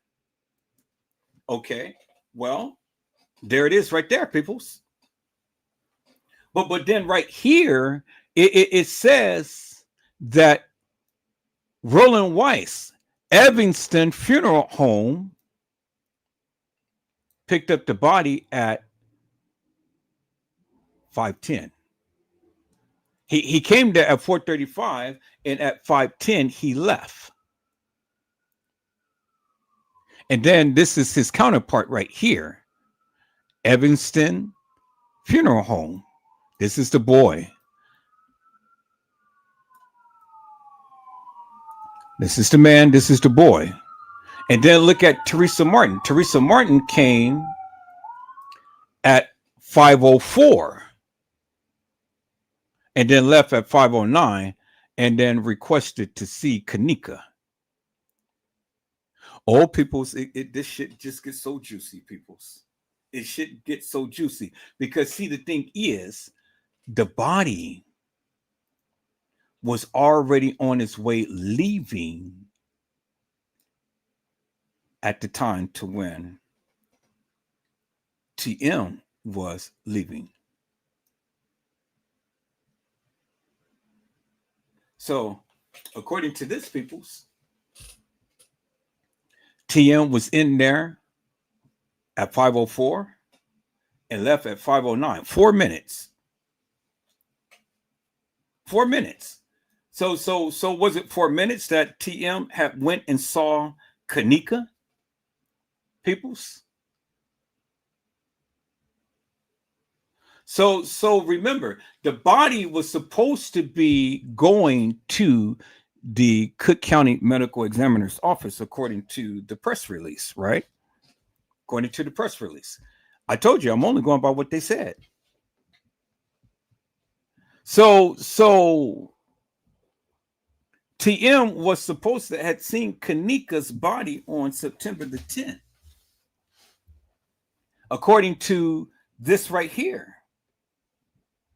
And so TM had left before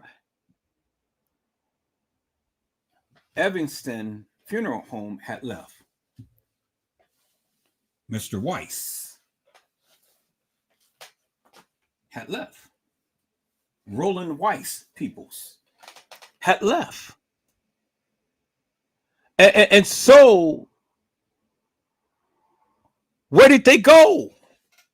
Where did they go? Well, according to the report, peoples, they were supposed to take Kanika's body to the Cook County Medical Examiner's Office.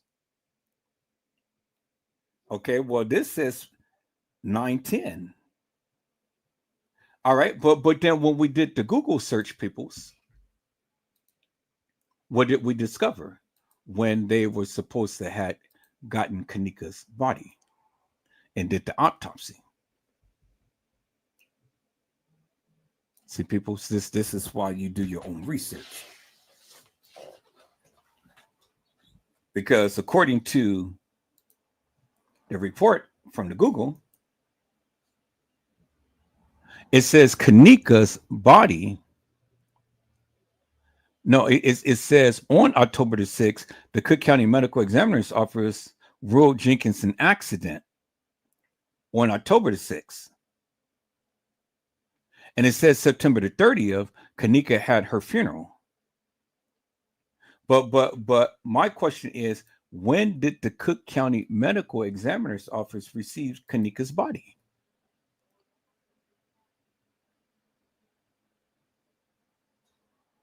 Cook County Medical Examiner's report on Kanika. Okay, let's look at that, peoples, because maybe this will tell us what we need to know. All right, here we go, peoples. Office of the Medical Examiner, Cook County, Illinois. Report postpartum examination. Kanika L. Jenkins, 9, September the 10th, 2017. Date examined was September the 10th, 2017 at 10 a.m. Examined by Christian E. Howe, medical doctor.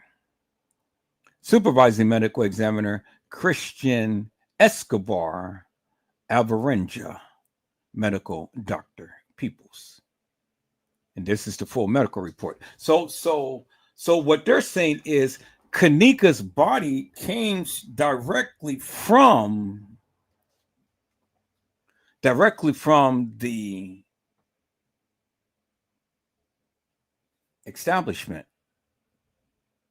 to the Cook County Medical Examiner's office, which is only 23 miles from Rosemont. But, peoples, that's not what the other report says. Let's go and let's look at the other report. That's not what the other report says, peoples. Let's look at the case files. See, I got a memory of an elephant, peoples. I don't forget. Let's look at the case files, peoples. We're going to go to the narratives now.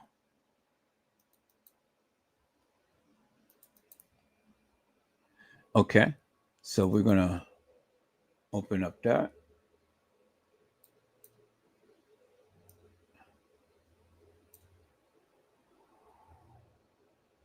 I'm going to open up that.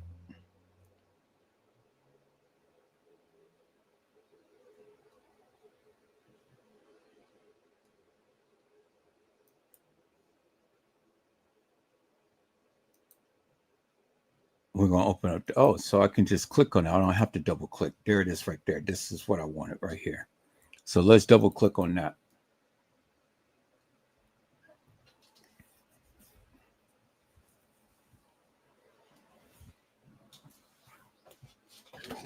Okay. So this is the Rosemont Public Safety Death Hospitalization Report. And so here, peoples, it says right here, it says name of physician, Dr. Christos, 7435 West Telcott Avenue, Chicago, Illinois. Victim is presently not being treated. Date, medical examiner notified 9:10. Time notified 1:47. Date, medical examiner arrived is on 9/10/2017 at 03:08. Medical examiner name is Summers, number 71. Medical case number is ME 2017-04241. Medical examiner instructions: do not move the body.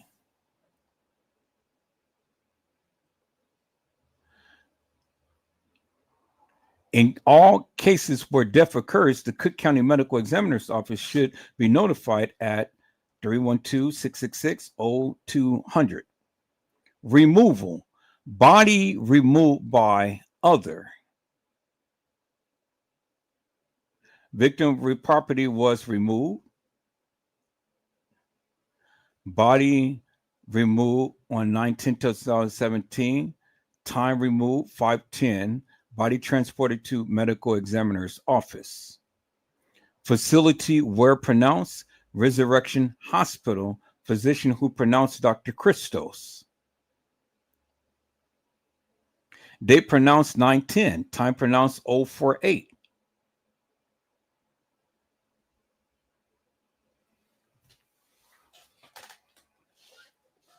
Okay, so this is where it gets so juicy, peoples. So on 9/10/2017, the medical examiner was supposed to have came of the name of Dr. Christos, who was pronounced Kanika dead. And the facility to where Kanika was pronounced dead was Resurrection Hospital. Okay. But here it says that on 9/10/2017, time 107, the medical examiner was notified. And just about an hour or so later, the medical examiner arrives. And the medical examiner's name was Dr. Summers. Well, if the medical examiner arrived and gave the instructions, do not move the body, and then at 5:10, the body was transported to the medical examiner's office, facility were pronounced, and then it says IE right here, Resurrection Hospital. So it wasn't the medical examiner's office in Chicago, Illinois, peoples. It was the medical examiner's office in Resurrection Hospital in Rosemont, Illinois. So the question is, peoples, they lied and said that Kanika's body was transported to the Chicago medical examiner's office when Kanika's body was transported to Resurrection Hospital, which is what I've been telling you all forever and a day. And that there was two Kanikas. Because one was taken to the medical examiner's office in Rosemont, Illinois, at the Resurrection Hospital. And one was taken to the medical examiner's office in Cook County, Illinois. That explains to two Kanikas, peoples. That explains to two Kanikas. Because see, the thing is, peoples, you know, one was at the medical examiner's office in Cook County, Illinois. Cook County medical examiner's office in Chicago. And one was taken to the Resurrection Hospital in Rosemont. Do you understand what I'm saying, peoples?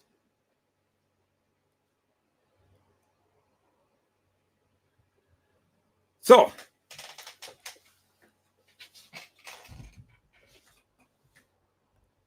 they said that the medical examiner came to the establishment.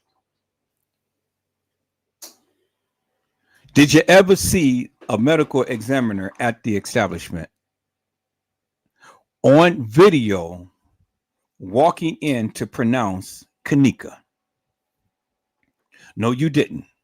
The only thing that you have seen on video, peoples, was Roland Weiss, who has a personal funeral home, which is the Evanston Funeral Home, not the Cook County Medical Examiner's Office.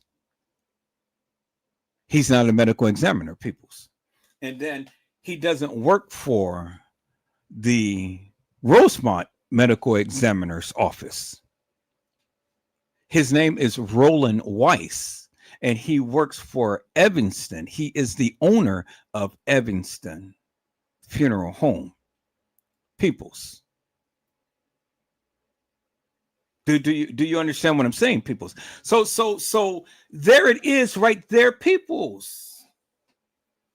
When they said the medical examiner came to Rosemont to pronounce Kanika dead and the transportation of the body, that's why they said other, because it wasn't the medical examiner who had transported Kanika's body. It was Roland Weiss.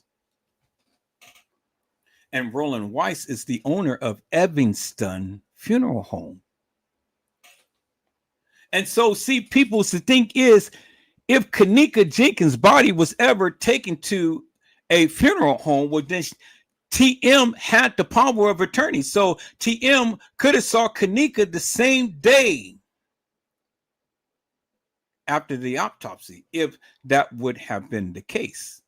And TM would have known already at that particular time that and how Kanika died, or what bruises or anything that Kanika had sustained on her body. So TM already knew the play. TM was fully aware of what was going on with Kanika, and she didn't disclose that information to you peoples. Do you understand what I'm saying? So when you want to sit up here and say that TM didn't know and all like this, bullshit. TM already knew. She knew the same day. Because she posted a picture. She said, "This is how my babe looked when I saw her at the funeral home."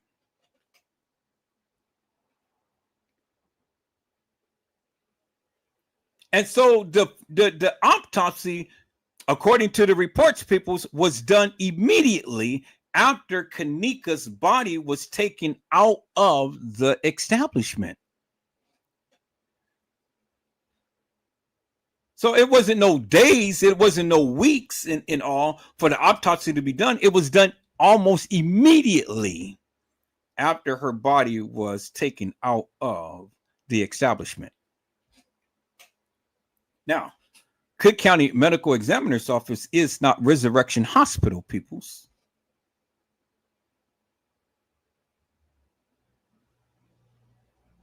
Do you understand what I'm saying? According to the paperwork, Kanika's body was taken to Resurrection Hospital for an autopsy. But according to the autopsy, it doesn't match the body height and weight of Kanika. Let me go back to the report, peoples. Let me go back to the medical examiner's report, the autopsy report right here, peoples. Here it is right here. I can't make it up. I said I can't make it up, peoples. Can't make it up. All right, so let me show you, peoples.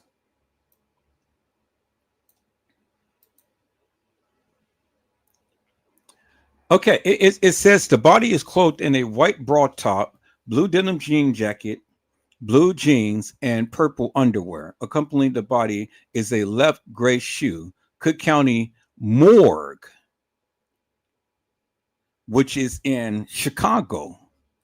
Identified bands are on the bilateral great toes and right wrist. So that means that they had a tag on Kanika's foot, which what Island Girl had told you. Now get a load of this, peoples. It says the body that is of a normally developed, well-nourished adult black female, the body weighs 159 pounds and is 66 inches in length and appears compatible with the report age of 19 years old. So let's do a conversion, people. So let's do a conversion right here. 66 inches. What is 66 inches? So convert 66 so convert inches into feet.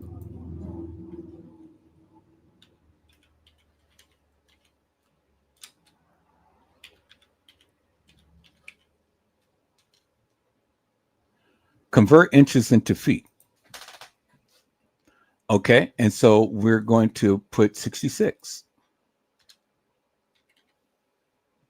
So look at that, peoples. 66 is 5.5 feet, not 5.7. 5.5. So 5.5 feet. And it says that the body weighs peoples. According to the report.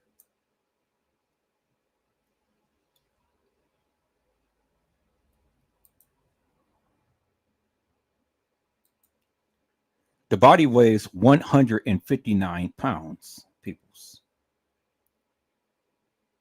That's what it says right there. You see that? The body weighs 159 pounds and is 66 inches, 5.5 feet. And the report says 5.7, 125 pounds, peoples.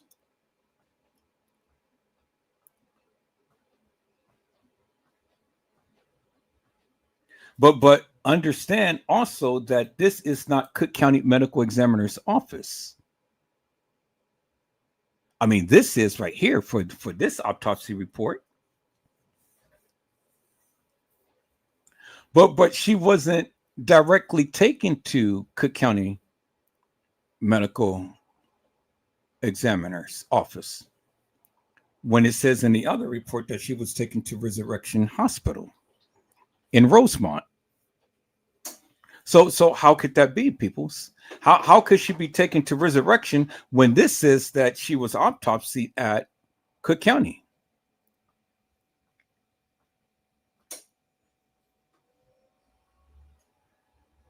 She was taken directly to Resurrection Hospital.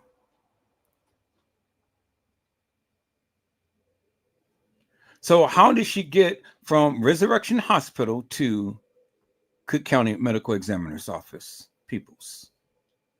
And then where was the medical examiner that you have seen in the video footage? Because Roland Weiss was the one who came, and Roland Weiss was the one who packed up the body and taken the body. That's why they put other. They never said that the medical examiner's office had taken the body, which they were supposed to do. But Roland Weiss came down there and took it. Why so, peoples? And Roland Weiss is not a medical examiner's office. And did TM call Roland Weiss to pick up the body? Because again, peoples, you got to remember TM had power of attorney over her daughter, and she can dictate to who picks up the body. If the medical examiner's office is not picking up the body, peoples, she can dictate what funeral home Kanika would have went to.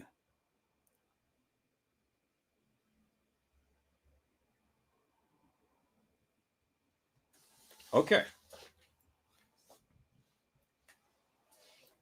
So it says tattoos and scars and identifying marks. Tattoos documented photographically are on the lower right and lower sides of the abdomen and back, which is the stomach and the back. There's tattoos. Tattoos and scars.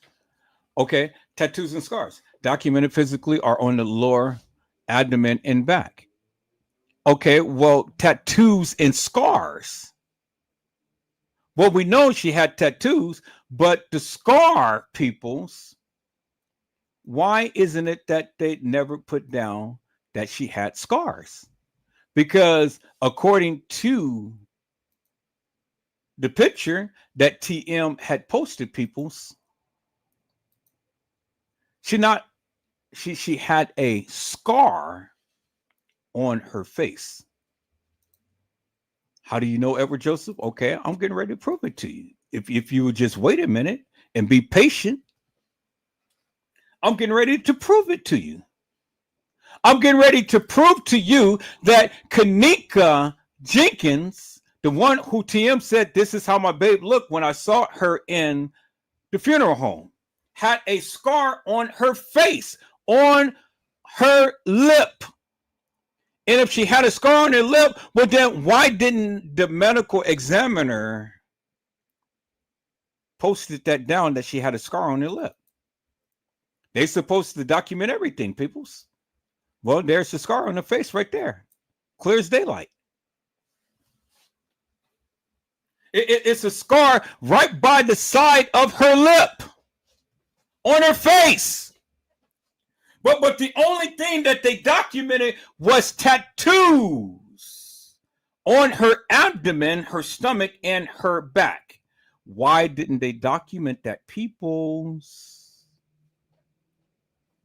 Because it wasn't Kanika whom they had. It wasn't Kanika Jenkins who they had, peoples. Do you understand what I'm saying, peoples? It wasn't Kanika Jenkins who they had. Because if they had Kanika Jenkins, they were supposed to document everything that was on her person or on her body. And you can clearly see the scar right there on her face. They didn't document that.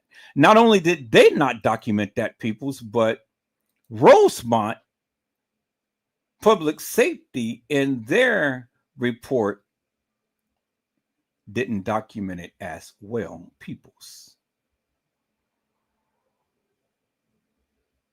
I said they didn't document it, peoples, because here it is right here. Here it is right here, peoples. Here it is right here, and I can't make it up. And so it says right here, scars, marks, tattoos, etc. It never outlined what scars, marks, or tattoos. You're supposed to tell the people what scars, marks, or tattoos that is on the body. You never put no information down. You said that the body was dry. You said that the body was frozen, but you said that the body had normal color and the body condition was cold. But peoples, I surmise to you that the body cannot be of a normal color if it was frozen. And I've already gave you an illustration of a real person who was frozen and was frozen for only 6 hours. And she was gray ashen. As you can see there, peoples, gray ashen, but Kanika's body was normal. You cannot be normal and frozen.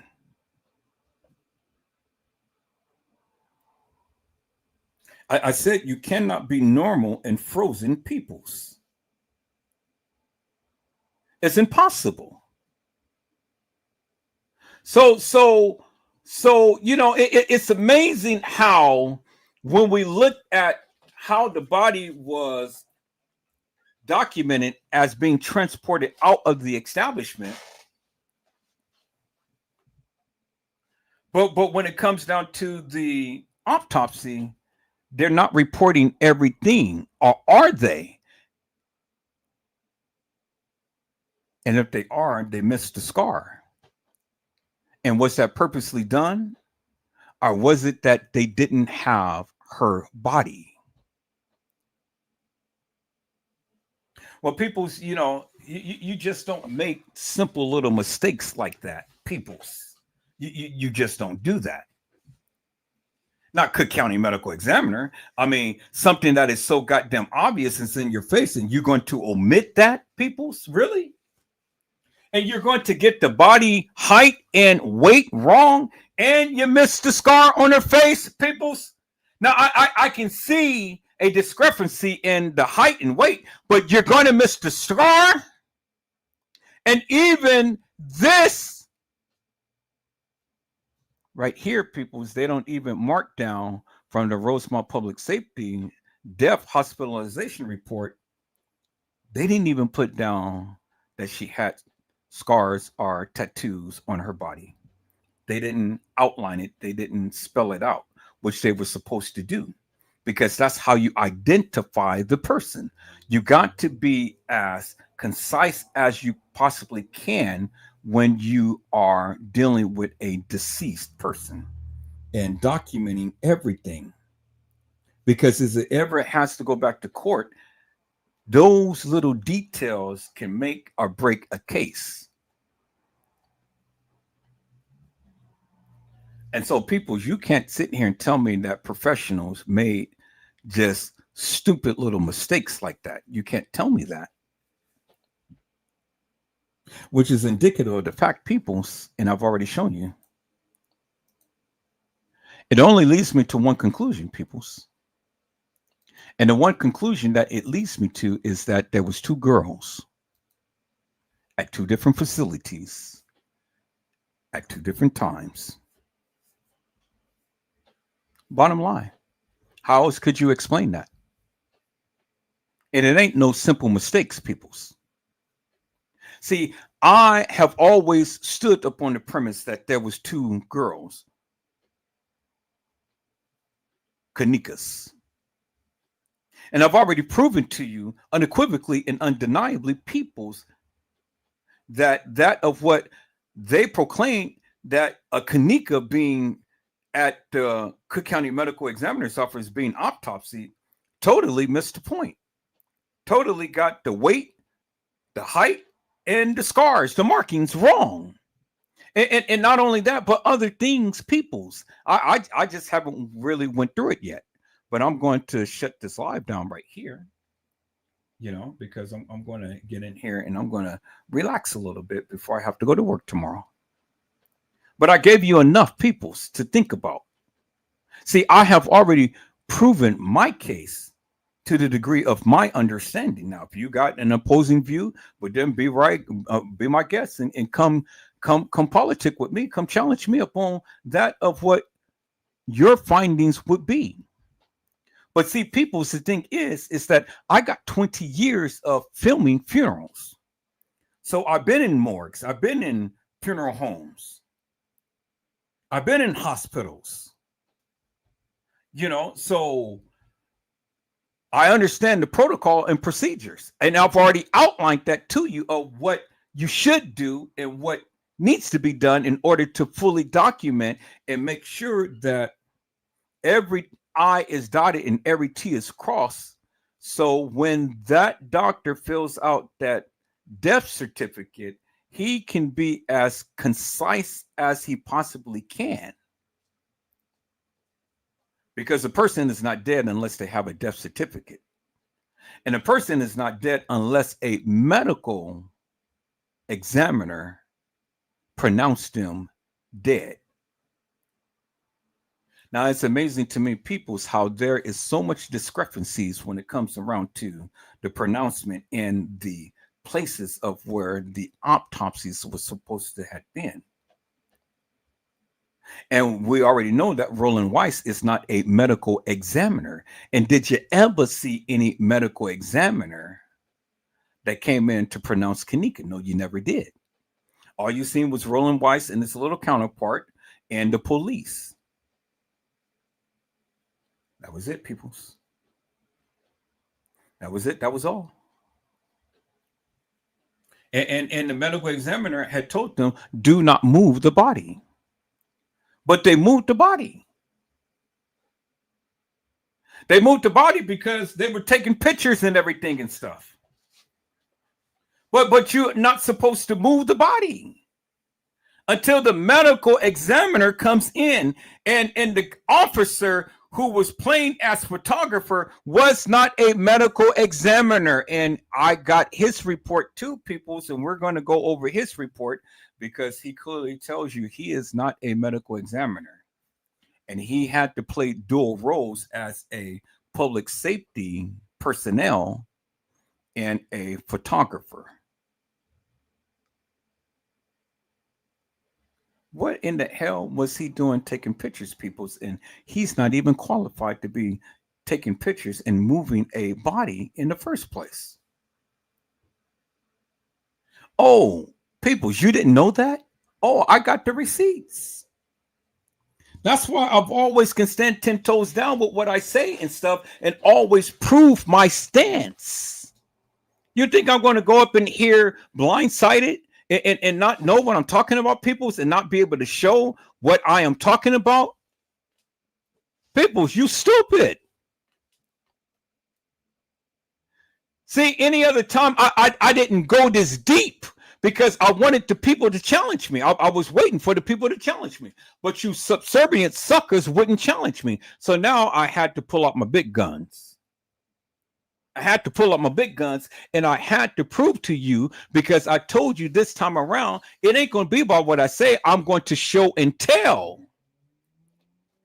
And I've shown you and I told you. And there it is, peoples, because the evidence is in your face. Evidence is in your face. And so now, peoples, we see how close proximity all of these things is. And there's some more juicy that we're going to get into, peoples. This is just only the tip of the iceberg. Because we haven't even went deep dive into the medical report. Now, I'm waiting for that, for my counterpart to come, and we're gonna break this thing down. We're gonna talk about it. Now, he has his views and I have my views, and I'm going to stand 10 toes down with my views. Now, I'm not going to sit on live and agree with everything he says. I'm just not going to do that. And I know that's not his stance, but it is what it is. All right, I'm here. So you don't have to ring the bell. I'm here. But see, people's, and that's the good thing about it is that, we don't have to agree with everything, and we're not. We're always going to see we're not going to see eye to eye on everything, and that's just facts, because I don't think the way he does, and he doesn't think the way that I do. But it doesn't have to come to the degree of contentiousness. It all comes and boils down to that of what can be shown and proven. And I've told you, and I've told him, just like I'm telling everybody else, is that I'm only going to go by what they said, not for what my beliefs is, not for what I think, for what they said. And I am going to give you my forensic analysis as to what they said, and I'm making sense of it. Now, you may come up with a different conclusion from what I have shown you on tonight, but if you do, then help me to make it make sense. Because, see, the thing is, you can't come into a case, peoples, with all of this mixed match information. You can't do that. It has to be some sustainability. Something has to be credible. Something has to be actual, factual, and true in order to call something law. And so if you're going to sit here and try to prove to me and say, oh, well, no, this happened and this is the way that it happened and so on and so forth, well, then prove to me. You got to prove to me. But see, you can't prove to me because that of what was written is all we have to go by. And you can't look at it no other way. But if you do, explain to me why. Because the evidence is in your face. It's in your face. And if you interpret it differently, well, then give me a good, wholesome explanation as to how things could have happened, because you can't go against what was written. You can't go against what was written. Because one, you didn't see a medical examiner. Two, you saw Roland Weiss and his counterpart come in and get the body. And then three, did they take it to the Cook County Medical Examiner's Office for an autopsy? When the autopsy and the reports don't match at all, peoples. But even if you say, oh, well, but that's what the autopsy, they're going to give you the full report of what? But then it didn't, because it didn't reflect the scar that was on her face that TM's picture have shown. So, and it's clearly marked on her face. So if you're going to give me a good wholesome report and you're going to say that this medical examiner's autopsy report is actual, factual, and true, well, then why didn't you indicate the scar on her face? Because it's clearly there. It's clearly there. And you can't tell me that you didn't see it. It ain't in your report. And it's clearly in the picture. See, when you break this shit down and you're looking at this stuff and you're explaining stuff, well, then, you got to make sense of it. And I made sense of it. I went thoroughly step by step tonight, and I've shown you why I believe such. Now, if you got something different, then come prove to me differently, and then prove to the people. But other than that, if you can't do it, well, then shut the up, because you ain't got shit to say. You ain't got nothing to say. Like Diddy said, you ain't got nothing to say. You ain't got nothing to say. I'm tired of you clout-assing Negroes and niggerettes that all the time smoking cigarettes and ain't got shit to say because you don't know what you talking about. You can't prove shit. You can't show shit, but you're all the time saying shit. So why should I waste my time with you subservient suckers that don't know shit?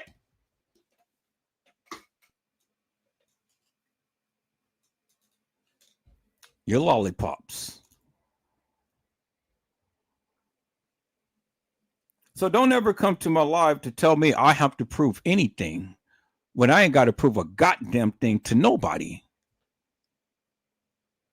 What I do is what I do because of what I do, and I love what I do. I ain't got to prove shit to none of you suckers. If you want some shit in this Kanika Jenkins case, do what I do. Do your goddamn research and put this shit together. And then come up with your own understanding in conclusion. But if you can't do that, shut up.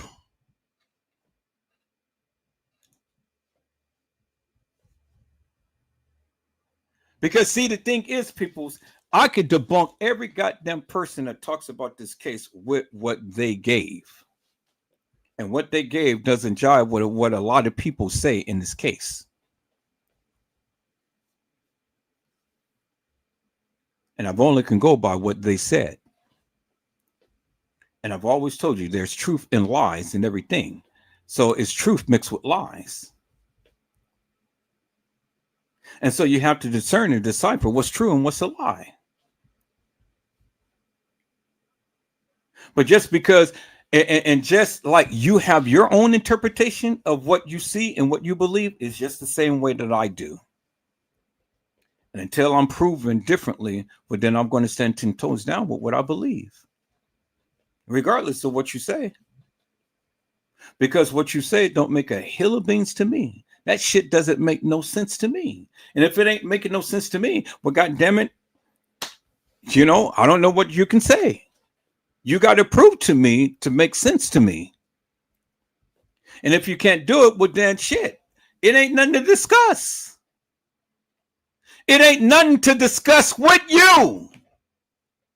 Because I don't give two rats answers what your narrative is, how you view this, what you feel. I got feelings too. I got my own goddamn mind. I got my own goddamn mouth.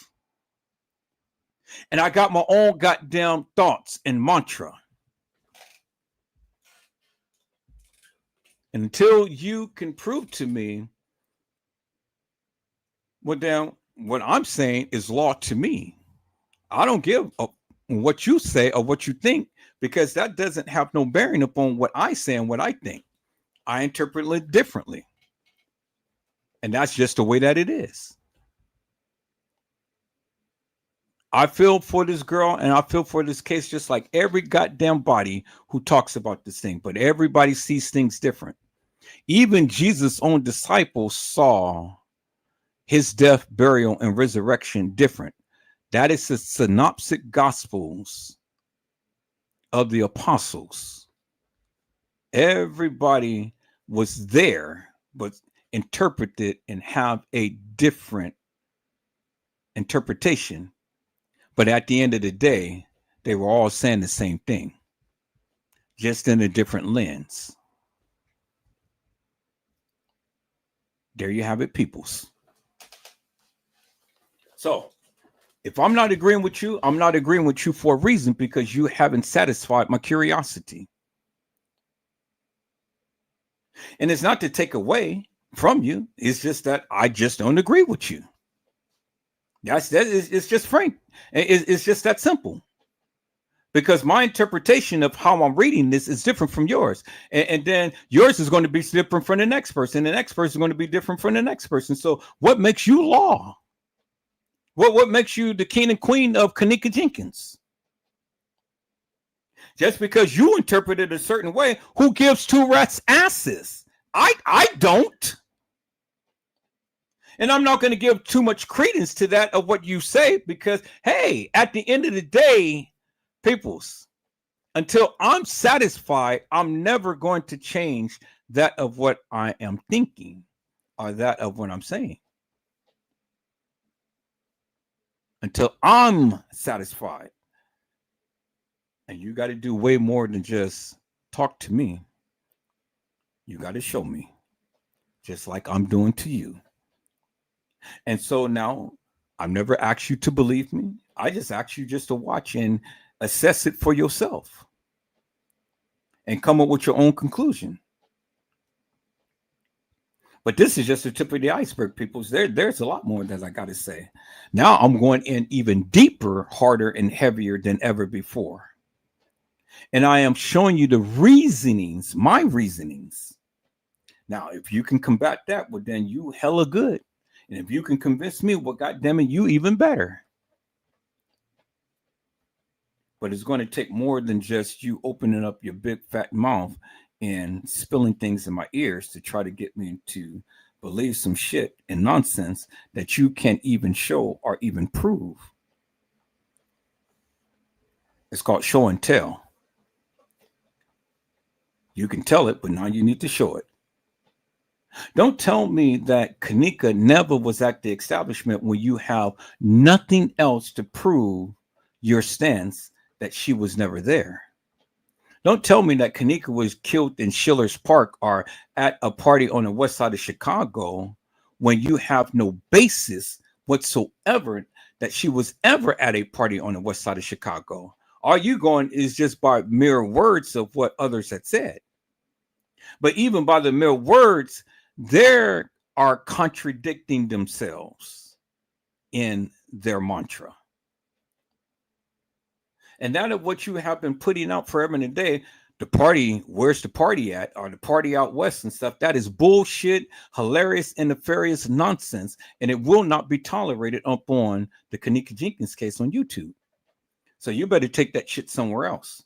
Because if I ever see it, I'm coming for you. And I'm going to be relentless with it. So my best advice to you, keep that shit off the airwaves on YouTube, and then you'll be just all right. And nobody will come for you. At least I won't anyway. All right, peoples, that's it. That's all that I have for tonight. I think I have well explained myself to the degree that I needed to. I will be back if the Lord says the same, and I will go in even deeper, harder, and heavier. I'm waiting for my counterpart to where we go live to where we're going to really bust this thing even more so and stuff. But I just have to put it, I have to put it out in the airways. Me and him, we're not going to agree with everything, and that's just the way that it is. And it ain't got nothing to do with us not being on the same page. No, we're on the same page. But we just have different philosophies. And so that's where the conversation comes in. That's where the conversation comes in. And it has to be that way. Because he has his own mind and I am as well. Now, I don't agree with everything he says. Just that he doesn't agree with everything I say. But it doesn't negate to it doesn't say to the fact that we're not together upon this. No, we're together. with two different views, but we're coming together to express that of what our thoughts and views is and put it out in airways, and then challenge not only our theories, but all of you all theories as well. Because like I said, peoples, I'm going to keep an open mind to this. I'm going to keep an open mind to it. I'm not going to close my mind, and I'm not going to call the people all out their names and things like that. I'm doing it now because ain't nobody here. But if you ever come to the panel, or if I'm on your panel and stuff, and you want to talk about the case and stuff, I'm going to keep it respectful. I'm going to keep it 100, and I'm going to only keep it up on Kanika. That's only right. That's only fair, you know. But I'm going to give you, and I'm going to show you what I know, because I've done my research. I've done my research, and anything that comes out my mouth, I can stand 10 toes down with it, and to the degree of what I can prove it without fail. And that's the confidence level that I have, more so than what you guys would have. And so when you're ready, I'm here, and we can go live, whether it be on my channel or on your channel. But if you all of that in a cup of tea, well then, you know, shoot your shot, bring your best. And then let's see where that goes. Is that all right, peoples?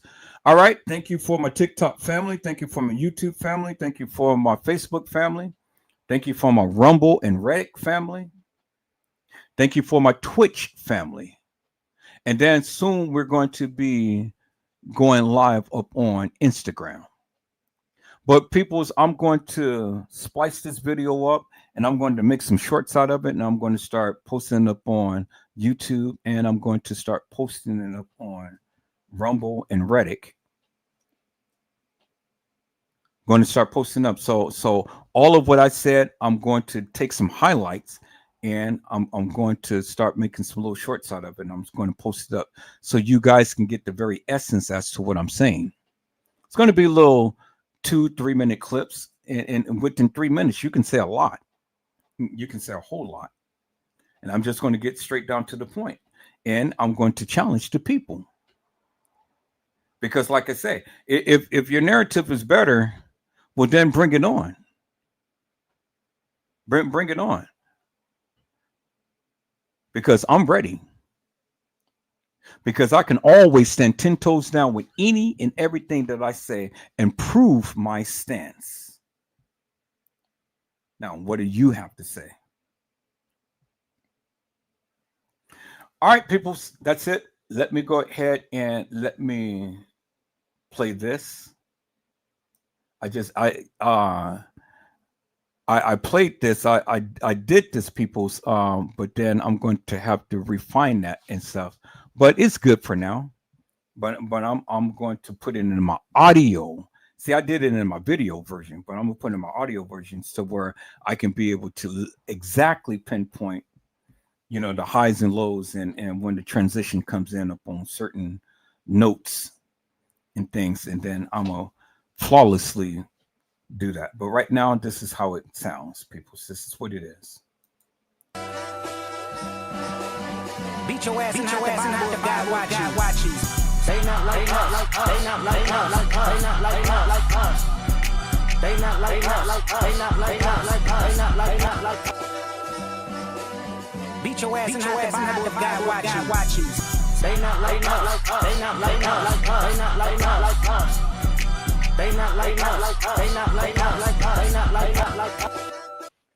So did you see the transition, peoples? I don't know if you heard that or not, but it was pretty smooth. And I could have dipped it a little bit to where, you know, it would transition into the next chord. But, you know, for something that I had did in my audio, that was cool. And I'm going to make some few shorts out of that little music. And so peoples, you're not like us. You're not like me. You're not like all of the other YouTubers. you know. And the reason why I say they're not like us is because in simply this: you are hilarious and nefarious with the mantra and the narratives that you give, because you come and you want to falsify and you want to put this bullshit and nonsense out for the people to try to believe. And that's not like me, because I don't come off that way. I don't come off trying to get money from people or extort money for people or something, or say all what I need to say and things just to try to get money out of people. You guys live for that.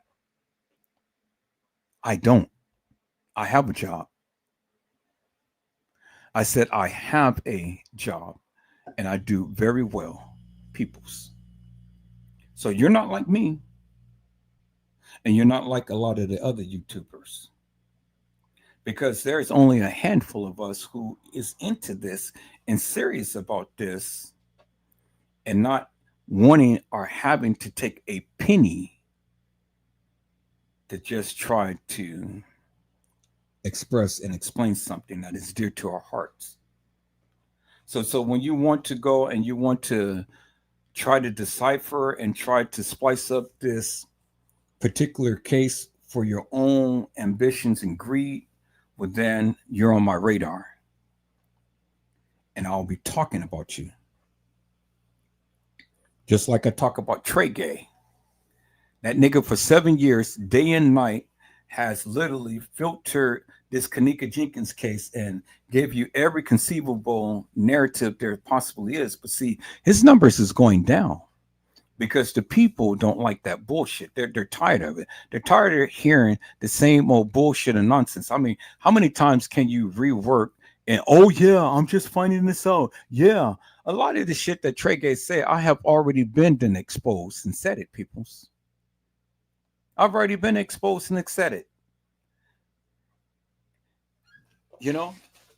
And so, yeah, I am going to do this because I'm going to make a couple of lives to where I compared that of what Trey Gay said to what I said. And you're going to see the dates, and then you're going to see the times from when I said it versus what he said. And then you're going to see the content of what I said versus what he said. And then you can see for yourself. This nigga is full of bullshit and nonsense. That's all he does, is just been putting a spin up on this Kanika Jenkins case. He wants to implicate every goddamn body in the case, but is only one time that Kanika can die, peoples. That's it. She only can die one time and she can't die no more. So everybody can't not have killed Kanika. But that's his premise. That's his claim to fame. And you subservient suckers sit for hours and listen to that madness and believe that madness. So it's a difference between listening to it, but it is a big difference in believing it. And then trying to go to other people's channels and try to fight in his behalf. Oh, well, don't talk about Trey Gay. I love him. Yeah, because you're a subservient bitch just like him. You're a sucker. You're a lollipop licker. So go over and lick his ass and kiss his ass and say the fuck off my channel. With your hilarious and nefarious bullshit and nonsense. You Trey Gay suckers, keep your asses over there and don't come on my channel talking and trying to defend Trey Gay on my goddamn live. You are a sucker for that. You crazy. You are hilarious and you are nefarious. Keep your stinking ass over there and don't come over here with your bullshit, your rhetoric, and your nonsense trying to protect somebody who is nefarious in this Kanika Jenkins community. I don't need it. I don't want it. And I don't have to have it. And I stand 10 toes down with the various things that I say, peoples. Is that all right, peoples? All right, peoples. I'm out of here. But before I go, let me just play this. is to you, T Slate. You want to play with me, little girl? Now the gloves come off, man.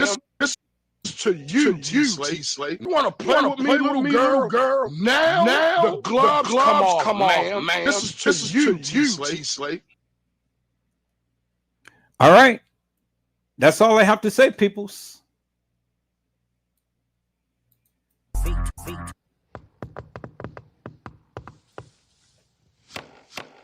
What's the password? I see dead people.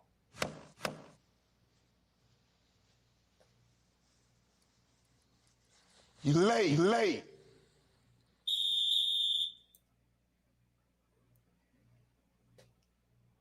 All right, peoples. You got to wake up and you got to smell the coffee. And you got to be on time and stop being late, because I'm on the roll. And if you can't stay with me, well, then just stay behind me. But don't try to drag me down. Is that all right, peoples? So again, you ain't got to believe nothing that I say. Anything that I say is what I say. This is my thoughts and views. This is my narrative. This is my mantra. You do your own goddamn research and come up to the conclusion for yourself. And that's all that it is, peoples. You know, that's all that it is. If you ain't liking what I'm saying and stuff, do your own goddamn research and come up with a conclusion for yourself. Is that all right? So, peoples, I hope I had said something to encourage your hearts upon tonight. Tune in again next time to an Edward Joseph Let's Talk Live. Edward Joseph Kitchen. Edward Joseph Gospel Hour. Edward Joseph's Blessings Giveaway 2024 will come to you with something wonderful. I love you with the love of Christ, and there's absolutely nothing you can do about it. Peoples, mask up and be safe. And again, peoples, if the Lord says the same, I will be back. And I will be back with a vengeance, peoples. And I will be back with my counterpart. And we will go into this thing hard and heavy. Something that you guys have never even seen or even experienced before in this Kanika Jenkins case. Because what we're going to bring is going to be something to behold, peoples. It's going to be interesting. And so then, peoples, you guys be blessed and get your rest. And if the Lord says the same, I will see you soon. God bless you all. Thank you for watching.